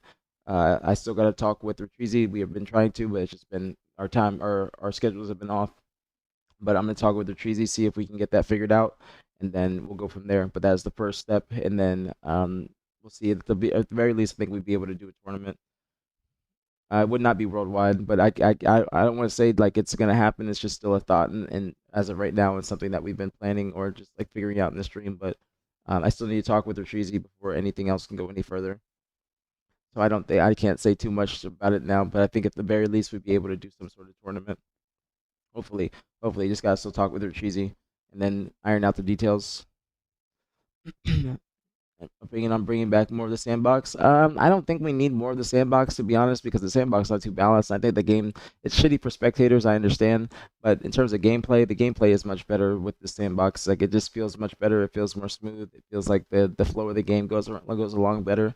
That's why I just don't want to say that we need it, but I do think in the future, like we should have more viable weapons for competitive, because we can't bring back the heat wave and the bulldog and shit like that, because it would just break the flow of the map. Like the heat wave on Aquarius is just too overpowered, especially with camo being 45 seconds. You got the shotties been taken off of streets, thankfully, but shotties are automatic weapons, which is you get shotty and camo and whatnot, and then it just makes it too overpowered as well. So that's what we've been calling it, Scout. That's what we've been calling it. But we gotta still iron out the details. What you like? I don't use GameSir Punisher. I was sponsored by Scuff, but now I'm sponsored by Battle Beaver with Optic. I've never used a GameSir. I claw as well, so I don't really use any paddles. So that's not. I wish I could answer better for you, but I can't say it. I can't say anything about it personally. He said Shaq won multiple MVPs, but did Kobe not help Curry? I wouldn't say Curry. Curry is like a shooter.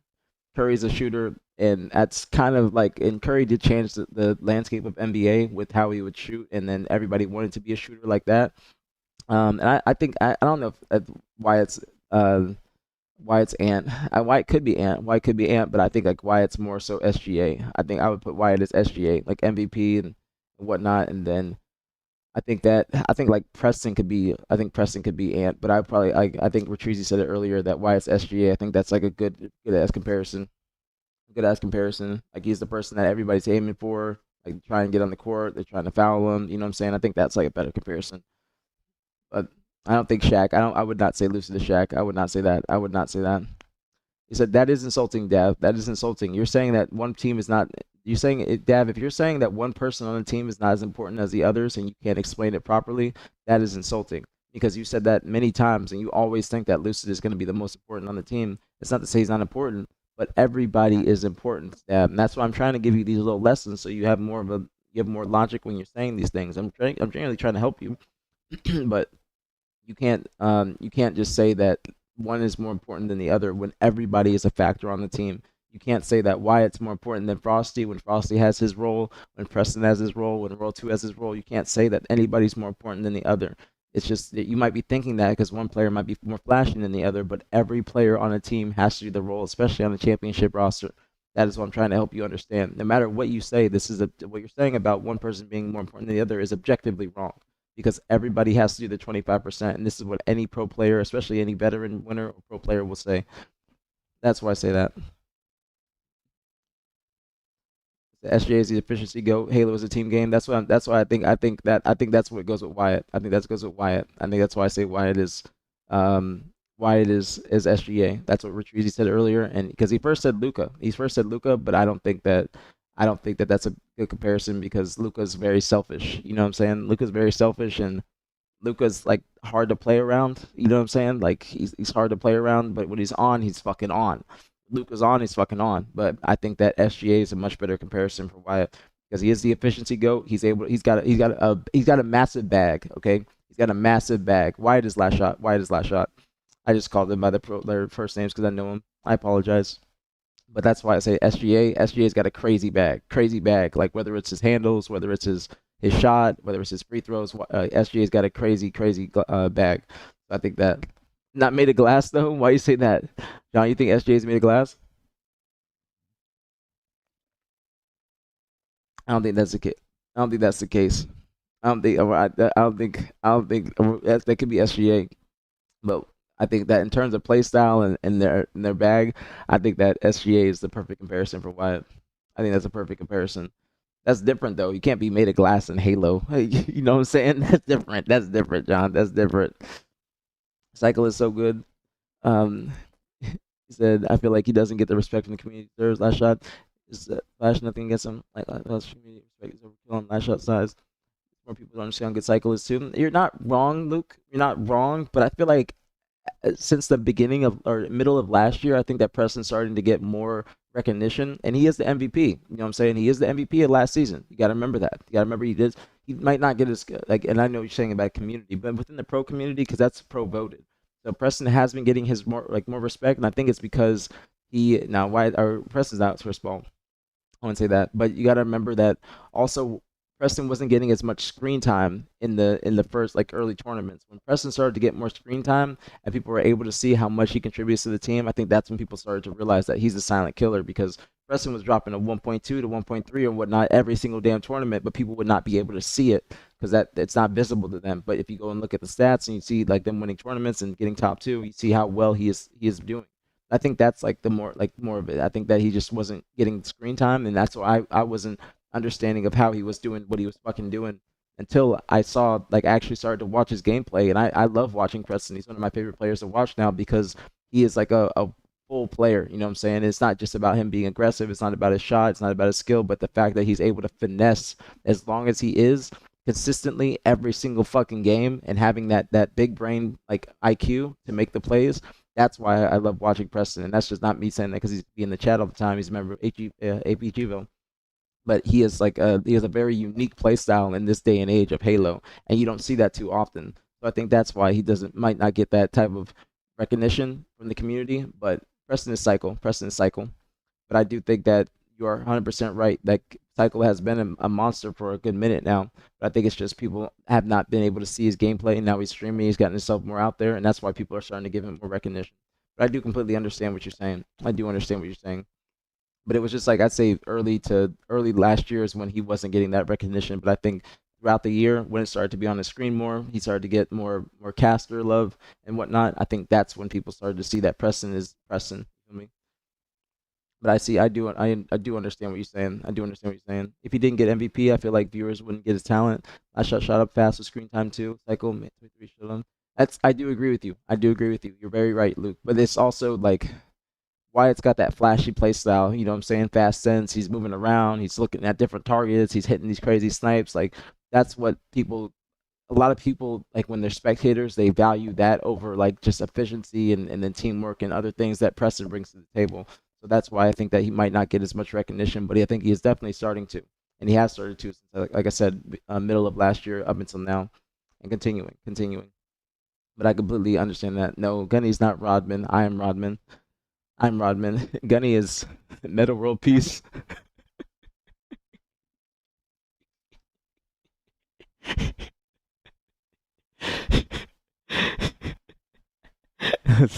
That's a good one. Meta World Peace. He's run our test.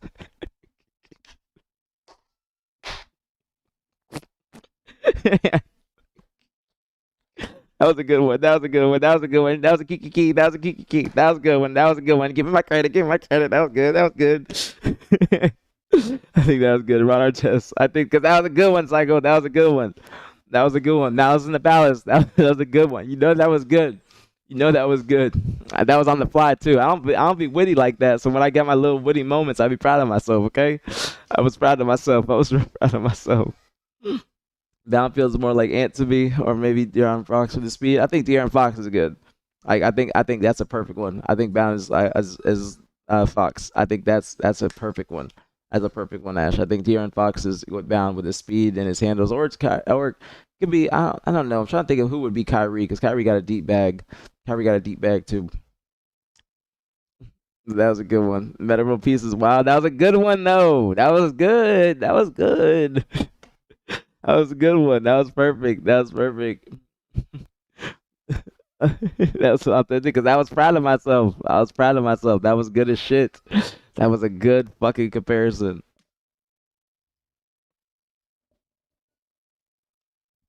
Meta World Peace is literally the most perfect one I could have come up with. I'm extremely proud of myself with that one. That played in the league. He did play in the league technically, scout for was supposed to for a tournament.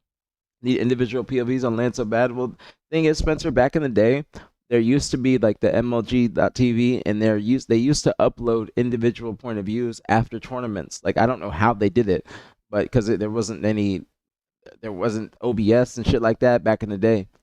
But they would be able to upload individual POVs from the finals, losers finals, etc., etc. Because I remember when I made Pro Free For All, I was excited as fuck to go back and watch my gameplay on the MLG website. But they went away from it surprisingly. But they used to have like even when like you're playing at tournaments, they used to have like on the projectors and whatnot, they used to have 4 point of views for each team, so you could be watching individually who you wanted on the sides on the teams, like whatever team they're sitting on what side, and then in the middle would be like the main screen. You feel me? I do agree with you. I do agree. I wish they would. So Wyatt is charming, spoke to personality. Wyatt is great for Halo in the scene. I think that Wyatt will be the face of Halo in the new Halo if he just continues doing what he's doing with his building up his brand and streaming and whatnot. I think that Wyatt is he's like Ant Edwards in that aspect, where Ant Edwards is look to be like the face of the NBA because of his personality, and they want him to be the face of the NBA. I think that's like the same with Wyatt. I think that as long as he wants that role, which is I don't think that Ant wants it necessarily, but if he keeps on leading into that role, then I think that he would be the face of Halo, the new Halo. I do agree. That's a great point, Luke. Great point. Great comments today, guys. Great comments. What else I missed? Did I miss anything? Okay, I think yes, this is perfect. It says Shotzi is Curry, Dashy is KD, Luke is Jalen Brunson, and Marcus Jesus. I don't know about that. I don't know if Shotzi is Curry. I don't know if Shotzi is Curry. It's not a bad one, but actually it could be Curry because Curry did change like the way people wanted to play basketball, and I think that Shotzi has changed the way that people look at COD and the way they want to play. So I could see that. I don't know if Dashy's KD though. I think you got to give Dashy more credit than KD. KD's good. KD's good, but it's just I'm trying to think of somebody that might be like younger in KD's position. But KD is a good comparison. But I think that Shotzi, since he's changed, like people want to be like the movement king and they want to be flying around the map and whatnot. I think that is a good comparison for him. Shotzi was Kyrie. Kyrie's not a bad comparison too, but I'd say because Shotzi got a deep bag, but I think that since he changed the way people wanted to play, I think that's why. I think that's why, because people definitely people did not want to be in the paint as much in the NBA. They didn't want to be like forwards. They didn't want to be like they didn't want to be power forwards or anything like that. A lot of people just want to be able to shoot threes. You go to a basketball court nowadays, niggas are trying to be shooters, trying to be like Curry. So that's why I say you see people that are just coming up in COD, they want to have the same movement as Shotzi. They want to be able to play like Shotzi. So that's why I say that he's just got that influence on the scene. Last Shot's been changing the sensitivity meta. He has seen a lot of people a lot of people have been changing his or their meta their sense to be his. I think Snakebite changed his recently to Last Shot sense. I think Preston also changed his recently just Last Shot sense. So I think it goes hand in hand. You guys are having great comparisons. But I think that's all these are all perfect comparisons. Elgatos on every setup could do that. There was no Elgatos back there then, Ash. I think it was like Dazzles. There were Dazzles on PCs and whatnot. There wasn't any Elgatos, and that's how I think they would record each point of view. I think that's why. No, is it Lamar Ball? You mean LeVar Ball? You talking about the dad? No, LeVar Ball ain't that. LeVar Ball ain't no player. He's a dad, a great dad at that. To the way he kind of promotes his kids and everything. But no, ain't no LeVar Ball. Ain't no LeVar Ball. Not at all. Not at all. You can't compare him to not a player. I think ATS and LVT production as the production value of MLG. Oh yeah, I mean MLG. You got to think about the time period. Everything's evolved since then. Everything's evolved. Like ATS and LVT. That was those. This is 2026, and we're only evolving in technology. You know what I'm saying? MLG, like we've kind of gone back from that. You know what I'm saying? But that was just more effort, I think, into getting individual point of views. But now everything's streamed. So all their broadcasts are right there, but nobody's thinking about getting individual point of views, which I think would be really dope. I think that'd be really dope, but it's just not like a thing anymore right now. But that is a good point. That's a good point. I think that's a good question. Excuse me. But I do think that MLG, like especially HCS, if you go to HCS tournaments, especially at Worlds and whatnot, like the events are much bigger. The events are bigger, especially with spectators and everything. Like it was just a different time period where there was like the bleachers and Halo was the main game, so people weren't thinking about like other games. It was just mainly Halo. But it was a different era. But yeah, the production has definitely gone up. The LVT, they do the thing with the tournaments, like the live events that they've hosted. Premac Atlanta, providing the PCs. It's just a different time period, different equipment. It's definitely evolved. Definitely. Thank you, Wes, for the 69 months. Thank you. Much love, Betty. Appreciate it as always. Big 69. Thank you, Wes. Much love, Betty. Appreciate it as always. Thank you so much, Wes. Thank you. Betty, appreciate it. Thank you. Welcome back, Wes. Welcome back to aPGville. Thank you so much. Thank you. Now, who is Wes compared to? Who's Wes's NBA comparison? Who's Wes's NBA comparison? That's a good question. Who's Clutch is Wes NBA comparison? He's Vince Carter. Vince Carter on the desk, since Vince Carter be doing analyst stuff now. Draymond Green. That's who you said me. That's who you said for me. Remember on the watch parties with Nick that you guys said I was Draymond, which I don't think is bad. It's Draymond's a glue player. He's just a dirty player. But I'm not a dirty player. You just said Larry Bird because they're white. You just said because they're white. That's the only reason you said that. That's the only reason you said that, Ant. But you guys said I'm Draymond Green. I'll take Dray. That's the funny part is the chat said that the other day. They said that the other day, and that's why it's funny. They said that I'm Draymond as well. You're not Kawhi. You don't be laughing like Kawhi. You don't be taking under the table deals like Kawhi. Was the most unorthodox, interesting playstyle? I'd say Last Shot. Definitely. Last Shot got the most unorthodox because it's like a combination of his sensitivity and his efficiency and able to hit that many shots on that sense and being able to move so freely around the map. I say that because I call him the ghost. He's like everywhere and nowhere at the same time. Like you can't keep track of him, and it's very hard to even take him down. That's why I say that he has the most unorthodox play style. He's flying around the map. He's doing max dam. He's doing all the objective. He's just a full all around player, and you can't even put a play style name to him. He's just playing like Last Shot, and he's only evolving in that play style. I never got hurt, carried the fuck out of BTH to win. People forget that you were world champ too. I don't consider it I consider national champs or world championships. But I do agree with you. I'm Draymond apparently, Eric. That's what people say. Pistola in NBA terms.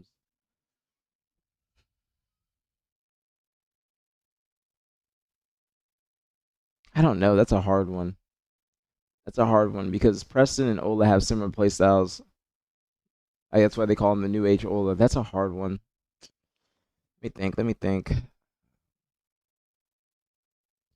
It'd have to be a player that's back in the day. It had to be a player that's back in the day. Like a player that's very hard to guard, and that would always get through on you. You know what I'm saying? Like they would always be able to get past you. Like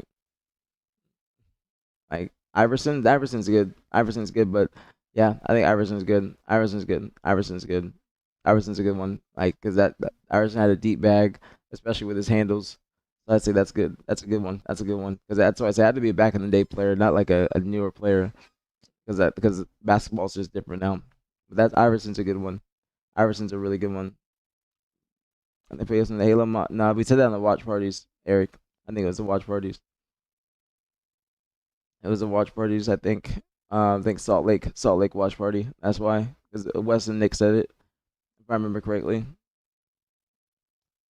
But I don't know anybody that's not an NBA max. That's the thing. I don't know who those players are. I'm just like Westbrook. That's not bad. That's not a bad one either. AI was more individually skilled than a team player. Yeah, but he still contributed to the team. You know what I'm saying? It's just different. It's just different. As AI still is AI, and he's still one of the greatest handlers and ball handlers of all time. Like he just never got a ring. He just never got a ring, sadly. Formal. Formal's like a shooter that doesn't miss. So somebody that doesn't miss. Great communication, great team leader. I think Kobe might be good. Kobe might be good. I think Kobe might be good for formal. Nah, not Reggie Miller. Larry Bird's not bad. Larry Bird's not bad, but I'd say more so Kobe. Kobe's like the leader mentality, and he just didn't miss. He was always clutch. So I think formal's like Kobe. I'd say that. I think Reggie Miller. No, not Reggie Miller though. Not Reggie Miller. Not Reggie Miller. But I'd say foremost Kobe. Foremost Kobe. Who is Niak? Muggsy Bogues. I just play it. I just play it. I just play. I just play. Who's the Marcus Aldridge? Who's that? Who's that? I've never heard of them. I don't know. Who's Nick? Who's Nick? Nick's like mad underrated, very underrated, versatile skill set. Um, Trying to think. Who's very underrated with with like a versatile skill set? Who would you say that? Google PG? Wait, Google what PG? Paul George? You said Paul George when you say PG? You saying that because Paul George got caught up with drugs? Got caught up with drugs and got suspended. Gilbert Arenas? Brian Scalabrine? No, not Brian Scalabrine. Who is this? Who does he play still? Let's see. His average was 12.9, 5 rebounds, no assists. That's a selfish player. He got no assists. He'd average zero assists.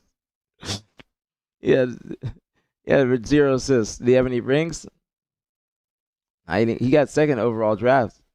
He got second in the draft. Okay. He be looking a little slow. He be looking a little slow. Jeremy Lin that 1 week. Jeremy Lin got that one moment that everybody talk about. Everybody's talking about. Gilbert Arenas. That's not a bad comparison. I say. What did I say? I don't think I said anything for Nick. I didn't think I said anything, but that's not a bad one. Gilbert Arenas is good. Gilbert Arenas is good. But no, Nick wasn't that selfish. Actually, he was a little bit selfish sometimes. He was a little bit selfish. He was a little bit selfish. That ain't wrong. That ain't wrong. That's not a bad comparison. He was a little bit selfish. I'll give it to you.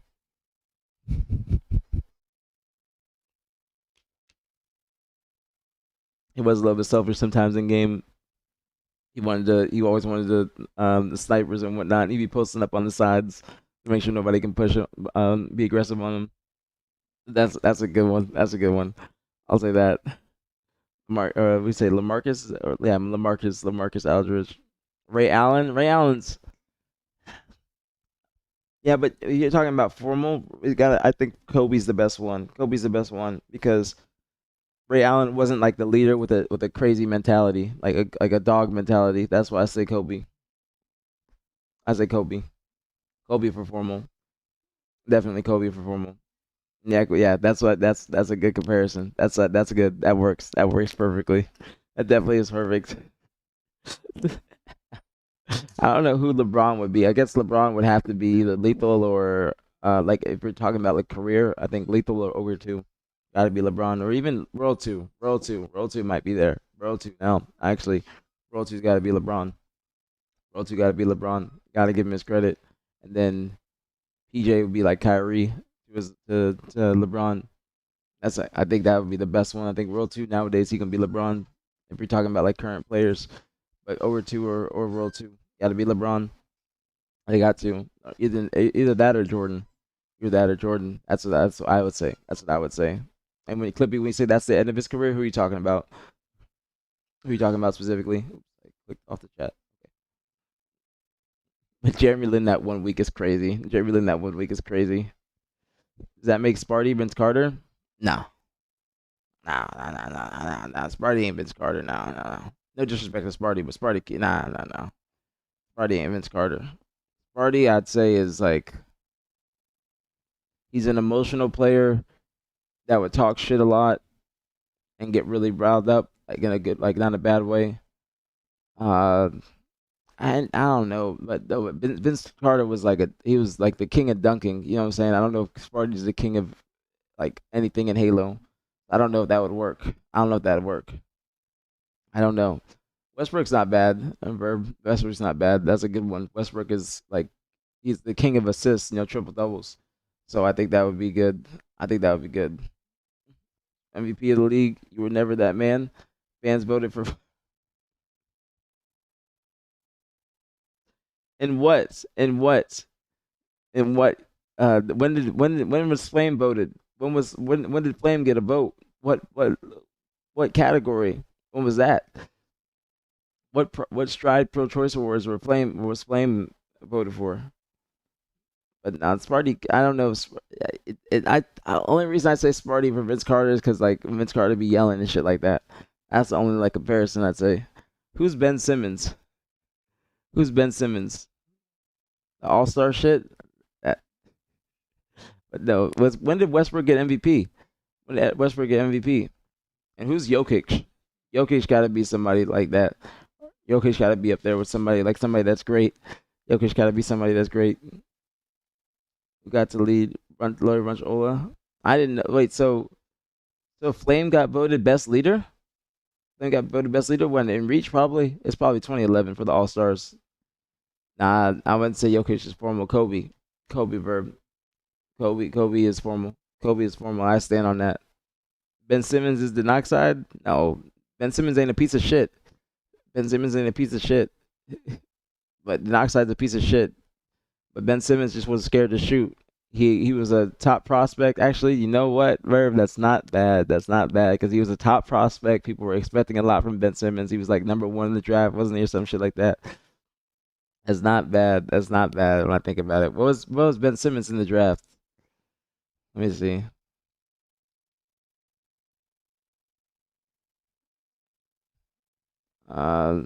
He was number 1, yeah. So he was a top prospect, yeah. That's what I thought. He's a top prospect, and he just kind of fell flat on his face, and he never played up to people's expectations. So that's not a bad one. Ben Simmons was hyped up. You're right. You're not wrong. Or it's a Spectre. Like you said, the Great White Hope. It's either or. It could be Suspector too. That could be it. Now it could be Suspector. Killer Drew was never that expected to be that great. Actually, he was. People thought he was fucking disgusting with his little flippy hair.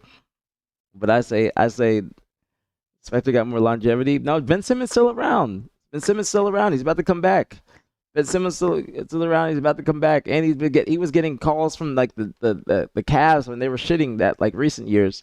So Ben Simmons still got some longevity. He's trying to come back now too. He just pussied out, wasn't able, like he didn't know how to shoot, and he completely fell flat on his face.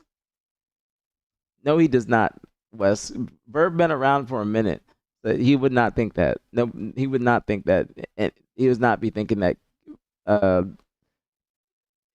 He would not be thinking that. Okay, he would not. He would not be thinking that. He was not supposed to be the great white hope. That wasn't it. That wasn't it. That was not it. He was not that hyped up. He had some hype, but he wasn't that hyped up. Okay, I would give that more to Spectre or Denoxide. Those players were hyped up. Those players were hyped up, and people thought that they were going to be the next big thing. Okay, I'll give you that. I'll give you that. Okay. Wes is saying that because you guys don't know about me shitting on who was it? Was it Nated? Was it Nated on main ramp? I think it was that tournament Nated on main ramp or some shit where I shit on like 2 people. I think that was Killer Drew. I think that was Killer Drew.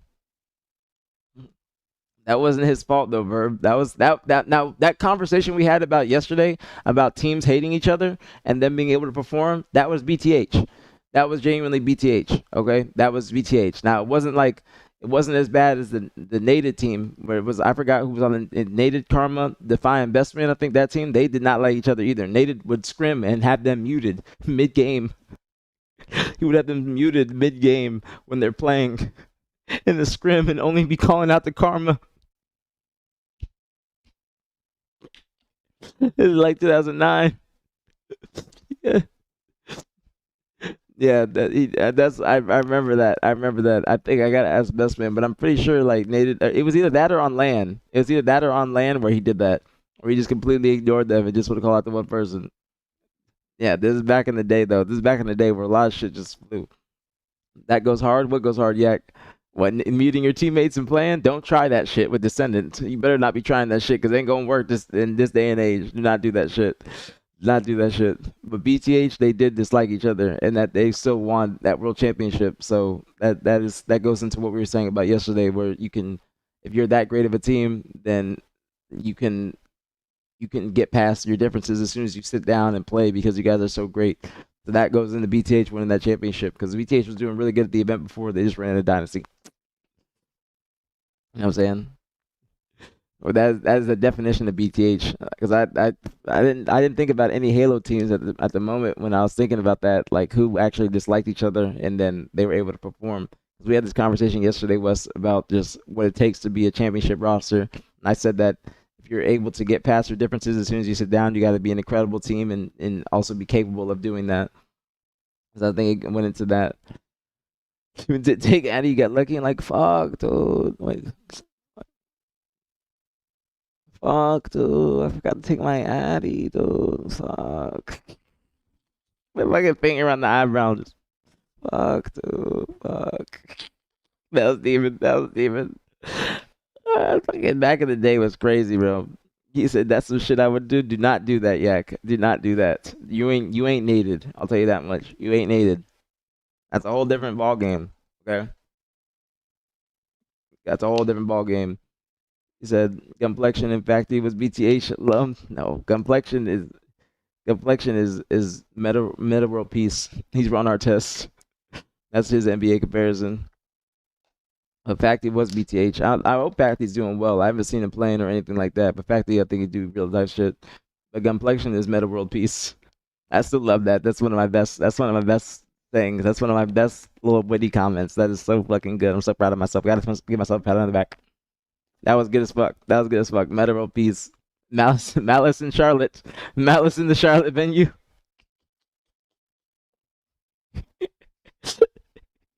Meta world peace just fucking flying at people. I never saw that documentary though. I never saw the Malice in the Palace documentary. I never watched it. I need to though. I know that shit was fire.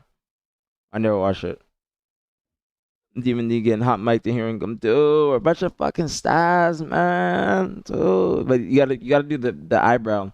Get the eyebrow. Like, fuck, dude. Fuck. Fuck. We fucking bunch of stats, man. Fuck. That's what Demon would do. You gotta do the eyebrow. You gotta do the eyebrow. That's essential. That's essential. That's essential. All that was Demon's. That was his. That was his emote. That was his emote back in the day. Either Gunny is the bench. Nah, the spiteful would be the bench because that's when Ron Artest went and fought the bench. That's the spiteful on the bench. Fuck, dude. Like David D. The spiteful was on the bench, and then Ron Artest, then the bench yelling at Ron Artest and pissing him off, and up to where Ron Artest just wanted to fucking cause a brawl in the venue or in the arena. That's it. That's it. Said talent actually told me I reminded him of DMD or some shit. He said that because the fucking mustache yak. That's why.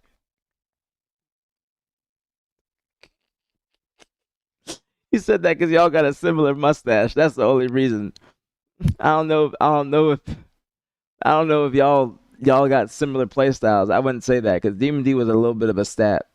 Like Demon D was selfish in the way that he just wanted all the weapons. He just always wanted the weapons. Always, bro. Like for instance, I remember on BTH, this is without West, it was Destin, Demon, Maniac, and I. I remember I used to pull host because it was Xbox 360 and whoever had like the host box, so you would just get it for a time period. Like I just used to get host like nonstop. And I remember Demon would not play on my host. We had to restart and end the game. We didn't even scrim, I think, or we just had to restart it nonstop because I kept getting hosts and he did not want to play on my host. So that's why I say Demon was a stat in a sense. But you could work around it. You could work around it. Demon's host was fucking ass, dude. That shit was ass. But he would not play without it. He wanted that shit so bad. Always wanted it. And that's when I got the name Scout. That's exactly the time period of when I got the name Golden Modem. Because I would just randomly get hosts. It wasn't like I went. Some niggas would go out and buy new Xboxes to go pull hosts. Because that would be the host box. And it'd be the newest one. But I never did that shit. I just had, like, there would be a time period, like 6 months or 4 months or whatever. 3 to 6 months where I would just always get hosts. Always, always, always online. I would always get hosts. That's why people called me that. Said straight ripping. Wait, why you say that? Wait, what about straight ripping? Oh, you talking about host boxes? Host boxes? Yeah. Straight ripping did fall off towards the end of Halo 3, I'm not gonna lie. They fell off pretty bad. They fell off pretty bad.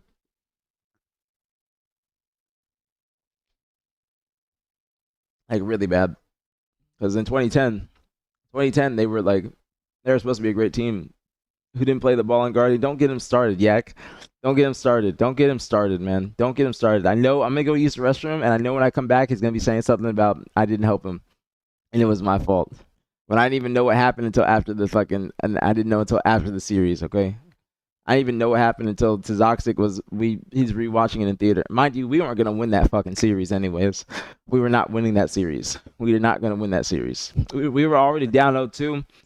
People have hyped up that play for years, and it's probably just me being a biased hater. But we were not winning that fucking series, okay?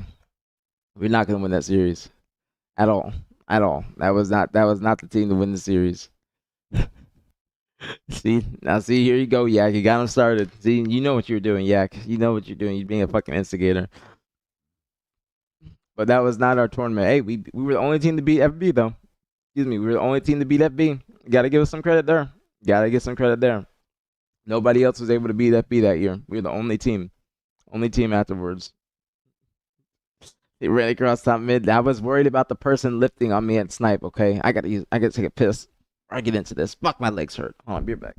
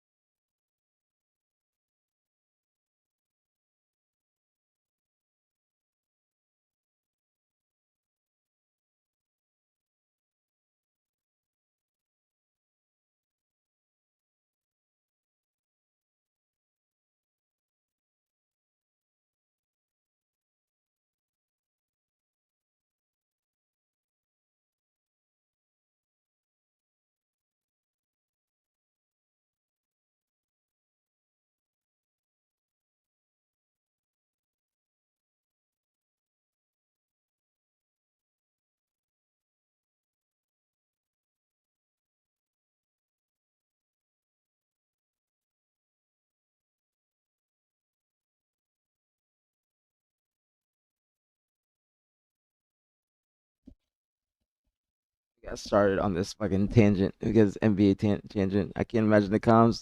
That wasn't even it. It was like I didn't play it.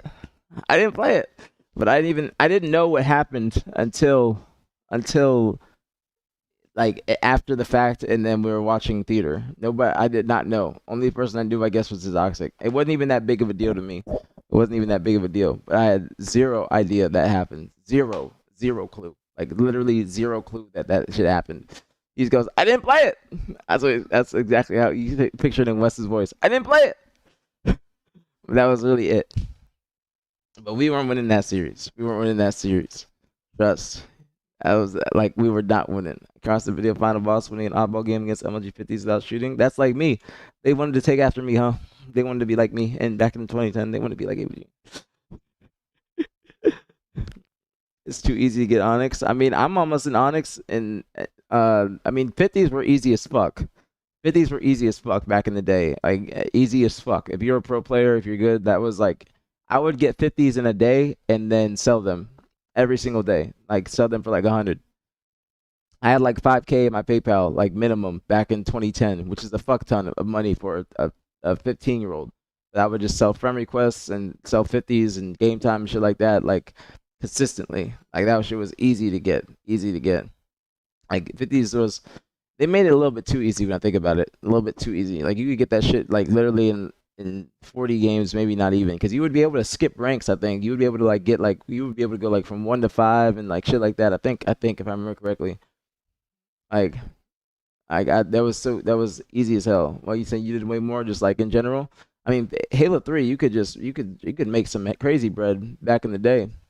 You could make crazy bread selling friend requests, selling, Courage bought a friend request from me. Like, Courage JD, one of the co-owners of 100 Thieves, he told me this. I didn't even know about this, but he said that I was one of the only people that accepted his 1,600 1,600 Microsoft points for a friend request, and nobody else did.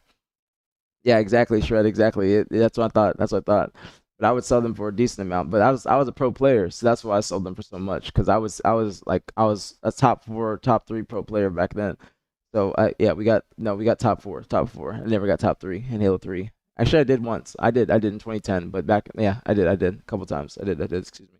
But back in 2009, I only got top 4. And that shit that a lot of people would, because 600 Microsoft points wouldn't get you much besides castle crashes and a gamer tag change. But I would do it. But that's why, hey, Courage remembers that, and that's good good lore, because he's big time now. So I was cool with that. But you could sell 50s game time. I would do like $2 a game, and then like or $5 a game, something like that, and then sell friend request spots for 25. Now, G Squared was selling them shits for like way more than that, which I understand. Like, he was selling that, and then the game, like the Straight Ripping Camp and a lot of other shit. Straight Ripping was monetizing like a motherfucker back in the day. They were smart, but that's like T Squared at the time, and he's like on MTV, and he's like on True Life, and he's like doing all these crazy shit. So I understood that. But for me, I was just like a little top 4, top 3 pro, and I would just get my bread how I lived. But that was before like they took away. That was before they took away promotion on your account, because you had to promote, like you had to put it in your bio and stuff like that, and then they took it away. All that shit got deaded.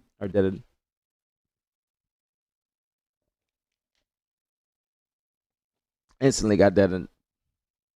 My God, it's already 3:40. Oh shit. Oh shit. I gotta fucking get ready for the gym soon.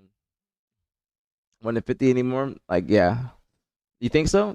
Actually, that actually makes sense though. That makes sense because it was just too easy, and then people would sell it, and then people would buy accounts and then start cheating on them, and they would just get the 50s and just be like, some people would get it, change the gamer tag, and not play on it. But you had to get like a couple wins on it. You had to get a couple wins on it in case they did play on it. You had to get a couple wins to make sure that it was staying there, because if you if you just played that game to get a 50 and then you lost, then you would go back to on the 49 or 48 or whatever. So you had to get a couple games on it. That was one of the reasons they said move to SR. I mean, 1 to 50 just wouldn't work nowadays. Like Halo 2 and shit like that worked because of the population. Like, there's like, when people say that they want Halo 2 like ranking system, I'm like, bro, we cannot do that shit nowadays. Like, do you know how hard it was to get a 50 in Halo 2? Like, there was only a couple, like Nated, SK. There's only a few people that actually got to 50s. Like, my highest I got was 44. or I was one game away from a 44 or one game away from a 45. I remember looking at it on the Bungie thing. I never went back. I never looked at my old Halo 2 stats. Can you still do that? I need to do that. I need to do that. I never went back and looked at my old Halo 2 stats. It's BTV. Did you really? Did you really? But ranked like MLG playlists. Was it called the MLG playlist back in the day? That shit was hard. That shit was hard. I never played any others. But Wes was up there. Wes was a great player in H2. Were you really? Were you really first 50 in BTB? That's you need to say that more. You don't say that often. You need to put that lore out there. That's incredible lore. Absolutely incredible lore. I did not know that. That's a big congratulations, Wes. Congratulations. That shit is not easy. Especially since there was clans and whatnot back then. So people were going hard for those ranks. But hardcore was hard as hell. You had like matchmaking crew, Beast, and all these other people. Like I remember I would come back home from fucking middle school and I would just set up in my room and play matchmaking all weekend, getting host boxes, zone alarm, bridging hosts and shit like that. Those were some fun days. Those were from some fun days before life came into play, when you were just playing Halo and not even thinking about it. I think that's what I have on the list. Actually, Scout, I have clans like wanting to be back in. I think that would be a really good addition to Halo, especially nowadays. Especially with like, there's a big BTB clan community, tower community, whatever you want to call it, sub niche communities. Like I remember GTY. I do remember that. I do remember GTY. I don't think I was in any good clans. I think I might have just been a peon if I was in one. They just put me as a peon and let me in. Like, here, damn. That's all. But I think that like hardcore was just super hard. Like that was like I guess the kind of glory days of Halo population, when there was nothing else to play besides Halo 2 back in the day. You know what I'm saying? There wasn't many other games out there, but Halo was just like, Halo was so fucking massive and still massive, but that was like the main arena shooter. Like that shit was on MTV True Life. Like I still go back and I watch like T-Squared on True Life because it's like a little vlog, and you see like all the old tournaments, you see the environment, everything, bro. KSI, and there's Mob was big back then. Like BTK, STK too. STK. You gotta say STK. I think STK might be the most like the biggest. Like VVV too, bro. I remember the VVV owner. He looked like a mob boss or something. He was either the VVV owner or the mob owner. He like had glasses and looked like a mob boss, like an Italian mob boss back in the day at tournaments. I remember that. Yeah, this is all bringing back memories, bro. This is all bringing back like 12-year-old, 13-year-old memories, all back in the day. Nah, I remember that. Like if you picture like a heavy set Al Pacino in the Miami with sunglasses and shit like that, that was him. That's what I'm thinking of when I picture him. That's what I'm thinking of. That's exactly what I'm thinking of. That shit is hilarious, bro. I can't believe that you guys actually recognize this. I didn't think that anybody would know about this type of shit nowadays. Because most people that are in Halo, they come from like Halo 5 and up. Because Halo 5 is a little bit old now. This is not even a little bit, but that shit is 2010. That shit is old at this point. Very old at this point. But that shit's all like bringing back memories. I never thought about this shit. You guys just brought back so many memories. This has been a great stream. This has been a fantastic stream thus far. I didn't even get to fucking finish the gameplay analysis of SSG. We'll probably do that tomorrow because I'll probably be live tomorrow. But I'm probably gonna take like a Saturday off or something like that ahead of the Pro League. But we gotta do predictions. We gotta do predictions next stream, and we gotta see if there's any other scrims that are happening because it is almost gym time for me because I did get on late today. So a little bit. We've been doing shorter streams, but these have been very content-filled streams. They've been fire. I probably could make like a YouTube video out of these streams recently. To be honest, I think like having more agenda-driven streams and then just like long streams of nothing is like the best way like to go about it. I think that's what Ludwig said in the Streamer University classes. But these have been some great fucking streams lately. I'm glad that you guys like the analysis. We've been talking a lot about Halo. Shout out to Halo for Halo being back. Honestly, thankfully Halo's back because thankfully scrims and stuff are back up. The community's starting to have more of a resurgence. People are talking a lot more about Halo, like talking about teams and whatnot. And I think that's actually really dope because we were dry. We were dry during the summer. We were dry. It was dry. It was a dry ass summer.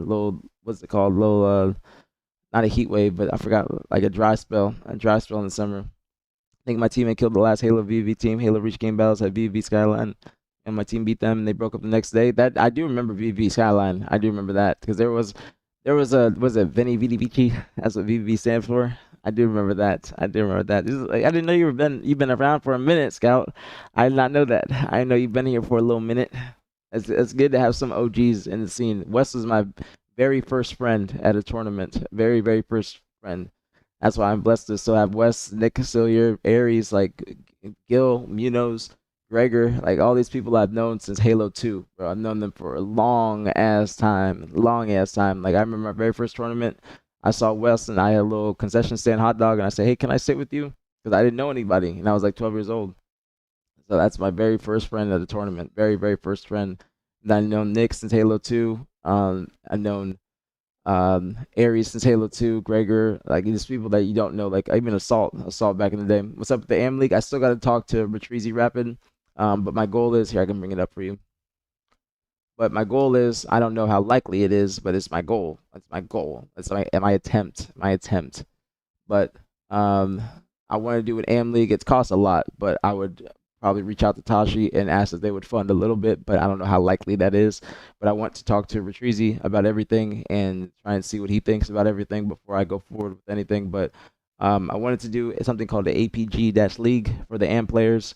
But I want to have it I want it to be exactly like this format, but hopefully if we're not able to get the funding from ATS, it's a pipe dream. It's a pipe dream, but who knows, maybe they see that there's something good and there's some structure and it's something for the AM players. But this is what I want to do is I wanted to have like basically kind of like the Pro League qualifiers and the money per match and then the finals and whatnot. But I think that if we're not able to get the funding from ATS, because it is a pipe dream, is a long shot, but you know, closed mouths don't get fed, so at least I could try. Because I know that ATS has been providing the prize pools from some tournaments this year, like for the partner teams and whatnot, and they're going to be helping with the prize pool for the 4v4 tournament that's to be coming in November or December. There's going to be an open 4v4 along the same prize pool as the Space 2v2, and those 2v2s or those prize pools are like 10 to 12K. So I want to talk with Retrizi because he mentioned he wanted to hold an AM tournament, have Leslie host it, and I want to see if it's possible to try and build on top of that, but I still got to talk with him first. We've had conflicting schedules and whatnot, but I think that we'll be able to talk today. But that's something I want to do. And then at the very least, I'd like to do an open tournament and host that, and then maybe crowdfund some of the rest of the funds and see what we can do. Because you know, if Shotway can raise 1,500 for a scrim, I think that we'd be able to raise some in here as well from the community and try and raise some for an AM tournament. So that's the least I want to do, but we got to see. So hopefully, fingers crossed that we can make it happen. If not, then at least we have the structure and the format for something in the future. So that's fingers crossed. But like I said, I still got to talk with Retrizi, and hopefully we can get that done today. I think we will be able to. He just fell asleep early last night, so hopefully we can get that done. Fingers crossed. But that's the goal. That's why it's Ant. Ant came up with the name aPG-League, and I think it's a fantastic name. Like a G League in basketball. I love it. I love the name so much. So that's why I really want to be able to do it. But since I've been in my position and as a content creator and kind of passing the torch to the newer players, I think that this would be like the perfect thing to do. And I would be the perfect person to do it, to do that as well, since I've been in the scene for so long. And I've obviously came up in different eras or been playing through different eras. So I have a lot of knowledge that I can kind of instill into new players and to give to the scene. That's why I think that you guys really like the analysis stuff. So fingers crossed, because ATS online events for Halo Fest open for points. I don't think that's not possible. I don't think, Scout, because Halo Fest is going to be invite only. But I think there's going to be LVT opens. So I'd have to figure out dates for this and whatnot. But I think there's going to be LVT opens that are going to be going on like during the Pro League or like throughout the rest of the year, just on the dates there's not a Pro League. There's an open bracket at Halo Fest. Oh, that's what you're talking about. The open at Halo Fest. The open at Halo Fest. I didn't know that. Because there's points. There's points like ATS leaderboard for points. That is true. You're right. I forgot about that. I forgot there's gonna be like what, a $50,000 open or 30,000, something like that. 20 to 30,000 or 20 to 50,000. Because the other tournaments are gonna be smaller too, or like smaller prize pools. But there's gonna be more 20K. Yeah. That's actually really dope. So that's going to be a lot for people to play for, which I think is going to be helping the AMP community as well and giving them something to actually like an incentive to want to keep playing. Because right now with the Pro League qualifiers being done, there's not really much going on for the AMP community, and there still needs to be something to keep the AMP community alive that way. Because the AMP community is like a lifeline or bloodline of, I know lifeline's better, not bloodline, the lifeline of the community too. The points list for teams not offering them team passes. So they're sold out. Yeah, there's points right now from the tournaments that have been happening throughout the year. So I think that would be a great idea, and that also gives more opportunity for the players to play and practice and possibly get an organization. I think that would be dope too, is it gives opportunity for more orgs to get in the scene and want to stay in the scene, and then also that could lead into next year. But we don't know what's happening next year just yet. But I do think that what I've been talking about. What did you say, Sports Better? Because it doesn't show. I'm sorry about the link. My Nightbot's a bitch if you posted the link. But there is what's I gonna say? Fuck, I lost my train of thought. Fuck, I lost my train of thought. Oh, there's something big in the works for Arena Esports next year. We got to see if it happens and if it goes through. But fingers crossed it does, because that would be great for Halo. It would be involved, and it would have Halo on a big stage. But we got to see if it goes through, and probably find that out at the end of this year or the top of next year. But that'll be good for Halo, and then hopefully the Pro League can come back ahead of the new Halo that's aiming to be released at the end of next year. So fingers crossed, fingers crossed, fingers crossed. But I think that at Halo Fest we will get a decent announcement, especially with like Halo campaign Evolve coming out and that basically kind of being finished, because I haven't seen too many people talking about the campaign recently. I haven't seen anything. Is the Pro League schedule that's out? Oh yeah, we got the Pro League schedule right here. Oh, the Pro League schedule, like LVT Pro League schedule. Let me see. Is that what you mean? They announced it recently. No, they haven't announced it. They haven't announced it yet. But the Pro League schedule, you can assume what it's going to be. It's going to be 1 versus 8, at least first week. First week, it's going to be 1v8, 2v7, 3v6, 4v5. That'll be the first matches. And we got to do predictions still. I still want to go over the SSG scrim tomorrow, because I will be live tomorrow. Just probably will take Saturday off and then probably get some groceries and spend it with my family. But we will do predictions tomorrow. We do predictions tomorrow because we got on the tangent with the NBA players today when you guys said the NBA comparisons when the scrims start, because I'd be in the gym for hours on end, especially with the amount of people that be in there in the evenings. Especially yesterday, I went at like 7 p.m., 7:30 p.m., and I couldn't even find a parking spot. That's how packed it was. And then I had to wait for machines and fucking nummy nuts and all this other shit, bro. It always takes me forever fucking in the gym in the evenings, but I want to start going in the mornings. My goal is 5 a.m. wake up, 6 a.m. wake up, go in the gym 30 minutes after I wake up, drink pre-workout, and then go and come back, get a little chai tea for extra caffeine, and then we stream and we watch scrims and whatnot throughout the day, and then review anything from the night before. So I think that the content has been great. I think you guys have been fucking with it, and my insight and everything, and I will continue to improve as long as I get more reps, and as thankful to you guys and the support. So the streams have been great. I just started a little bit late today. I didn't expect to even be live today, but I was like, all right, we got to talk about the FaZe scrim, because that was a big scrim that was a more lopsided than people were expecting. But I think we had some great insight, and especially with Shopify being in the chat and pro players and everything, I think it's been fucking popping in here. I'm very grateful for y'all. Really grateful for y'all. I hope you guys hope you guys enjoy it. Hope you guys enjoy all the content and the analysis. I like the little name too, aPG analysis. I've been proud of myself lately with my little wittiness. You know what I'm saying? A little creative bone in my body is starting to show itself, starting to flex. So, a little bit of oops, I accidentally click my YouTube. But I think you guys have been liking it. FaZe vs Cloud9 week 1. Wait, really? FaZe vs Cloud. Oh yeah, FaZe vs Cloud9. It's on the LVT website. You said? Yeah, because that's gonna be 3 vs 6. Let's see. There's an LVT website. Let me see. What is the website? I don't know. Is this it? This could be it. This could be it. Let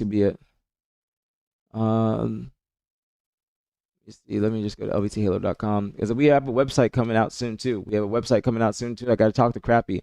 If you guys don't know. We do have a website. So it's going to be starting at 1 Eastern, which is good, a little bit later in the day, so I'll be able to go to the gym. But yeah, that's going to be day 1. Thank you for showing me that. Sports Better. Yes, so that's like 1 versus FaZe vs Cloud9, Shopify versus... Wait, no. This is not what I expected. They switched it up. It's not seating based. Because I was thinking 1 versus 8 BSSG. That's actually big. Sports Better. Thank you. This is interesting. Now we can actually do predictions. We can do predictions since we know what the schedule is. That is great. Thank you so much, Sports Better. Thank you so much. So tomorrow we analyze any other scrims. Probably gonna go over the SSG scrim still, since we got sidetracked with the NBA comments, and I ain't saying it's a bad thing. I love this combo. Love talking about different shit in here with you guys. It's been fantastic. Like I said, it's been fantastic. But we got FaZe vs Cloud9, which is still let me see. No, FaZe vs Cloud9. That'd be 3v6. 3v6 it should be. Let me see. Shopify versus Sending Baseline. So you got 1 versus 4, 3v6. 4 of a kind versus mercenaries, so that would be 2 versus 5, and then we got Shopify versus setting baseline moving forward, SSG versus Vitality. That's a big one right there. So 7 versus 8. So it's going to be switched up than I thought. I mean, more switched up than I thought. But I'll probably make a command for the schedule as well. But now that we have the schedule, we will do predictions tomorrow, and then we will go over any scrims in the morning. Okay, that's the plan. Like I said, I got on a little bit late today. So it's gonna be a little bit of a shorter stream, not too short. It's been 5.5 hours. I stayed on usually later than I do. Usually I like to stream from 9 to 3 or 9 to 4, but I started at like 10:30 today because I got on late. But it's been a fantastic fucking stream. Fantastic stream. It's just at 4 o'clock I gotta shower, I gotta eat, I gotta get ready for the gym, I gotta take my little nap possibly. You know what I'm saying? Because I'm old. But we got a whole day planned tomorrow. A whole day planned. So. Thank you guys for everything, man. Thank you guys. It's been a fantastic fucking stream. Fantastic stream. I don't know if there's any scrims that are happening as of right now. I see a lot of people on, but I don't know if there's any scrims that are going to be happening. So I appreciate y'all. We're going to head out. W fucking stream. W stream. W stream 4. So thank you guys for everything. I do want to stay out for 4 minutes because I want to hit 5.5 hours. I'm OCD. But thank you guys. W's in the chat. W stream, bro. W stream. W stream, W comms or W combos, W everything.